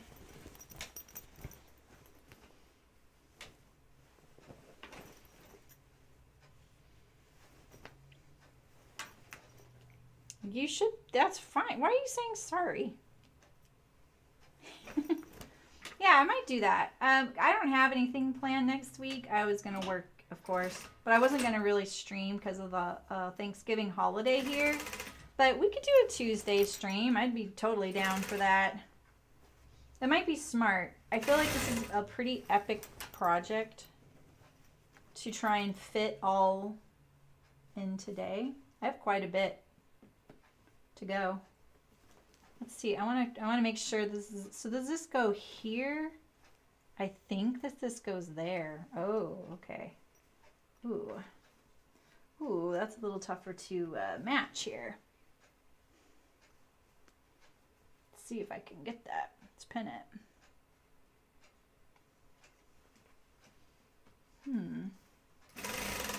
Yeah, I think I should have done the, oh no, wait. I did want to do that in the fabric. Okay. That's fine.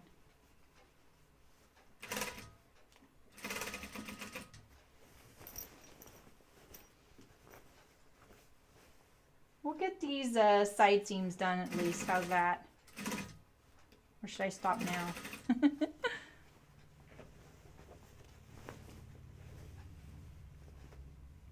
Ah, hi Adina, how's it going? You're here forever, Terry, or Tuesday. How's your schoolwork going?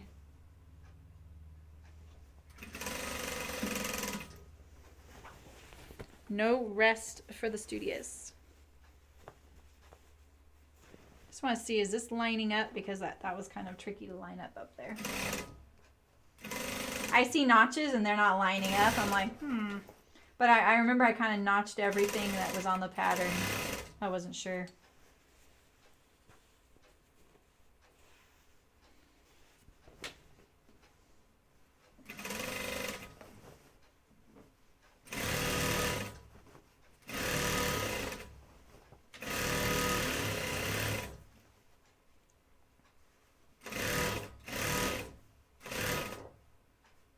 Yeah, like these are a little bit off. Whoops. Missed my back stitch again. So this is like the way machines used to always be. There was no automatic thing. So when you would do a back stitch, they would go like this. They would sew, and then they would pick it back up and go back on itself. Like that. They wouldn't ever back stitch. There was nothing like that. So the first industrial machine I worked on, sewed on, didn't have a back stitch. That's kind of a wide seam allowance for my first pass.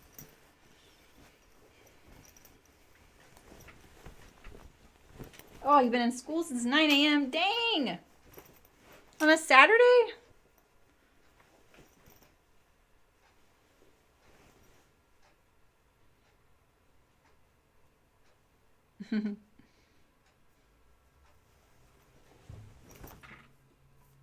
Yeah, that is pretty cool that you can make your hat any size. You know, and I was thinking that the Sorrento bucket hat would be a really good trial project when I want to go to do my waxing for the raincoat. I thought maybe I would do one of my Sorrento bucket hats as a trial.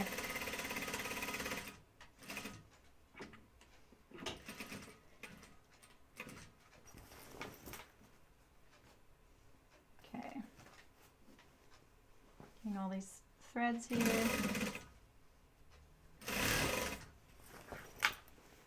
Oh, law school. Wow. Whew, that's a lot of work. I'm glad you can chill with us for a little bit. I've been live for a while.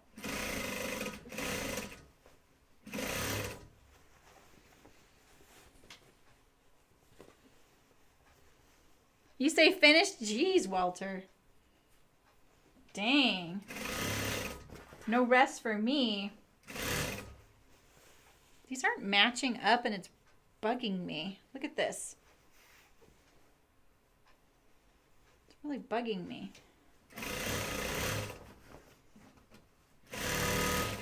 I don't want to get any torquing in the pants.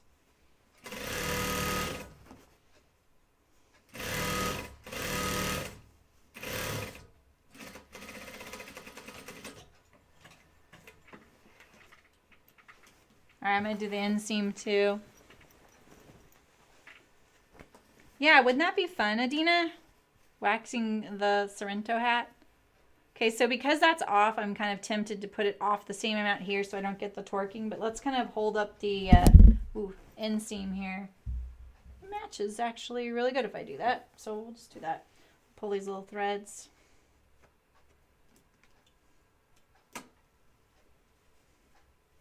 Ah, shoot, my top stitching lines up. I have a pin here from putting it on my dress form. Oh no, that's the seam. So your top stitching probably won't line up like that, and that's good because then it offsets the bulk of the seams here at the rise. So that's good. Let's see where it lands now. Now it is looking torqued. Wow. That's annoying. I'm not going to let that happen, though. I'm not going to let that happen. I'm going to get the notches on, especially on the rise. With other closet case pants that I've made, the rise, front rise and back rise are slightly different lengths. And you ease them between the notches so that there's no torquing. Like with ginger jeans. I don't know if that's the case here, though, so don't think I know anything.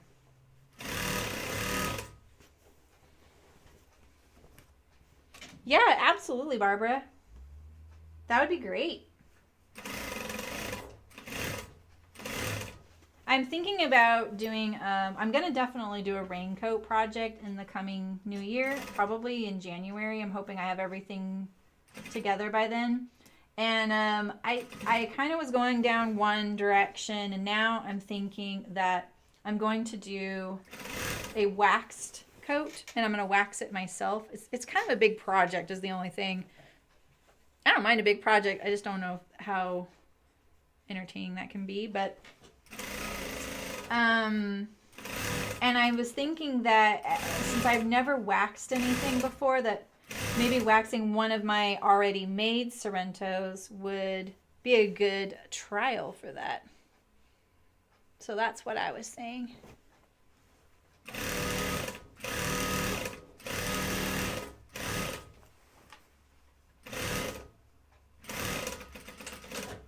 All right. Let's trim all these seams here. And we'll do our best to iron them. No back, yeah, no back stitch, exactly.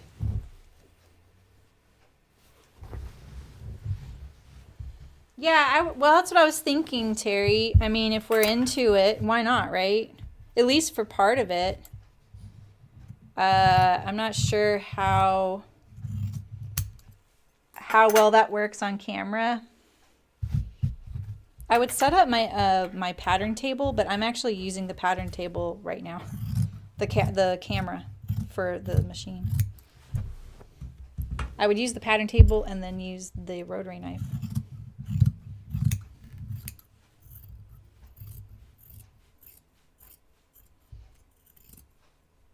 Trim down all these fuzzies. Sometimes I use my lint roller on this thing.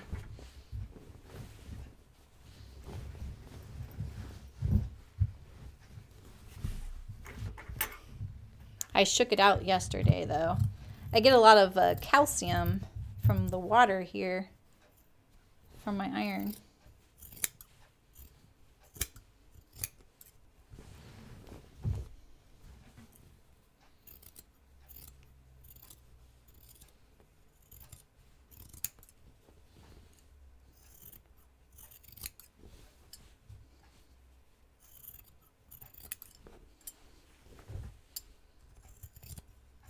A little ASMR for you guys.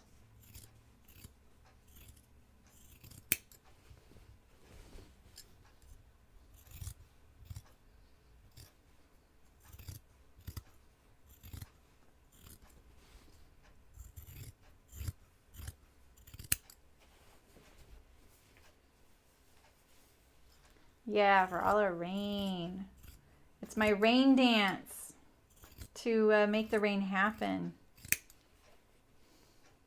My ode to the California rain. The other aspect I was thinking is I don't really need such a beefy technical outerwear jacket living here. I'm used to having one. So I think that a waxed jacket would actually be fine. And I actually, and that's not to say that I don't think a waxed coat wouldn't be sufficient. You know, one drawback about it is that you can't really throw a waxed coat in the washer and dryer. You can't at all. It's not even that you can't really, you can't. So, you know, there is that kind of factor. You brush it clean and then you re-wax it. But I rarely wash my waterproof breathables. But if you do have waterproof breathable jacket and you wash and dry it, it resets the DWR. It helps it. So don't shy away from it. Read the directions. It might perk up your jacket if it's getting a little sad and make it better. I can tell you that with confidence. I know that. So yeah, Needle Sharp has a raincoat subscription box for January. I'm not going to do one of them, but I did get inspired by some of her patterns. And so if you guys wanted to do one of those, that'd be great.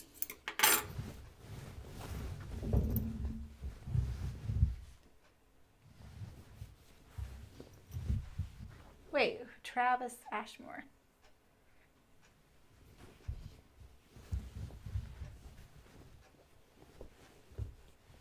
Who's Travis Ashmore? Oh, hi, Travis. Now I see your name. That's so funny. I could not see your name because it was, oh, thanks for following. I couldn't see your name because of the color. I don't know if it's your first time here, but this is definitely kind of an unconventional stream. Usually, I am at one machine. But I have two set up today, and the one I'm sewing together the garment with doesn't have a face cam, but the one I'm doing all the top stitching with does. And I'm just currently on the machine, well, I'm obviously at my ironing setup, trimming down my seams for I'm doing some huge French seams here. And I would normally just take this to my pattern table and do it with a rotary knife, but I took the camera off of it for this machine. We're making the Blanca flight suit by Closet Core Patterns, and I'm making them in just kind of what's becoming a crazy set of garden overalls.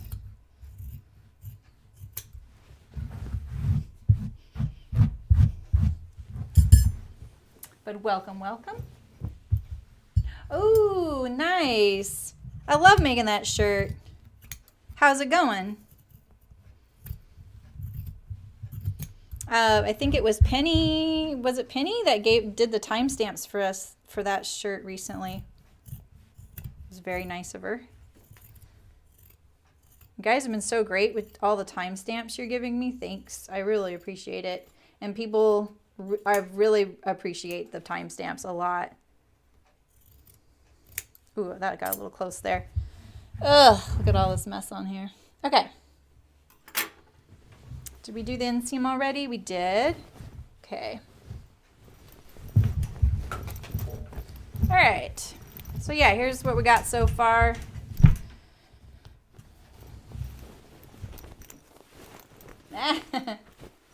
Agave repellent jammies. That is exactly. Thank you, Michelle. Thank you. How are you doing, Michelle?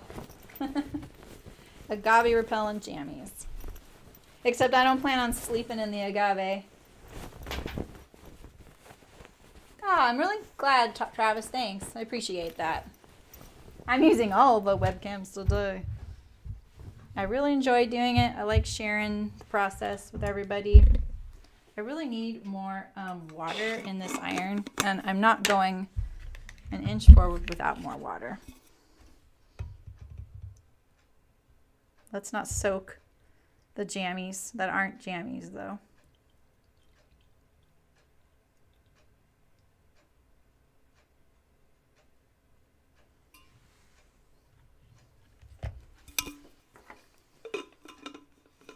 That's great. That's a great shirt. My husband really loves that shirt. He even made it a point one day to say, you know, what I like about this shirt is it sits really nicely. And then I put it on and it's just like really comfortable. And he liked the fabric, I think, of that one as well. Woo, sorry. I keep hitting that camera. It's in such a weird place.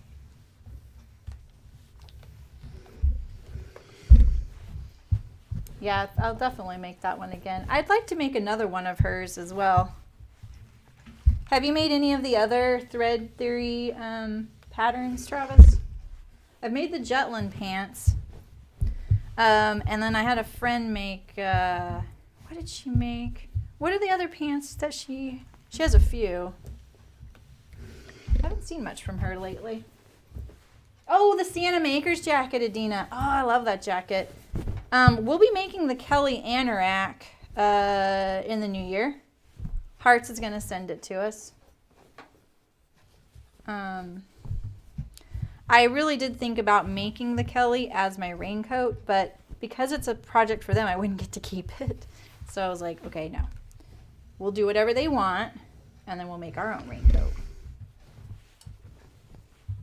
They had to get some more of the kits for some of the hardware in before they sent it to us. Yeah, I think my husband's a pretty small guy, and those were a little full through the hip and leg for him. I haven't made a second pair quite yet, but I plan to someday. I'm just trying to get this French seams on these crazy things. My crazy agave pants. I lost a little bout with agave last week. It's a long story. So this inspired garden coveralls because I live where all the agave lives. Some reason the people before us loved it. I keep it because of I feel like it's good fire prevention. Big juicy plants, you know. Just gonna lightly get this up here. I'm kind of trying to speed up a little bit. Never a good idea.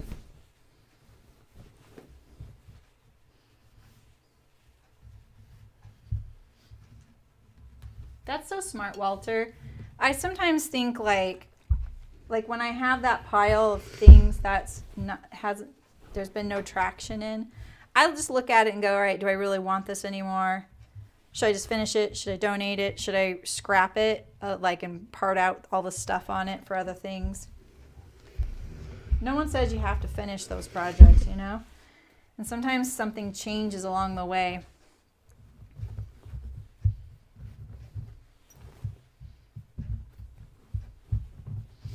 Yeah, I did that recently. When I did the sample sale recently, I finished a bunch of things and just put them in the sample sale. It was great.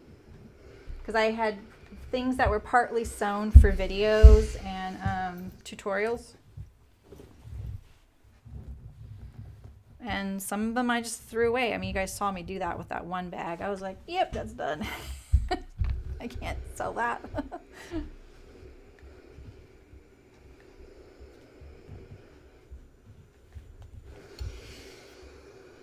All right. One's ready.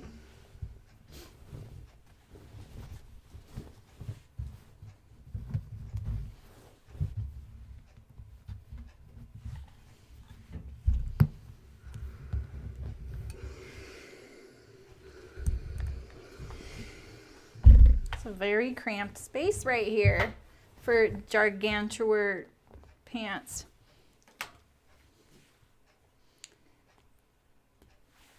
I know exactly which machine I sewed that on when I see something like that.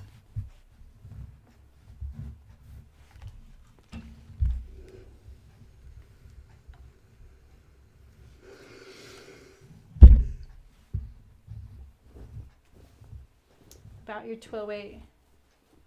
Oh, yeah. Yeah, so Adina, what I'm thinking is I'm going to be sewing a raincoat in the new year, and I decided I was going to go the techie route since that's my background, right? I worked in the outdoor industry. I know all about the waterproof breathables. And I was kind of getting hung up on what materials were available to use and how viable I really thought I could make the jacket compared to the fabric. Like, you could use really great fabric, but if you can't waterproof it, it doesn't matter, you know? If you can't waterproof your seams, then you really don't have a raincoat. And those take such a specialized type of waterproofing. And you can use seam grip and things like that. Seam tape, you can't affix with the proper heat with normal machines. Look at this loop right here. I don't like that. And then when I started looking at all the things that Needle Sharp had, I discovered I had already seen one of those Merchant and Mills coats, but I hadn't seen the other, the one she has. And then I saw I got off on a tangent. I can't remember what got me on the tangent, but then I ended up on the otter wax, and then I ended up on Instagram looking at hashtags, and I found that hoodie parka. And at first I was like, oh, it's not really my style. But then I was like, there's promise here. And so then when I realized I could use just about, I have a lot more fabric options if I wax it, and then I can buy the wax and do the whole thing. That kind of inspired me and made me feel really excited about the project. And it felt a little more doable and interesting. And something I could stay true to as opposed to doing something outdoor technical, which I felt like we would have been doing workarounds. We would have been kind of trying to make something a factory would make when we can't even do it. No.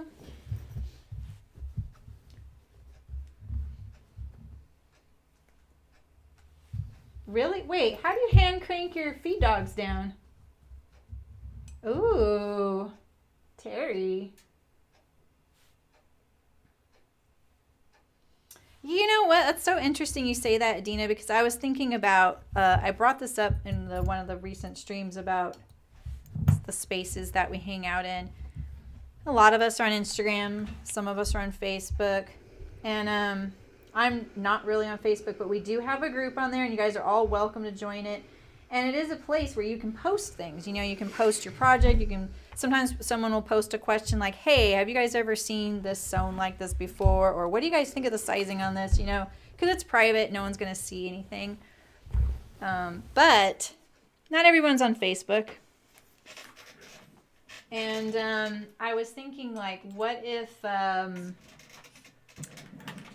we had a space where we could do like a show and tell at the beginning of streams sometimes, and you guys could post a picture, and then I could you know, look at it live on camera, because there are other social spaces that are private, and the Beatrice dress form folks use it. Okay, I whacked this camera, didn't I? I whacked this camera earlier. Is that good? Yeah, it looks better. I was like looking at my little phone to see if I could see it. I was like, why isn't it moving? I forget about the delay.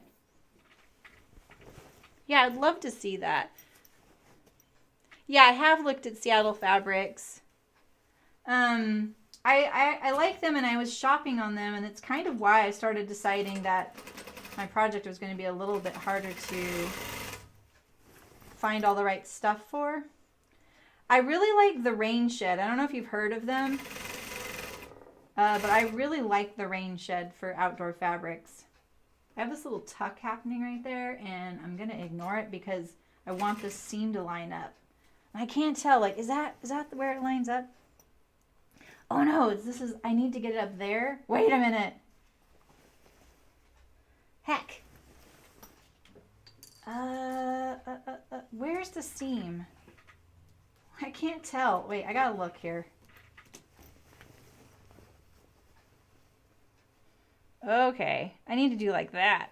Oh boy, I don't know if I can do that. I don't know, like, look at that. Yikes.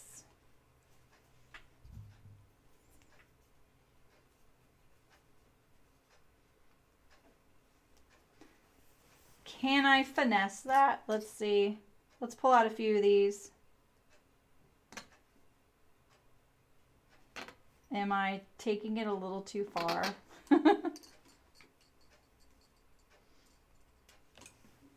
Okay, let's see. I can do it. Oh shoot. God, I'll never get used to the back stitch not being there. So I have this little like extra here, so I'm going to kind of go like this. And I'm going to pull this fabric up. I'm letting it know that where I want it to go. Fingers crossed that I did it.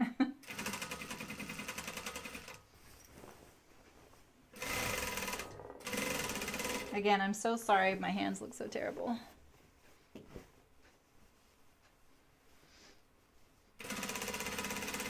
Yeah, if you're on Facebook, you can post them there.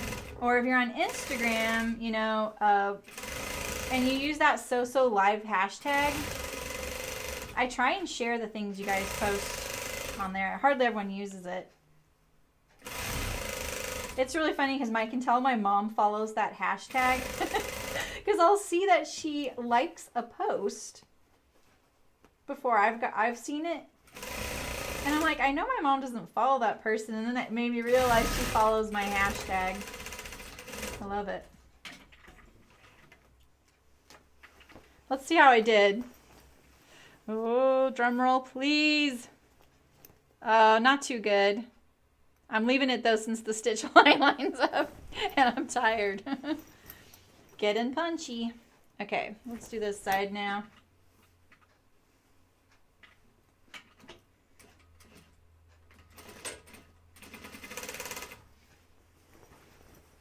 All right, so where does this go? Let's see here. We need this to line up like that. Okay. This is so counter to what I think on the inside of where it's at.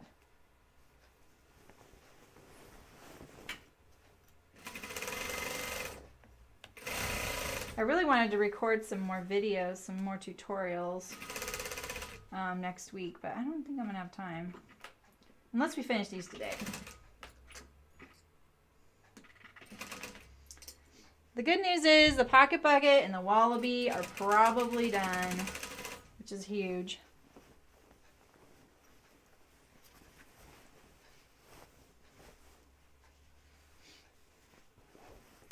You used to, wait. Your knee lift. What's wrong with the knee lift, Terry? Oh, I see. You know, you can adjust it.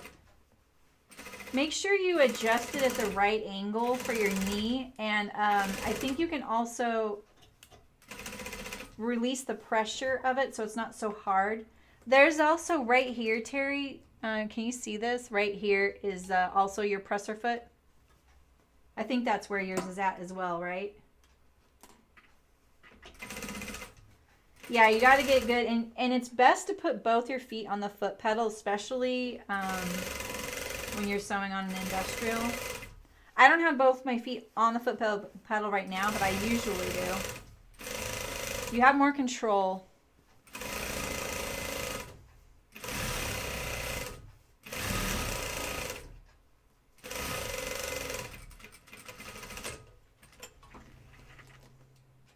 Agave pajamas. That's going to stick with me, Michelle.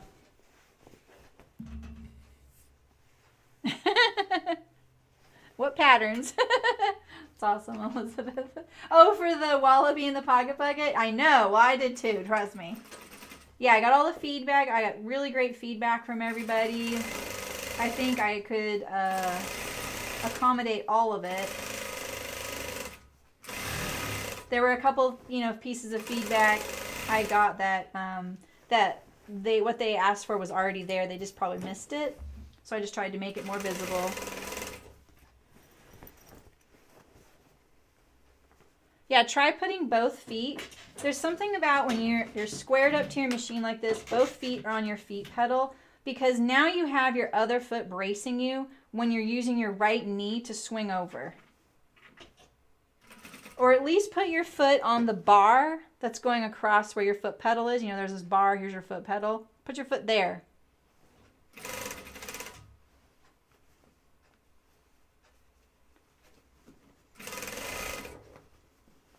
It's kind of a full body position when you're using industrial. I don't like this thread right here. Like, it's kind of got snagged probably. All right, I'm just looking at my seam here, trying to nest it together. This is the rise.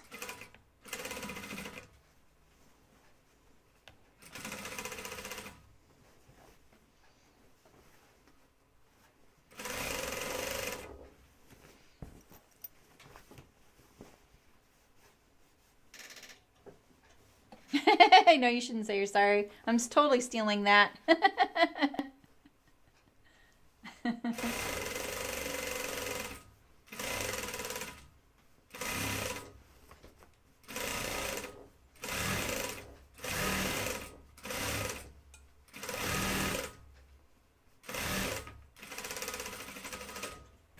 These are I fought the Agave and the Agave 1 coveralls. All right. They better fit over my clothes. They're a little snug on my dress form, which is good. My dress form's bigger than me, so that's a good sign. See this little thread right here? See, it lost its mate. See that? I kind of want to pull this thread through, but it's not going to make a difference. They have nothing to do with each other.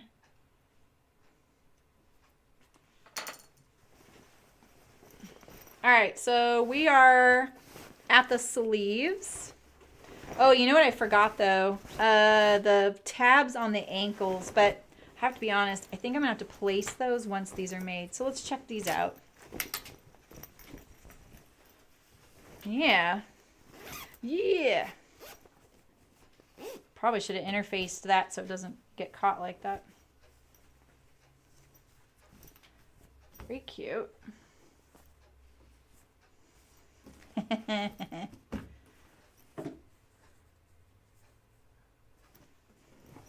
happy.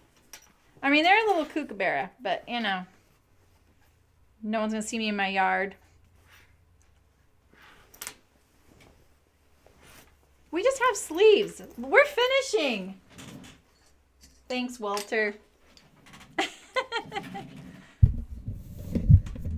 Walter's like, you aren't going anywhere, young lady. All right, let's, I think what I can do now is switch my thread over here. And we can stay on this machine, which I would really love to do. Stop that, please. There we go.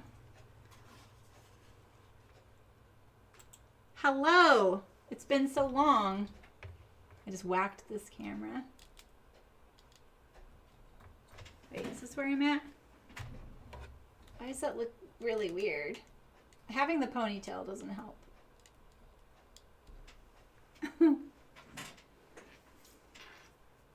Okay.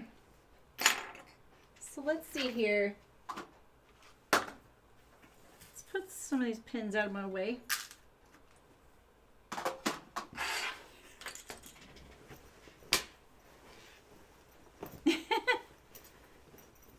Yeah, it's all coming together now, eh?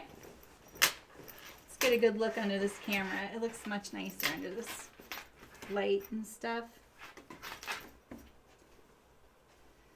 Oh, I do need to top stitch this collar, so we'll do that before we unthread it. I kind of want to leave the sleeves off of it like a muscle jumpsuit.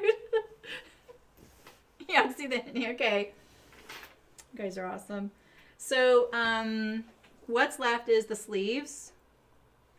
I could, you know, serge the sleeves on and save myself a lot of time, you know. The other thing is we have the belt that we need to make, and the hems and the tabs. Now the tabs are the one thing that I may do afterward, because I want to be able to peg the pants and the sleeves to keep them low profile when I'm working out in the yard.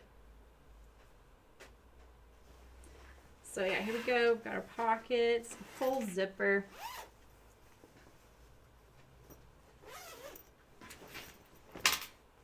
Back, zippered pockets. We added the zipper pockets. They're pretty long, so my phone will fit pretty huge. And then we have the belt loops. Yeah, I hope do these line, okay, good. I was like, ooh, I hope these line up with this casing. I didn't even think about that, but it all does. They're smart, aren't they? Meaning closet core. All right, let's top stitch the collar. And then do something else. I can maybe top stitch the hems too. So, all right, so I think I'm just gonna go around the collar one time. I'm gonna start at the center back because I don't like my back stitches to be at the front collar edges. Oh, look at that. See if I can get this extra thread here kind of looped back on itself. I'd like to say my machine does this, but I feel like everybody's has this issue. Like I always want to make an excuse that, oh, my machine does that, but I know my home machine probably does that too. It's probably user error. I'm not holding the tails often enough, you know? Peg the pants so that they are, they're straight leg right now, so I can get them over my clothes, right? But I want to peg them so that I can narrow them down so that they're not catching on things. I don't know, how else do you say that? So I can taper them, and I can get them on and off, maybe even over boots.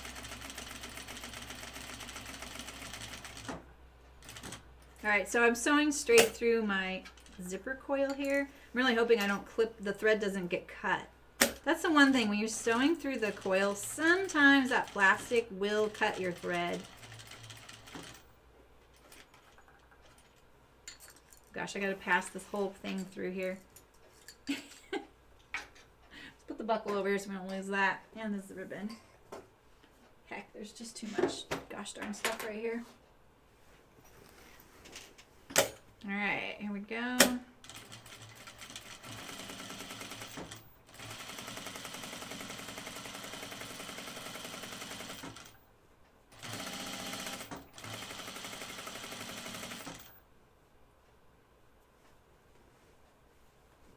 I think that refers to like a peg leg, like a pirate peg leg, you know, so you're making it really small.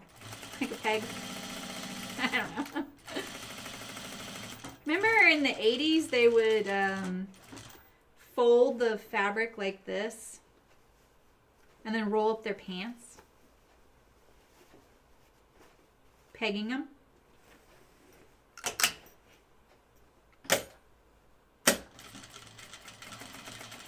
Alright. A little bit of my under collar kind of showing through there. We talked about that and why. A lot of thickness there.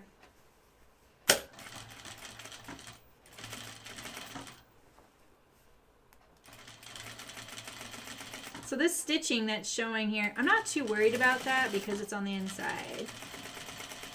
Even though this collar shows on the outside when I'm wearing it, right here, this neckline is on the inside of the garment against my neck. That's why I kept confusing myself, because I kept considering it like a collar stand. It's not. So, here we go. Like that. I know there's a lot of threads in there because we had a little collar snafu that we will never mention again. Right? So there we go.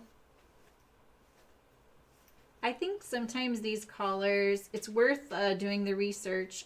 They can work a little better if you only interface part of the collar. And what I mean is, if you, a lot of times you're not going to get to see where the roll line is. That's what this edge right here is called, the roll line of a collar. And this kind of collar, which is called a convertible collar, has a roll line. And when you have a roll line, what they would typically do, this is why I don't like these, they serve a purpose, and they're actually, there's nothing wrong with them, but what I don't like about them is they're a little fussy. They're a little fussy. And you know, because there's bias underneath there, it does make it pull funny. But if you know where your roll line is, or it's indicated on a pattern, what you can do is put interfacing only under that roll line, so that when the collar rolls over it, it kind of has this interior collar stand. It's kind of nice. Tight, you call it tight roll. Oh, interesting. There we go. It's happening. Okay. Do we need the top stitching in the foreseeable? We could hem the sleeves. Oh, I need to do my front seam on the underarm. So this is what I did. Oh my gosh. Did I do that the wrong direction? Oh my gosh, I did. Wow. Oh, that's probably one of the worst mistakes I've ever made here with you guys. So when I was cutting this, it's funny, there's something kind of hit me in the head, like as I was doing it, but it wasn't a strong enough little instinct that grabbed me. Damn. Okay. So I trimmed away the hem here so that when I hem this up, it's not bulky, because I put Cordura in between the layers of my sleeve here. So I added this sleeve patch here, just in case you guys don't know. I added a sleeve patch to give myself some arm protection because the agave incident that I am still living through. And then I did it on here, but what I did was I accidentally turned my sleeve over, trimmed off the sides, and then I forgot to flip it back over. And so now I have one sleeve going one way and one the other. Wow, that's a pretty bad one. I can't fix that. Oh, man. I can't even do the other one like it. Right, Nicole? I totally agree. Oh, man. Well, let's hope the top stitching kind of smooths this over. Ay, caramba. All right, well, let's set in our sleeves. Dang. Well, there you go. You wanted a mistake. That's a full-on, really bad one.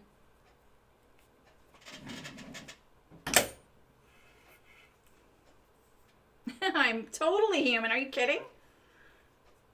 You know, it's not easy doing it live. We'll just say that. Sleeveless, right, Travis? The problem is, Travis, you probably don't know about the agave incident. So I really do need some sleeve protection since I'm using this as like a garden coverall thing. I was kind of limited on what fabrics, what the heck, that I could pick from. So it was a little spontaneous going for these kind of crazy fabrics. But yeah, this is why my hands are all chewed up right now. Don't ever cut agave without tons of protection. It's not an allergic reaction. Happens to everybody. It's a thing. Ribbed cuffs.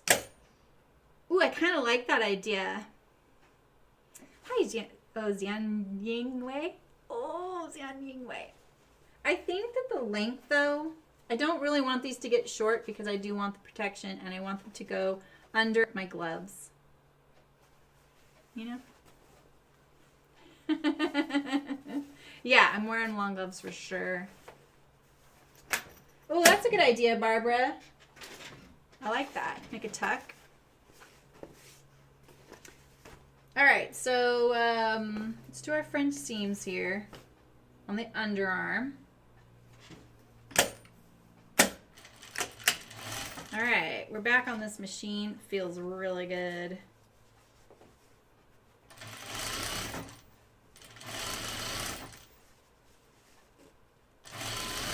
That is a really funny one. I did that off camera too, like pre-punchy, you know? You hear that cordura in there?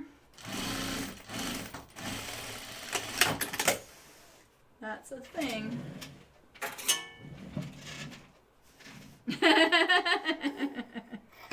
To target even? Oof.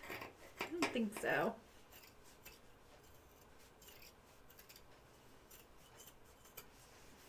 Even my husband was like, wow. You know, it's funny. When I was getting ready, like maybe for bed last night, I was like, oh, it's Saturday tomorrow. And even though I have been working like streams on Saturdays for more than 2 years now, I was like, oh, it's Saturday. I'm like, oh yeah, you stream. You're not off. You know, it's not your Saturday, right? And I was like, what am I making? And I thought, you know, I have to toot my own horn. I really love that my sewing ability is such that even if I don't know what I'm making or how to do it, I'm not really that worried about it. I know I can figure it out, and if I can't, it's going to be okay, you know? There's plenty of times where I've sat here going, I actually don't know what's going on here, you know? But for the most part, there's a sewing solution for everything, you know? And that is nice. It's nice that, like, it's rare I'm nervous, and I've told you guys when I'm like, oh, I'm a little nervous about this one, you know? That feels good. I like that. Especially when I've been gaming all night with people, and I'm so bad at that. And at least that's what I'm telling myself in my head. Well, at least I know how to make a pair of jeans, people. But they don't know that. I don't tell them that. I have to console myself. I do something right.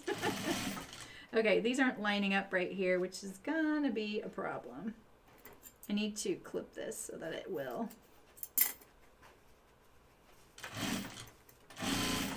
Sometimes you gotta find the things that help you buck up your self-esteem. You know, you really do. Even if it's something that is a little bit egotistical, sometimes you just gotta buck up your self-esteem sometimes so that you can get through it and be like, yeah, but I don't have to be good at everything, you know? I don't get thrown. Well, I mean, I guess maybe I don't. I'm not worried about sewing. Sewing is just something I don't know. I kind of like the struggle sometimes too. I really like a challenge. There are things I look at, like people post pictures of, and I just want to sew it because it looks cool. Like it looks hard or interesting. I love a lot of the decades of style patterns because for that very reason. I just commented the other day, never bet against Jeremy. But gosh, you guys, if I was on some like reality show, I don't know if I can handle that kind of pressure. Mainly because of the social dynamics. I'm not confrontational, but I am confrontational in the aspect of that I would want to either help or get people past something if they were feeling bad about something. And I would want to address it. Like I attack a problem head on, and that is not for everybody, you know? Yeah, you just gotta have that confidence. And sometimes when you don't, like plenty of times I don't have the confidence, especially about streaming. I think, how am I gonna make this work? How am I financially gonna keep having a live stream in the next few months? Like I'm constantly thinking about that. But at the same time, I'm like, you know what? If it's not meant to be, it's not meant to be, right? So you can't push, like force things against the grain, you know? You just got to go with it. Otherwise, when you're forcing it, it's just so much work on yourself, you know? There are certain things worth fighting for. Other things, you got to know kind of when to let go, you know? Or what to do that's in your own comfort zone. So maybe this month this isn't in my comfort zone, but maybe next month I would be a little better. Or maybe next year I'd be better at whatever it is.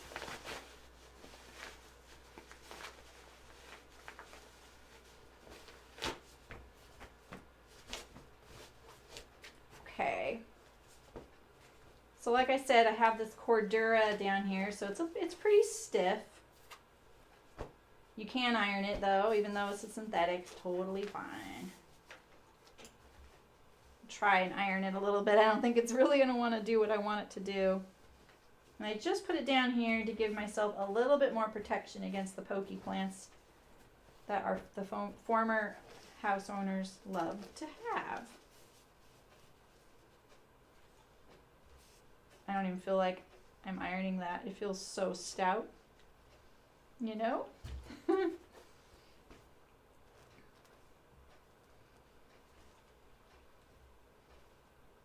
Okay.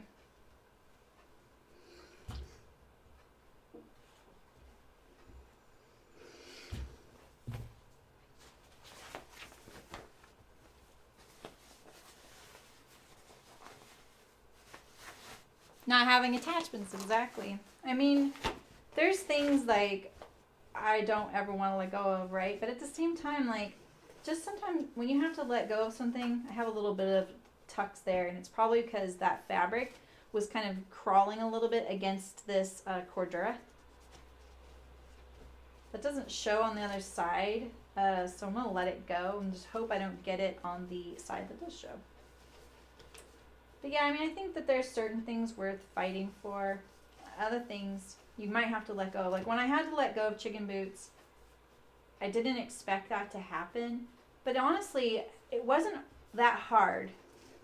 The idea of doing it without Rayanne was not appealing. And I really needed to just not have to worry about that kind of a business while people around me, you know, were going through so much with the fire.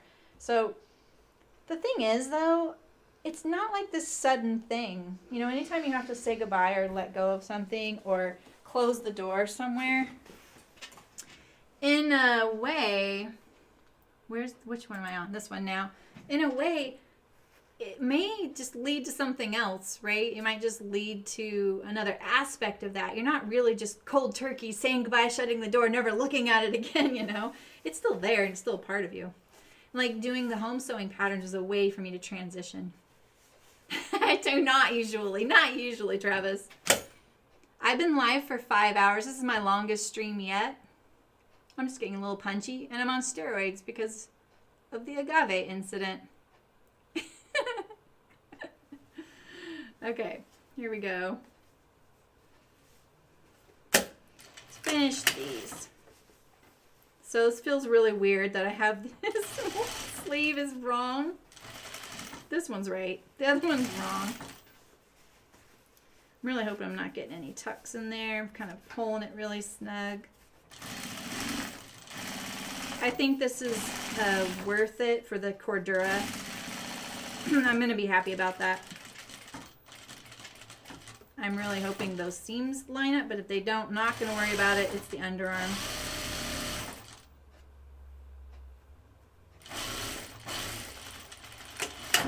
You're not coming here for the nicest sewing in the world, right? I mean, like, I don't do that kind of sewing. I can, but I don't. It would take too long for a live stream, and I already get people complaining about how long my videos are. So I couldn't sit there and do couture sewing live. I'm not a couture sewer. You'll never see a wedding dress on here, prom dress, any of that. I don't do that kind. It's not my cup of tea. But if I could do something for like an astronaut, that's my bucket list right there. This is just me not catching in that seam with the double top stitching. So we'll let that go too. We're in a forgiving mood. In memory of the agave incident of 2020. Man, of course it was 2020, right? Oh yeah, so I think I'm going to reinforce that right there. That's already pulling away. Let's go this way. Let's reinforce that seam right there. The agave incident. Yeah, it was it was so sneaky, you know. I didn't know it was an incident for like 5 days. I did have to take the rest of the day easy though. I felt kind of weird. I don't know if I mentioned that, but after inhaling all that from the chainsaw, I felt a little funky. And I told my husband, I was like, I feel a little funky. Like, I felt weird. That was when, that was the moment. I don't know, Sherry.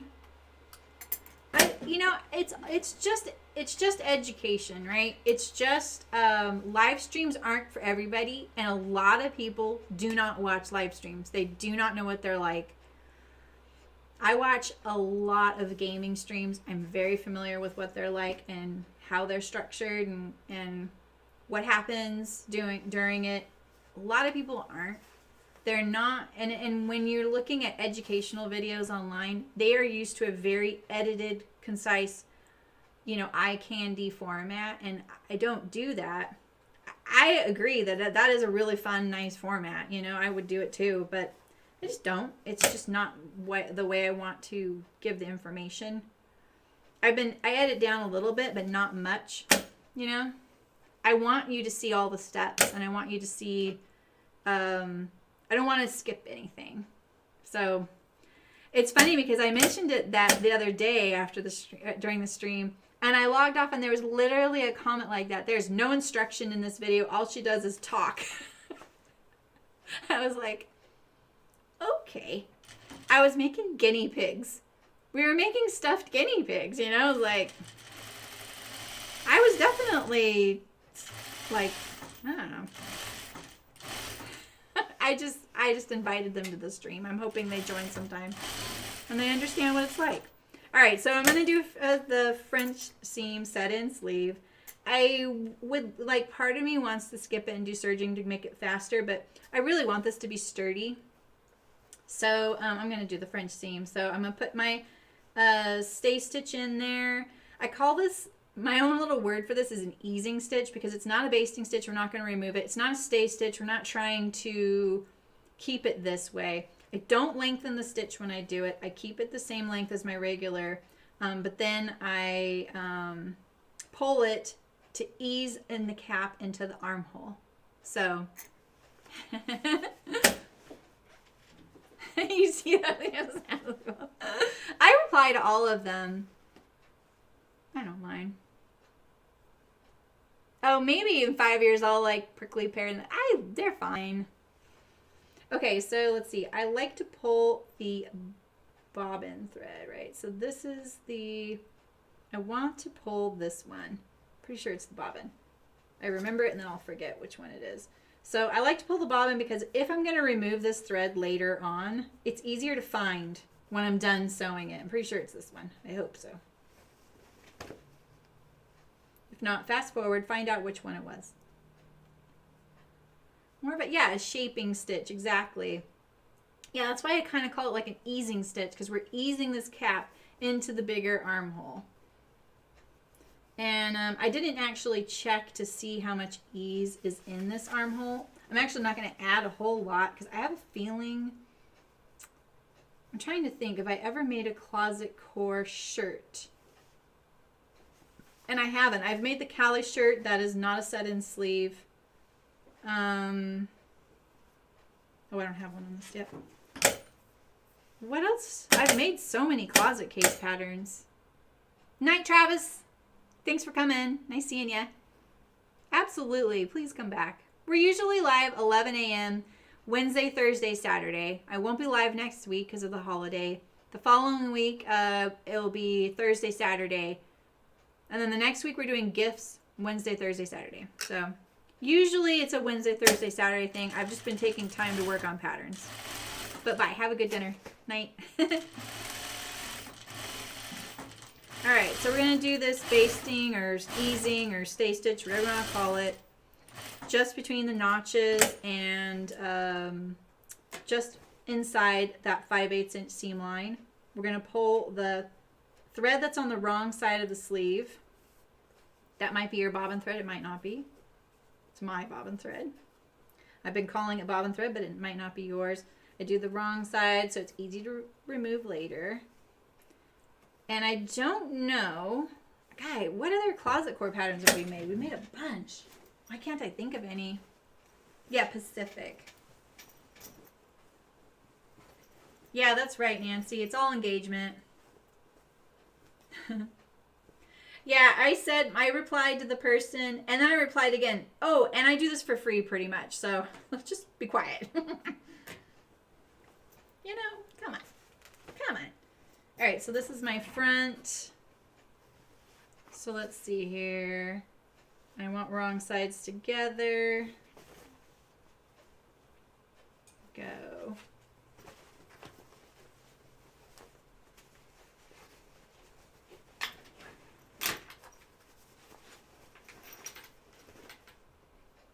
All right. Wrong sides together, front, front. All right, just making sure. I'm going to push my seam allowance on the sleeve towards the front and the side seam towards the back to just offset that thickness there. I really need to put my pins back in my pin cushions. I keep just using this cup, which works, you know. I saw this picture in one of Beyond Measure's newsletters or posts or something. I don't really want to put a lot of pins in this, but yeah, I could. I am really nice to them. The thing is, you guys, they just don't know what a live stream is. It's not what they're expecting, and people do expect free content. You know, they don't understand what it takes, you know? So I just look at it that way. I think if they understood, they wouldn't say something like that, you know? It's okay. We're teaching them one viewer at a time. Oh, what was I saying? All right. Oh yeah, see, I'm glad I didn't put too many gathers. I kind of figured this would be a little relaxed and not too much ease, since it's not really a garment that needs a set-in sleeve with the you know, whatever you want to call that, I don't like this little dip right here. It's kind of annoying. All right, so the first pass, 1/4 inch seam allowance. So it's 5/8. I don't think I need any more pins. I just put one at the shoulder seam and the underarm. That'll be enough. So with this, you know, there's going to be all these little ruffling, this little bit of ruffling here, right?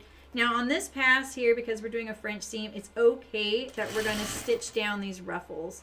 You want most of that to be towards the cap, by the way, near your bicep and your cap. So it's okay to get these stitched down. We don't want those to be stitched down in the next seam though. But because we're doing it now, it's going to prevent it later. It's kind of the magic about doing a set-in sleeve as a French seam.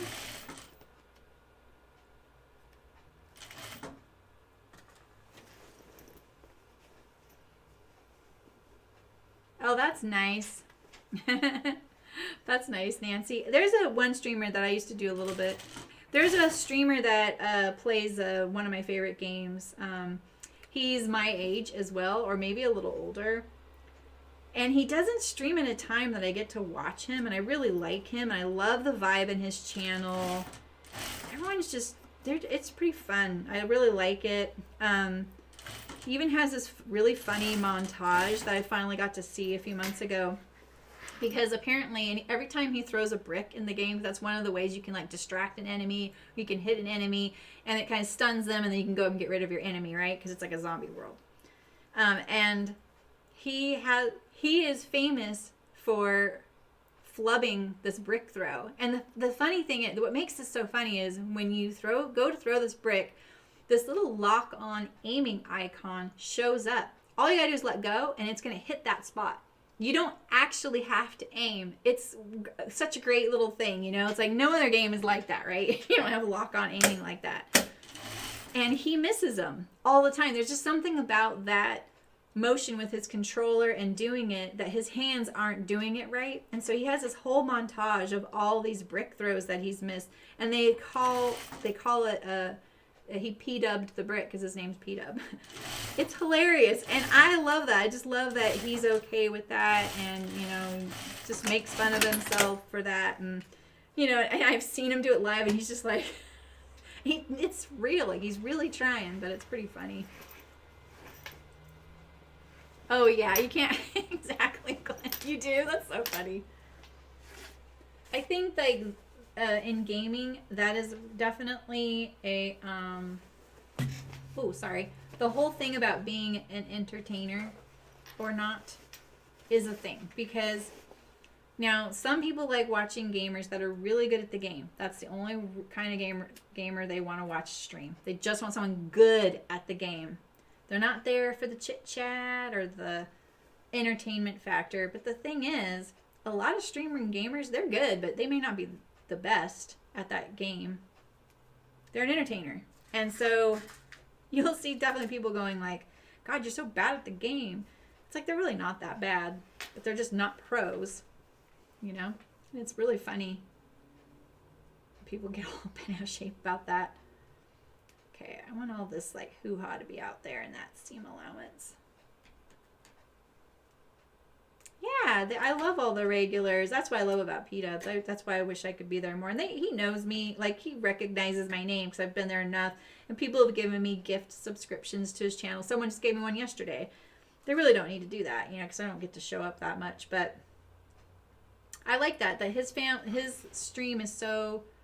They're like a family, and they like give gift subscriptions to people and that are popping in and who are engaging, you know. And I see all those same people in other streams because we watch the same game, so they all know me, kinda, you know me. I just don't have much time to watch it right now, and my internet at the house isn't really worth gobbling up for that, you know. So. All right, so again, we're going through all those little tucks, and that's okay. We won't have those tucks when we do the last seam. And I have a French seaming a sleeve video, dedicated one, if you just need that. You don't have to watch it this way. Because this one's a little longer because I'm going to be doing both sleeves at the same time. Let's see how... I think I'm going to do a video about why I don't use pins. Because I'm realizing I get a few people talking about it, and it's not a big deal. You know? I didn't notice anything, Nancy. No one ever needs to apologize for that stuff. I have one, the keyboards for my computers don't type very well for some reason, so, oh man, I look like an idiot in some streams too. Bad. Alright, so, I kind of wish this was more, like the other one was like this too. It wasn't really a right angle. Alright, so, let's trim this edge a little bit. We are on the home stretch, I feel like. Kinda, right? Kinda?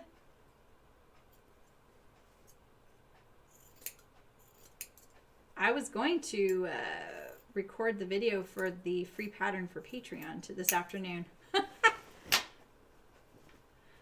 Yeah, pin the non-negotiable parts, always.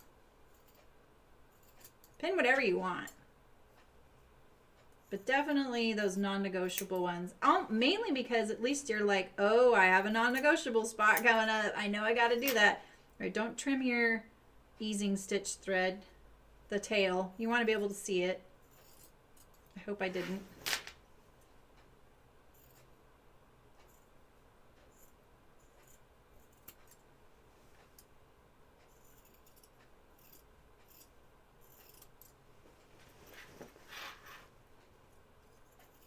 Okay. It's pretty good. Get this thread. Yeah, so that's the back stitch, right? What is this? Okay, and you are okay. You're just okay. All right, here's my easing stitch thread, right? Here's this one. Where's this one at? Did I cut it by accident? I did. Okay, so that's okay. It's okay. It's just good to know. You know? The pant hems, the sleeve hems, the belt. There's still a bit. And then if I want to make those tabs to peg my pants.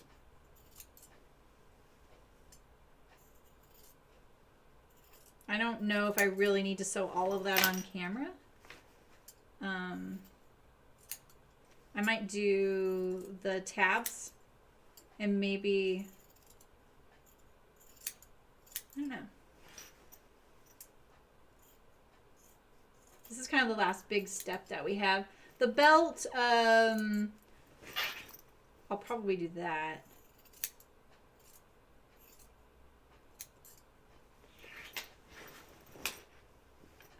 You just can't stop, right? That was my biggest lesson when I had a kid and I couldn't start and stop a project in one sitting. That really bugged me. It really bugged me. It still kind of does, but now I don't have that constraint, you know? And I got to be a better sewist by stopping and not sewing all the way through. I almost cut that and that's my tail. Okay. Iron. I can't see my... There we go.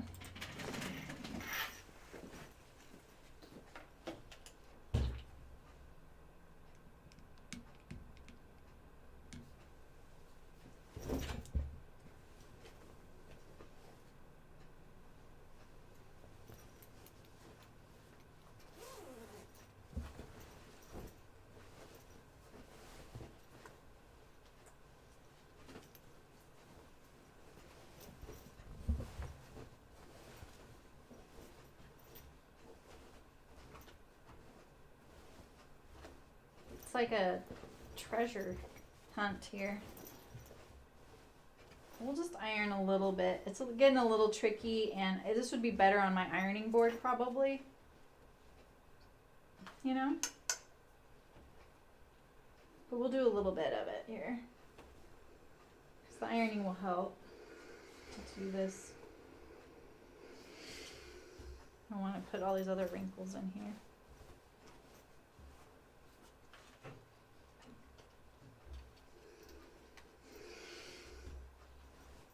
Yeah, Malin's going to be up in the morning and be like, oh my gosh, you guys are still here?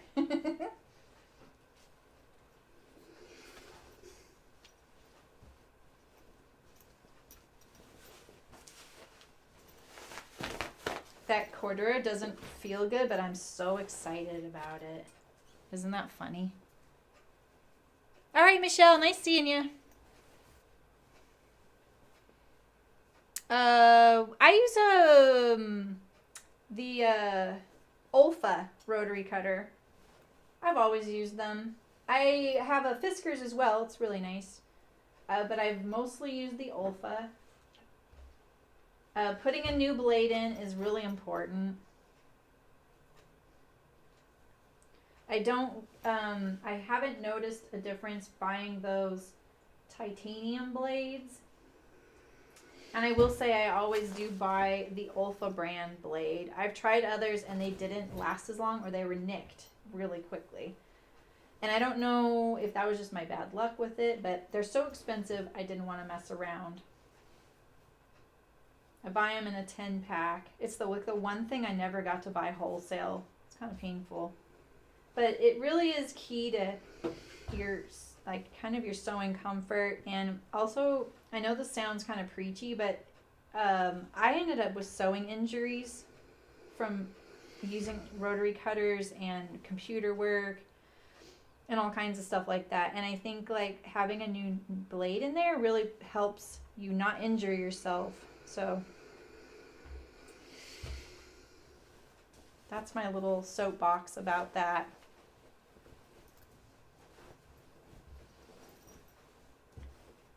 It's why one of the reasons I got a new machine, because of the knee lift. I used a knee lift for so long, it kind of injured my sacrum. If you're a casual sewer, you're not going to have a problem with that.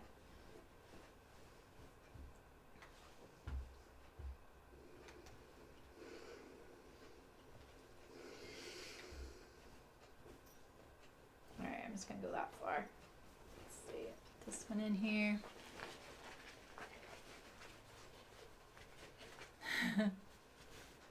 Let's see the size. Wait, is that what I wanted to do? How did I just pull that out? I used to only use. Oh yeah, I do that. I do want to do that. What the heck? I knew that was right. I used to only use the 28 millimeter, but yes, I like the 45 millimeter. I like the 28 millimeter for really small, tight curves. I know some folks like the really big ones for lots of layers, but I couldn't do that with my hand injury. I don't have an injured hand anymore, and that's the way I want to keep it. But that little things like that can kind of aggravate it, you know? It's just repetitive use. We all have our things. That's mine. Not too many layers, not pressing down really hard.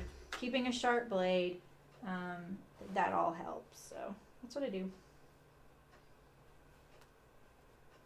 Okay, so I wasn't able to press the whole armhole on the first pass, but this one I'm definitely gonna do.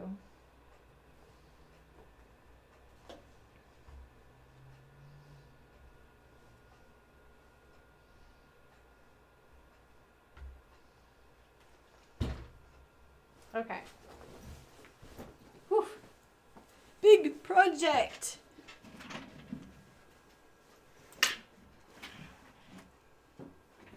Yeah, that's so helpful, isn't it? Keeping both hands on your project. I totally agree.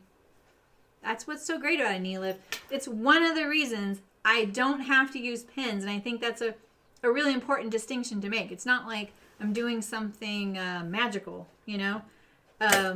I can keep both my hands on my project because my foot is doing this, right?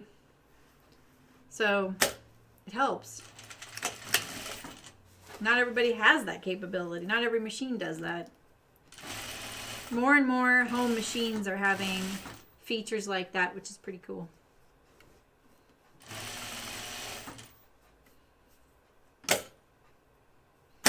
So I'm just sewing just to the left of that original easing stitch that we added in there. Now's the time you don't want to stitch through any of those gathers and make them permanent.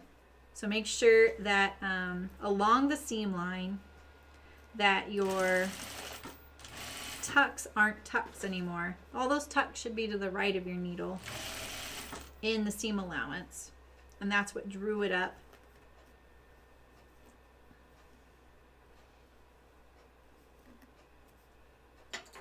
Yeah, ironed a little crease in there. Oh, I may have not caught the seam allowance. I think I just didn't make that wide enough. I think I'm gonna have to sew that again.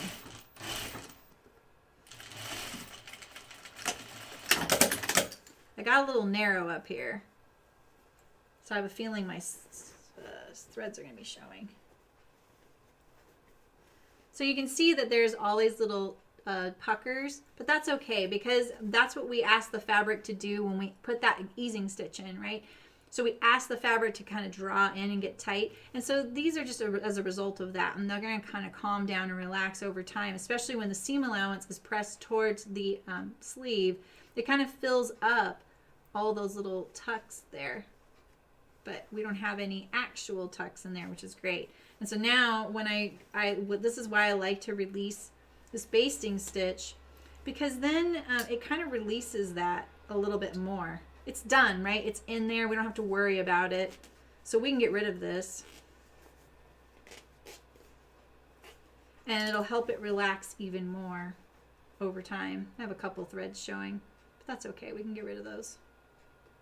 These are just like fabric threads. They're not the other direction thread. The thread that goes this way into the fabric, but the one that's along the selvage. Okay, great. So we can steam that, iron it. Once it's been washed a few times, look at that, nice and smooth.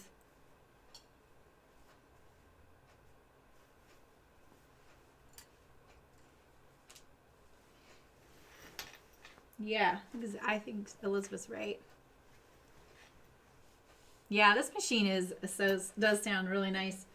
I do like the other one though. Someone the other day was like, "Oh, I love the sound of that," and I have to agree. I do like the sound of that one. It has a nice little click to it. Yeah.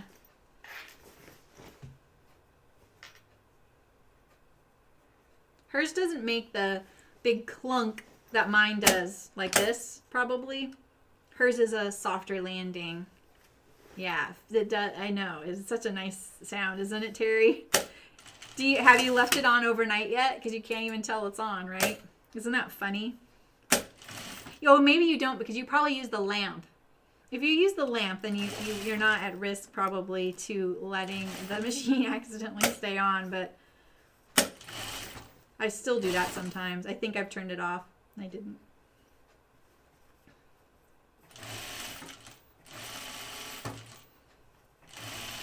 I think one of the hardest parts about doing this kind of the French seam with the set-in sleeve is maintaining the seam allowance width. I kind of tend to be a little loosey-goosey about that, you know?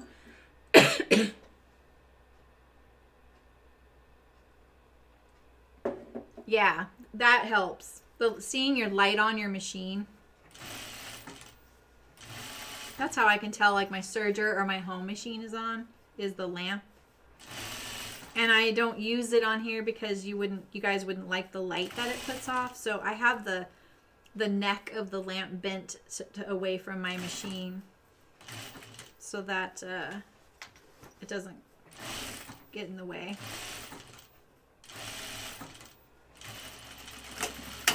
All right. Sleeves are on. Here's our basting stitch. So when I remove it, see it ruffles up the fabric a little bit more, which kind of underscores a lot of those little tucks, you know, and tension. So I am making it a little more wrinkly than it's going to be eventually. But like I said, once you've washed it and worn it a few times. Oh yeah, Nancy? Because I'm far away from mine here, I do, because if there was a power outage, I wouldn't want a surge to kill everything. Here we go.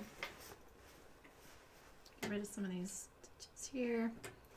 All right. So I have this sleeve conundrum still. Because I have to hem one way and one the other. I may just do this later just because of time. But I would just hem it right along this cut edge that I made here. And I would do the decorative top stitching. So just like that. Iron it down, and then top stitch it down. Maybe I would do the I don't know if I want to do the serger though, because I don't want that loop to show. So maybe I would do it with the white thread, kind of cheat and do it with the white thread first, and then from the outside with the decorative if I really wanted to go that route. You could, you know, iron this down and then try and nail it from the right side with the decorative stitching. But that's pretty tough. Even I wouldn't probably take that chance. The other one will be easier, even though it's wrong, because I'm doing it on the outside. So there's that. You could take that option too. Well, you don't have to stop doing those things. I do like the way the setted sleeve goes with a French seam. All right, so this one's going to get hemmed on the right side. But the thing is, I'll be able to see my stitching. It'll be pretty easy to do. So if you guys are fine with that, I mean, look at I could, you know, go to the extra mile, take out my French seam right here, make it go the other way, and then fix that. But I probably won't. Maybe I'll stitch that down a little bit, make it nice and flat. Sometimes you make mistakes and you either go with it or you take it back a few hours and then redo it, right? All right, so I don't have the top stitching thread on here. That's why I'm kind of like, what do I do now, you know? So the tabs and the belt are what's next. Let's look over our suit here.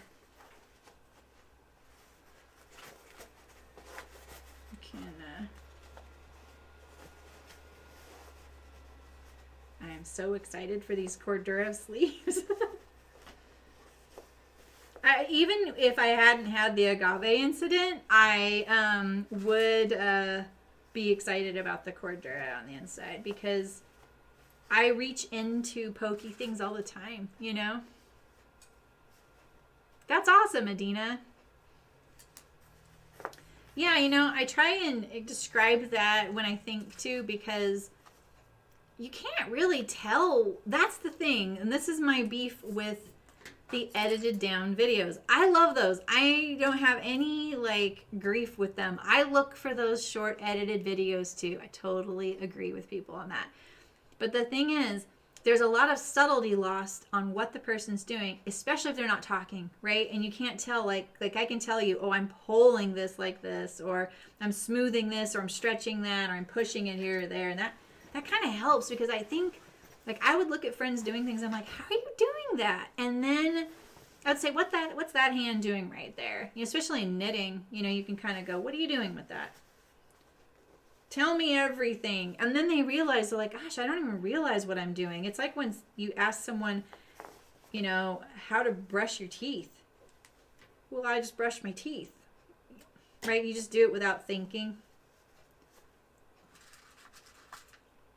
Yeah, so that was one of the feedbacks on the last pattern testing I just got. It was on the bias tape.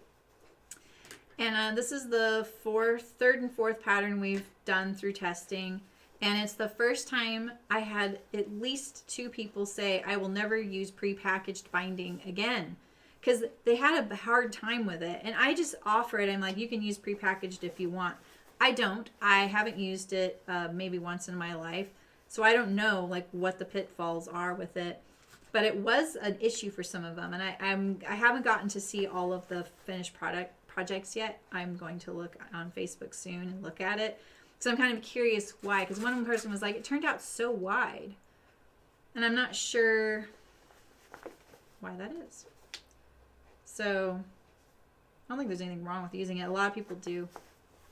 All right, so we have one sleeve These are gonna be how my sleeves are. Oh man.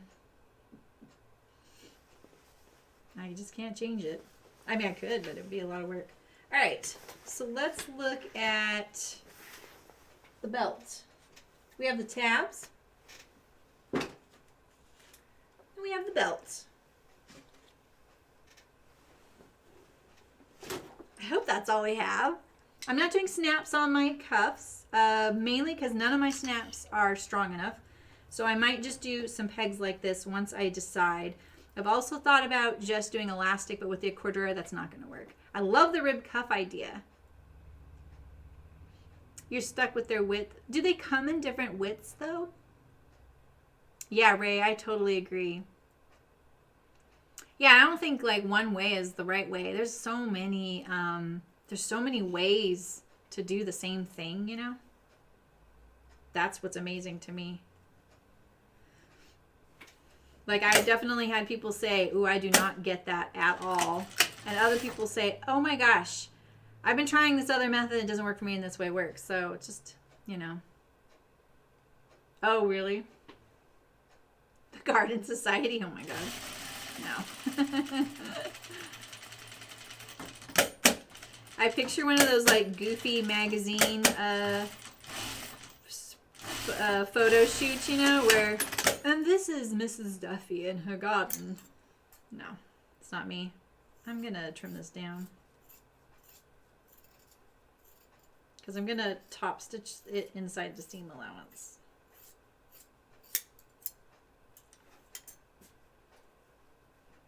Oh no! Urgh!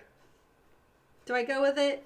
Remember I fussy cut my things so that I would have,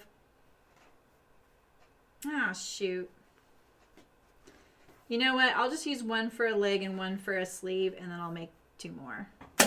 I'm over seam ripping today. I'm done seam ripping. Right now, like to pivot this corner, I'm pushing down really hard and I'm pulling to get a pivot point so that I can kind of do a continuous circle without stopping. You'll get a much smoother curve if you don't stop while you're sewing. Sometimes I don't. It doesn't work, you know. But that's how I do that. I find a little spot on the throat plate to press really hard and pivot it. Learning that is really great for the serger as well. Because the serger, because you're dealing with 2 aspects, your needle and your knife, you kind of really need to pay attention to where those pivot points are on your serger. It's really important. All right, so we have a tab for the sleeve and we have a tab for the ankle. We'll just clip. I'm better at clipping going this way around. Do you see that? All right, those are ready to iron, press, and top stitch. Now let's talk about this belt. All right, so the belt has a seam at the center back.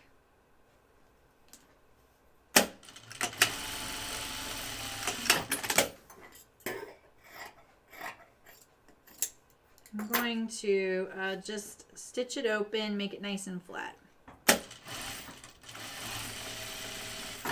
I don't care if this is contrast or not.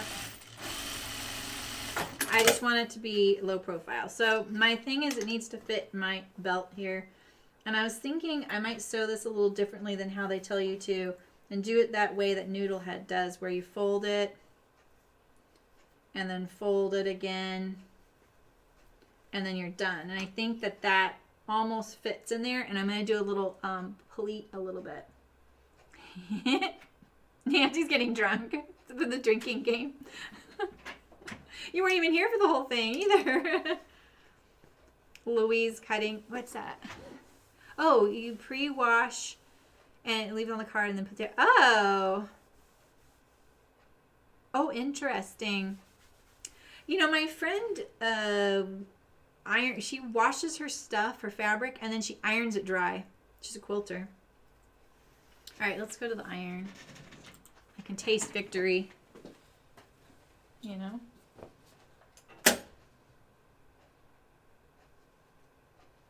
Oh, I don't like turning these kinds of things inside out.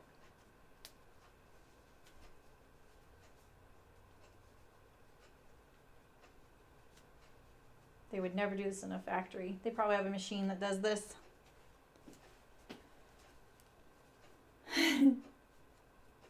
So Nancy's doing the drinking game with the seam ripper, getting drunk.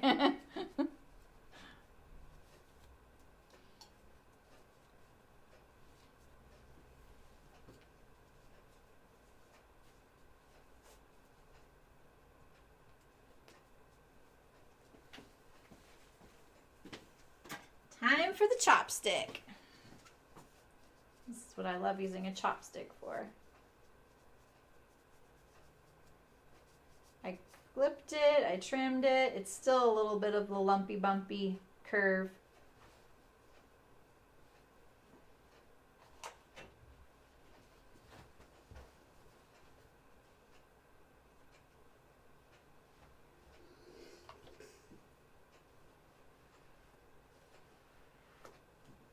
Kind of just push it against those sides there, you know? Kind of helps. All right, so we have one tab. That one looks, this side looks better than this side. And then we'll use this one for the other. And we'll maybe, I'll sure I can probably make 2 tabs to match each of these.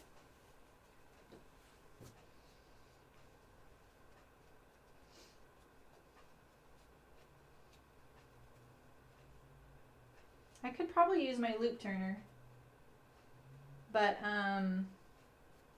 what I don't like about my loop turner is that it snags the fabric, and so I usually only use it on something that is a tube with a raw edge at the other end, so that I'm not grabbing, you know, this finished edge right here with that little snag, because potentially, especially with a canvas like this, you may end up getting a little permanent, you know, blip on your fabric.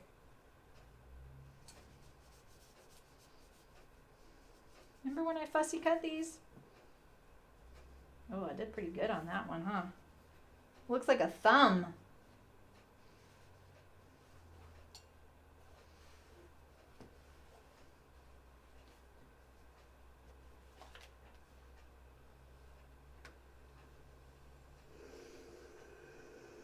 It looks like a thumb.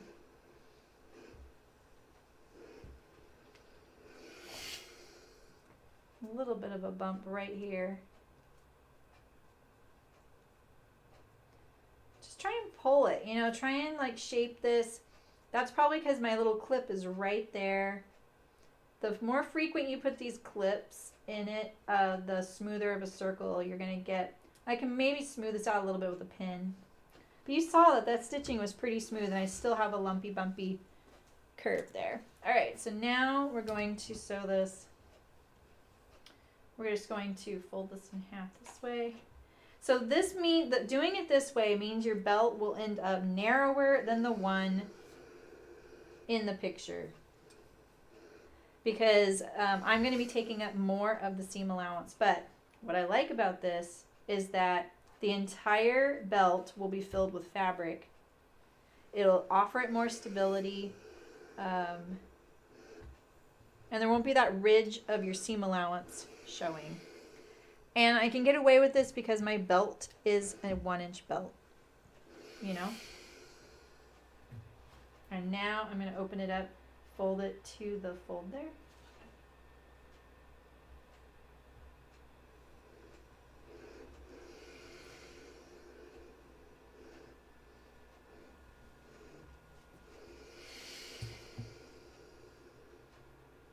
Then you get to sew this from the outside. You don't have to turn it. I also lopped off the angle of the tie because I don't have the same kind of belt buckle. Mine's going to be stitched to the belt buckle.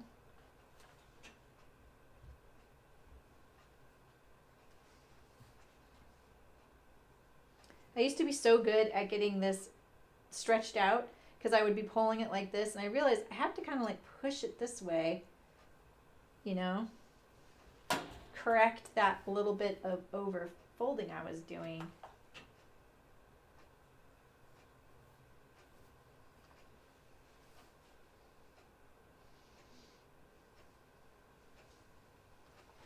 Okay, Now we go back to the original fold and fold it down. You want to be kind of precise with this. I'm going really fast, hoping I'm being precise enough, especially right here because you're going to stitch along this edge. You want this thickness to be the same as that thickness, and this one is definitely going to be 4 layers, so you want to make sure you're getting all 4 layers. But it's a little harder because they're cut layers going to this side, inside there.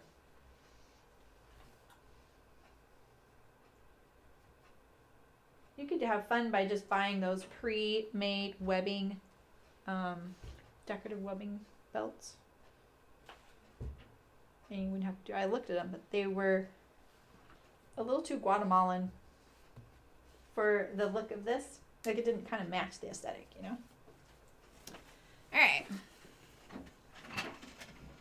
Oh, nice, Nancy.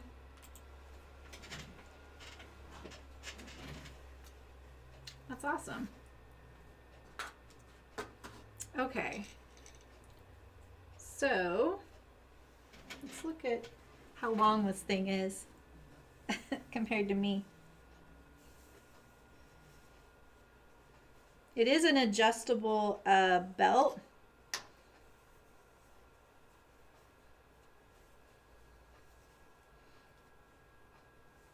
I think what I'll do is just trim off some here.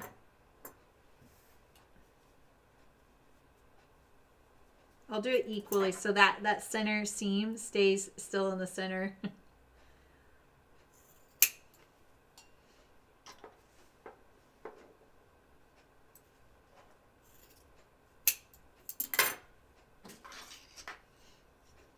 So one side will be sewn to it down. And then the other side has the adjustable thing. We'll see how good that adjustable thing is. Oh gosh, Nancy. Yeah, I saw someone's stack of those recently and I was like, oi, that's stressful. Mine piled up too. I still kind of grapple with getting another one because I kind of want to. But sometimes I get off track with the streams, you know. But it would be kind of a really cool thing, like every month we do needle sharp, you know.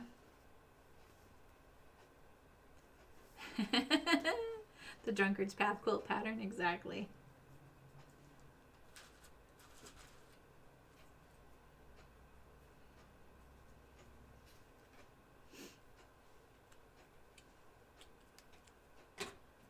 I'm gonna have this thread forever. There's a lot of it on here. That could be a bad little habit, you know? Top stitching thread. Oh my god, it's almost 5 o'clock. I see streamers all the time do 16-hour streams and I think, there's no way.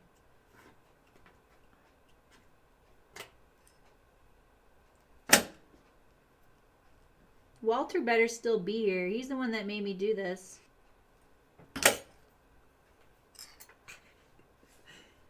Alright. I'm going to start at the center back.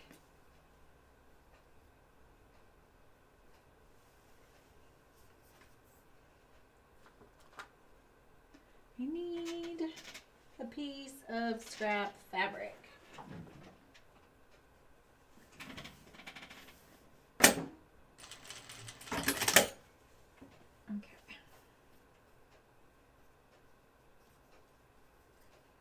See, I don't have my bobbin tail, so I can't really hold it, but I can hold this one.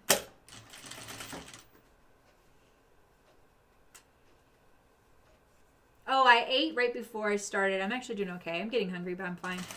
Don't worry. I talked last week that I might do an intermission. I was just kind of fooling myself into thinking, it won't be as long as you think, Sarah.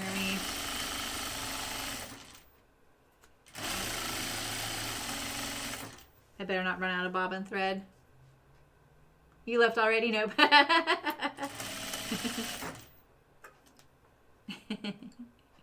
Don't leave me now. Alright, I'm going to kind of tuck these little corners in here a little better.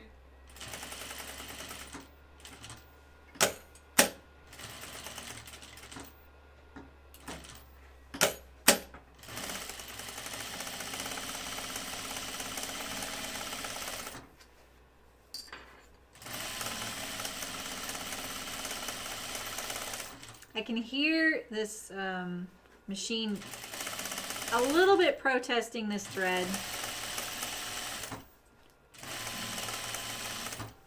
But I think because I'm not doing it on something as thick as denim, it's doing a pretty darn good job.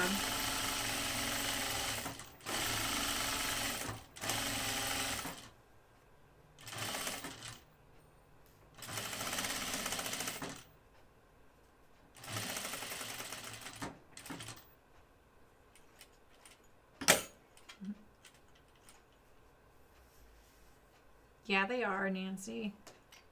Or they don't mind eating on camera, you know?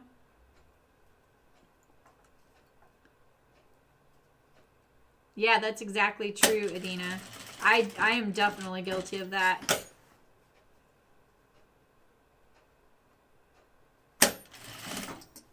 I think it's really interesting. I don't watch a lot of my own videos for obvious reasons.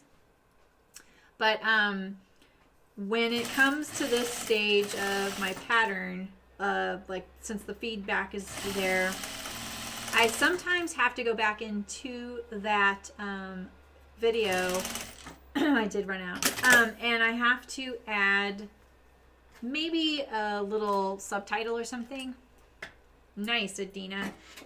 We had pizza last night. And it's kind of funny. I'll start watching it and I'm like, what am I talking about? That's not right. Because maybe I don't know where I'm at in the video. I'm like, I kind of looked in the wrong spot or something. Or I'm assuming something that I'd missed talking about something else. It's really funny.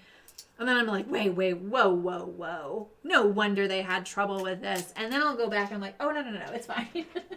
I just need to do this one little thing. Because like recently, the one video they told me, I said sew the bias to the bias by accident instead of saying sew the bias to the vinyl. Just a total slip of the tongue. I didn't catch it. And they did. And so that's something like I'm going to go back and say I meant vinyl rather than re-record the video. Now, yeah, you know, if for production quality, I probably should re-record it.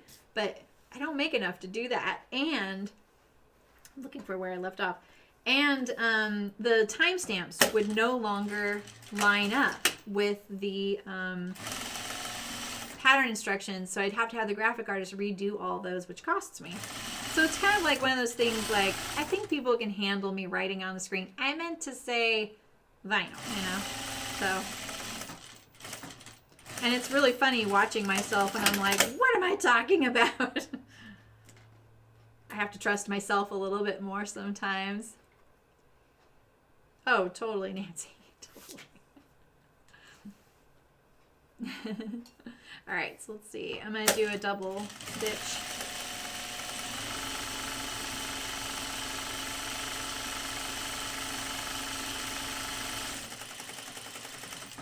Yeah, I got a little too many stitches there. Yee! All right, I didn't do very good on that.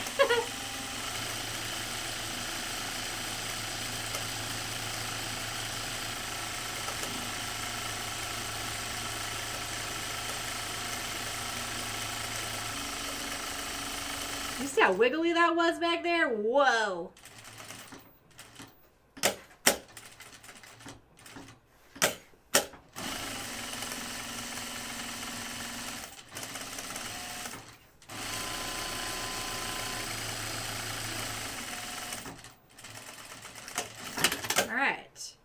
So one of the little things I'm going to add to this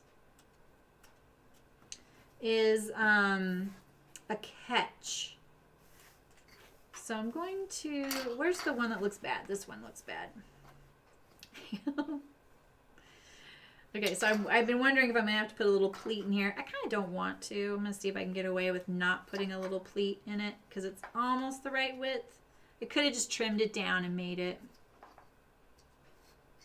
right on the screen. Yeah, exactly. Actually, I want to go this way. Yeah. All right, so we're going to sew this down here. I'm going to do this from this side.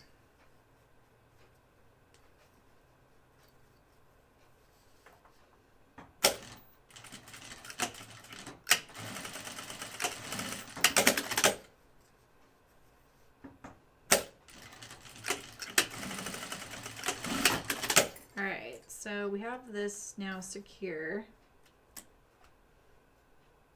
So we got a little bit of our tail sucked back in there.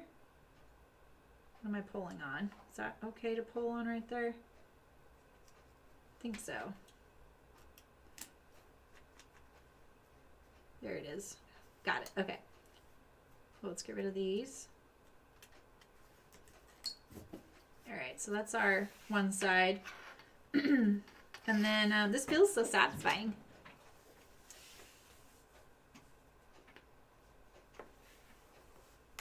Ooh. That felt, did you hear that? What was that? Okay. It's okay. It feels better now. All right, so then on this side, let me remember how to do this. I think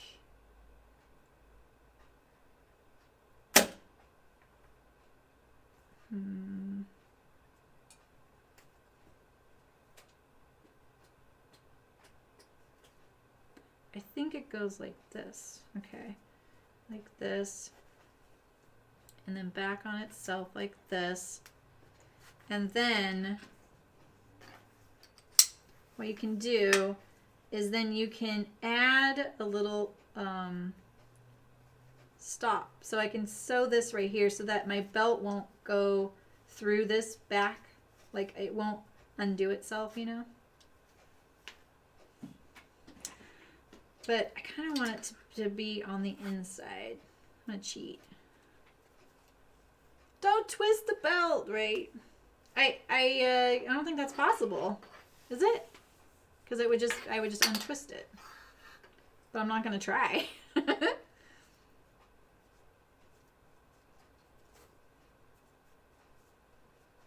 may rethink that. So then, yeah, if I do that, then it won't go back on itself.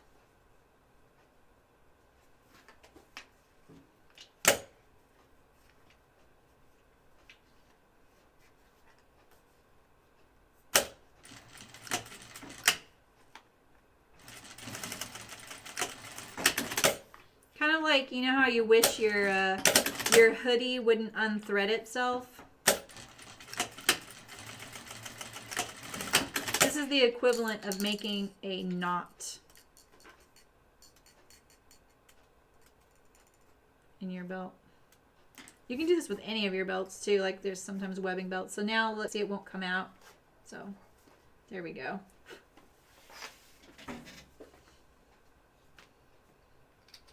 And I can still adjust it. It'll be on the inside. Okay, fair enough. You have experience. See how it looks. The pink was a little weird, but it's all I had. They really didn't have much in the way of things like that.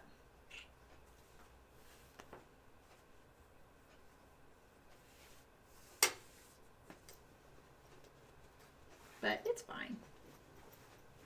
Right? The moment of truth.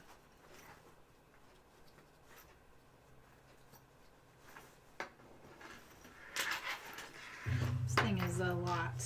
Okay.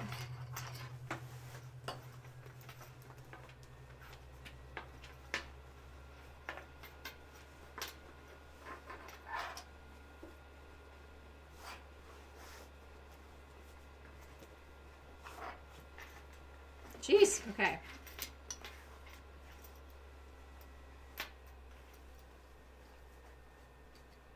Got our buckle to go through there, no problem.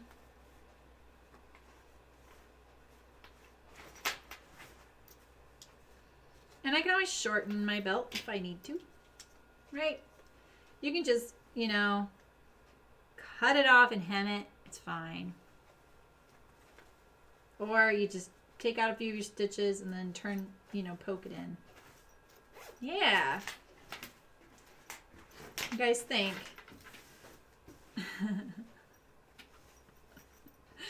I feel like Miss Marple would not approve. Oh, there's my basting stitch. Ooh, yeah. Oh, I love that. That was like dessert. Well, now I have the top stitch thread on. Let's just keep going. I'm pretty excited. Yeah, I think that turned out pretty good. Which one did I like better? I think this one.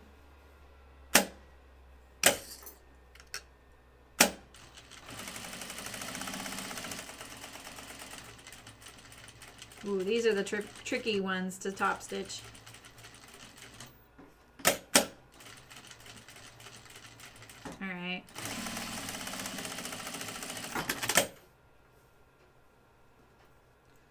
I'll do two. Let's live a little. You gotta be careful doing 2 rows though, because you may run out of room for where you need your button and buttonhole. I've run into that before.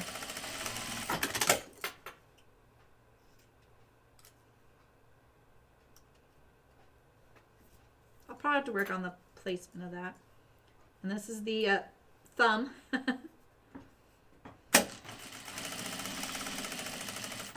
Alright, so I wanted to kind of push in this point a little bit. Get it, the folds in there to lay a little differently. That fold is really stubborn in there. There we go, that's better. I hope that's better. Is it better? Some of that ink, the turquoise is right there on that tip, so it's also making it look worse than it is. Oh, this is just the, I'm pretty sure it's like a linen cotton canvas by Cotton and Steel, Ruby Star Society actually, maybe. It's a Ruby Star Society designer. And then this is Essex linen, the solid. And then I have a 500 denier cordura in the sleeves in between for the abrasion prevention or pokey prevention. All right, so let's see here. So this sleeve I may have to treat differently, but this one here, let's hem it because it's gone the wrong way and I can see it. The other one I may have to do with cream thread first. We'll see. All right. Oh, so much jumpsuit. Get on here. Whoa, did you see all that thread? It touched the floor. Lit lava. Oh no. I swept yesterday. The floor is terrible right now. I won't even show you guys. It's so bad. I'm actually throwing things in the garbage can over there. I'm not just throwing it. I promise. But I spilled my water bottle literally in like lint soup.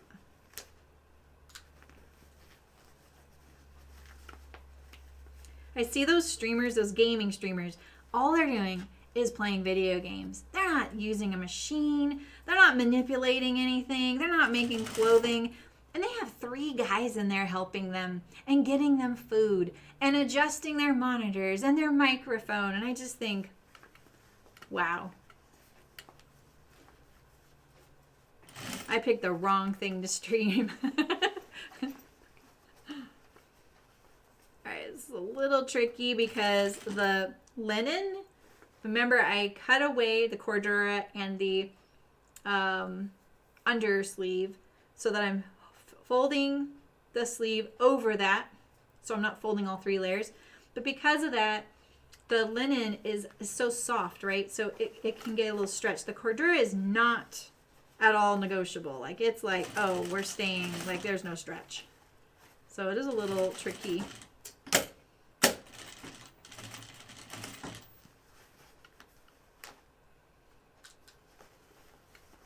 What kind did you get, Adina? I forget to shop there. Oh, this pin, man. Life is too short for a pin to treat me like that.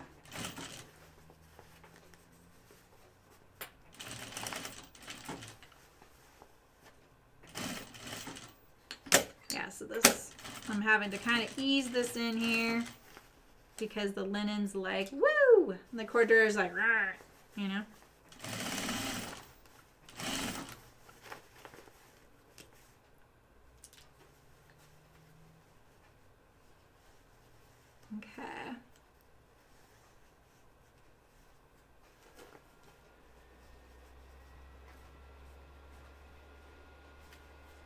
They're such lightweight pussies. They're all pretty chill. They're pretty grounded for being 30-year-old millionaires, I will say.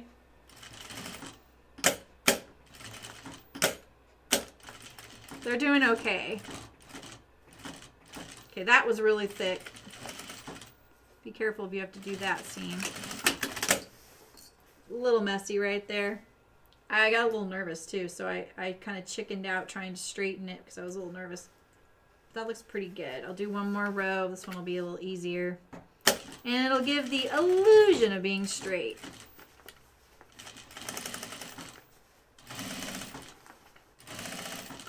So when I have this worry that I'm gonna get that hem torqued because the linen is so like this layer of linen is so loose right on top of the Cordura, I kind of push it so that it's not pulling towards me, getting pushed towards me. I'm pushing back on it. So this finger right here is pulling this way to kind of counteract that seemingly like torque that I might be getting. This is why I know I'll have to do baby the other sleeve. It's on the inside. There's no way I could do this from the outside accurately. So, okay. There we go. We got one sleeve. It's all twisted. They are here to say that. Right. They also don't have to have a camera over something. It's like so much easier. They just have their computer screen, you know? And it's more ergonomic. Oh, I have a couple of tucks there. That's not, like, maybe I can get rid of that. Look at that. It's coming out. Like, I think about that because looking up at chat sometimes bugs my neck. But I can't have it down low because the cameras need to be up high. So many things. Maybe someday I'll have a production crew. Yeah, it's a little wonky, but I have sleeves with Cordura. And so one of these will get a tab, you know, like a tab like this. And then I'll be able to peg it like that. Cinch my sleeve down. I want to work on the placement of this. But you kind of get the idea, right?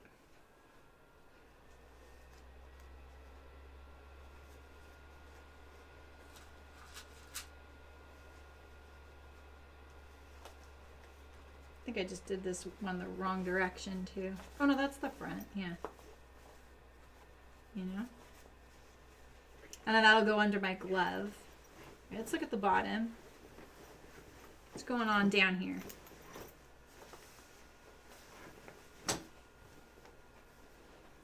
I love it when I get to this part in the garment. I notice that I always have this little half smile kind of creeping on my face when it's kind of almost done and I'm getting happy, you know?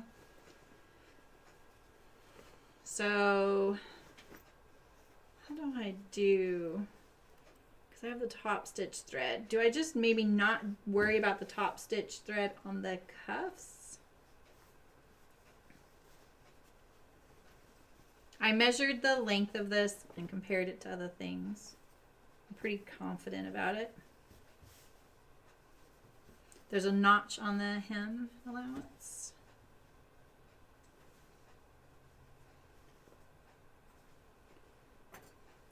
Trim this up.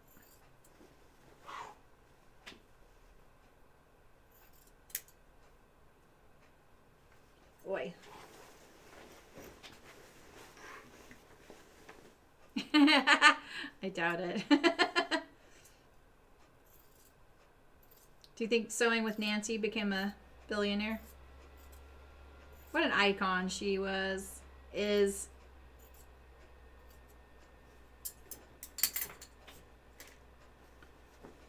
I don't really want to be a billionaire, by the way. Don't see the point in that.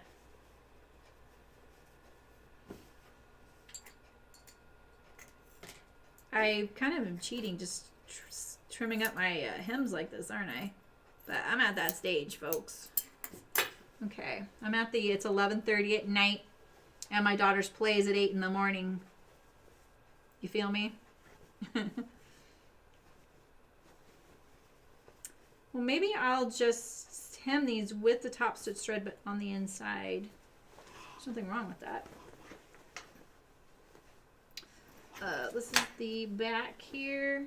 Let's see, this is the back. This is the, all right, so this, I'm going to be starting, that's the out seam. This is the in seam.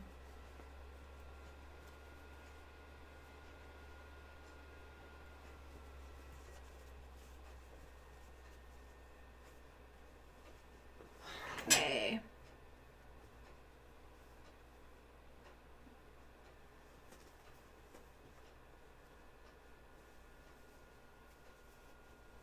Some of those streamers, they do 24-hour streams. You will never see that happen here, guys. I don't know how they do that. And then it takes them like a week to recover. Ugh. I've seen a few of them fail too. Like streamers I really like, I'm like, don't do it. And then they don't make it. And I'm just like, yeah, it's unnatural, you know?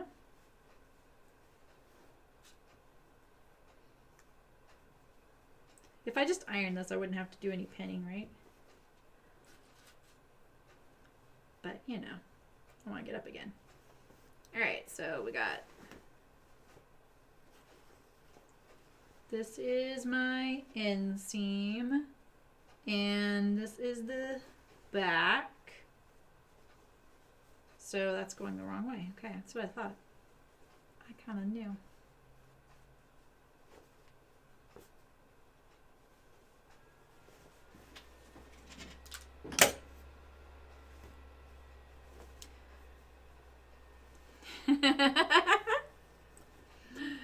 Walter, someday when we have a budget, we're gonna have to do a yeah, a little, like you'd put in a command and then it would play that on the screen for you. We'll hire a singer. We'll go like through Fiverr. I'm sure there's something like that on Fiverr where we can get someone to do that for us. I love it. Would you do the singing for us? Maybe we can get Derek to do it. He's in the choir, remember?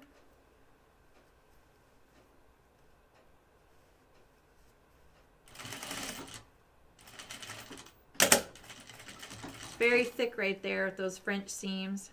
Not my favorite.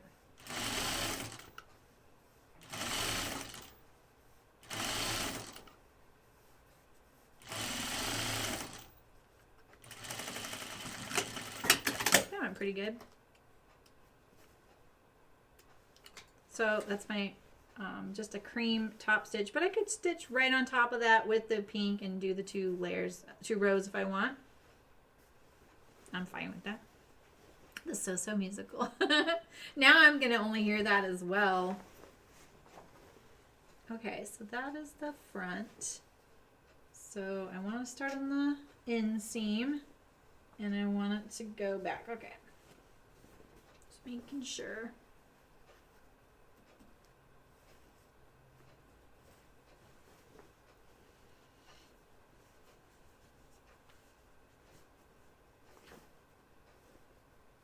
If I have this one pushed correctly, and I know I'm starting going across the back leg, I'll get the other one correct, you know? Goes this way, like this. It's gonna be dark. Oh my God, it's dark outside. It's 5 o'clock. You know, Adina, I got that belt buckle at a show in a sample bin. But I have the packaging here, I think. Do I have the packaging? Oh, no. There was no packaging. I got it in a... Oh, no. I don't remember. It was one of those things where I was like, huh, pink, you know? And maybe for kids stuff or a breast cancer awareness event they did or something. They did a bunch of pink stuff. So... I've had it kicking around for a long time. And when I went to the store, I actually did look for a buckle. I didn't want to use black. You know, I'm always using black on everything because it's what I have. And when I saw that pink one, I was like, you know, maybe. Oh, that's already getting off. So let's correct this. Let's push it a little further behind the seam. start it so that when this presser foot pushes it, it pushes it on top of the seam. Are a lot of you watching The Crown? I love that show. I'm seeing a lot of sewing inspired by The Crown. It's pretty fun. I got really happy last night when I remembered I hadn't finished it and I still have some to look forward to.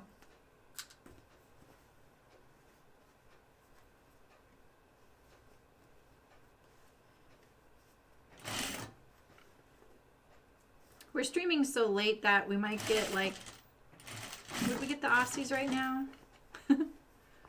Yeah, we'd start getting the Aussies showing up. And the Kiwis.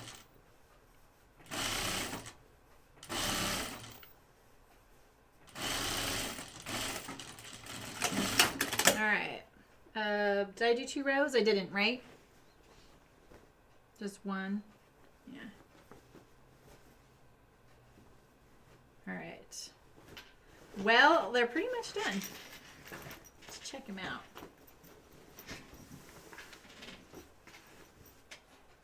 I have one sleeve I gotta work on and my tabs. So let's see. The this one will get a tab.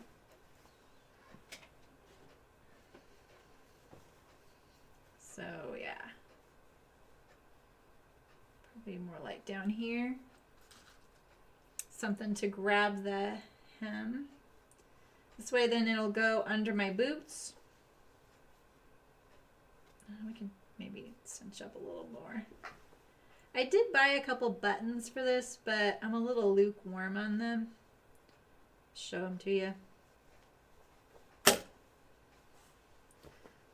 I feel like it needs to peg a lot, you know?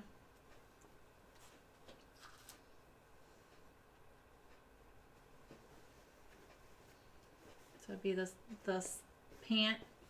I didn't do any top stitching along the out seams or inseam. I might do that. Oh wait, no. I only bought 2 buttons. I didn't want to spend a ton on that. Good thing I didn't put those on there, huh? So I have these 2 buttons, and maybe I would put these on the sleeves. Boy.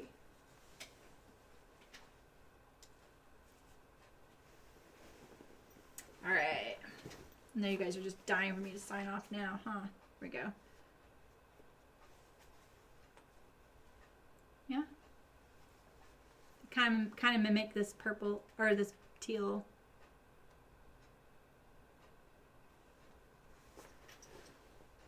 That's too much for me up there. These are interesting. I don't know if you can see this, but there's a raised bit right here. Can you see it against my finger? These little squares here, and I thought that's kind of cool. That gives you a little space behind your button.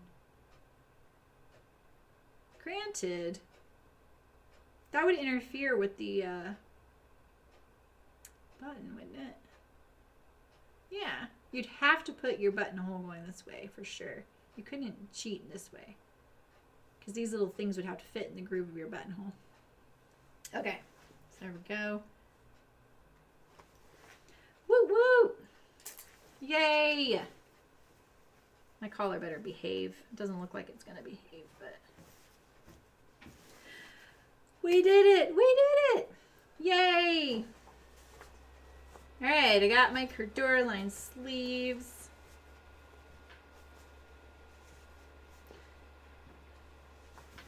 Zippered pocket for a phone. Signori's always going to be with me with his little tear in his ear.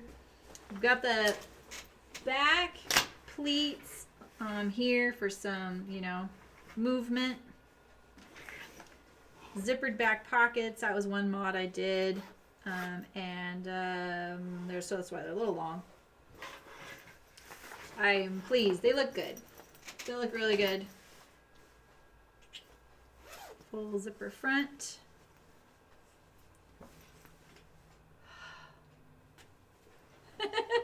Six hours. Yeah, that could have been a 4-part sewing stream.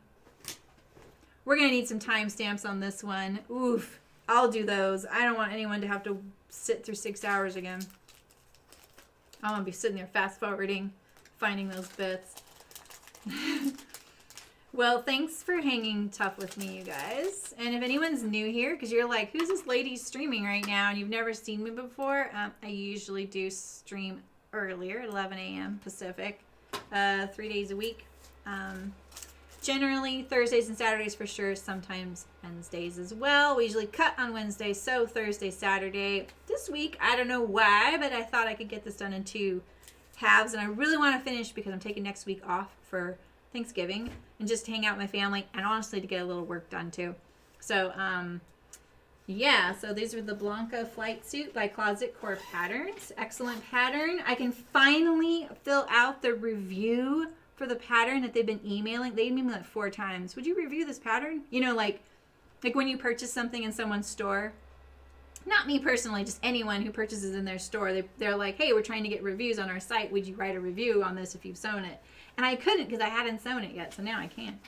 So yeah, that's pretty exciting.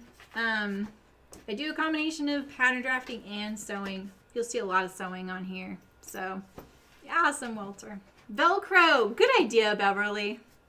Yes, I'm so glad you guys were here. Thanks for coming and hanging out with me. Have a great Thanksgiving. When we come back first week of December, we'll be making the Suki robe by Helen's Closet, and it's sponsored by Helen's Closet, which is really exciting as well. Nicole, thank you. Woo woo. Yeah, hit the like if you like. Subscribe if you're new here. We appreciate it. Thank you, Nicole. I appreciate that. It's awesome. That's so fun. Did you get that? I need to switch it so you get the swimming corgi. The corgi's so cute, you know? What else do I have to say? And we're going to do a gift sewing week. We're going to do an apron, a reusable tote bag, and slippers. You know, I hear when people say sew things like that, I just think, big deal. But, you know, I have to say, those are pretty useful. Once you've sewn them and you have them to give as gifts, they are kind of nice, you know? It's like those things you're just like, huh? You know? I don't know. But I think they're great. Is she really, Ray? I'm going to go pop over there and say hi to her. Yeah, that's awesome. Yeah, so if you want another live stream of sewing, go check out Sew to Fit. She's really awesome. Really good at fitting and stuff. Sounds like she's making a jumpsuit too. That's great. I love it. It's jumpsuit day. So, thanks. Thanks for the donations. Appreciate it. And, yeah, I'll see you guys soon. Right? Like, a little over a week, though. So, yeah. All right. Thanks, guys. Bye.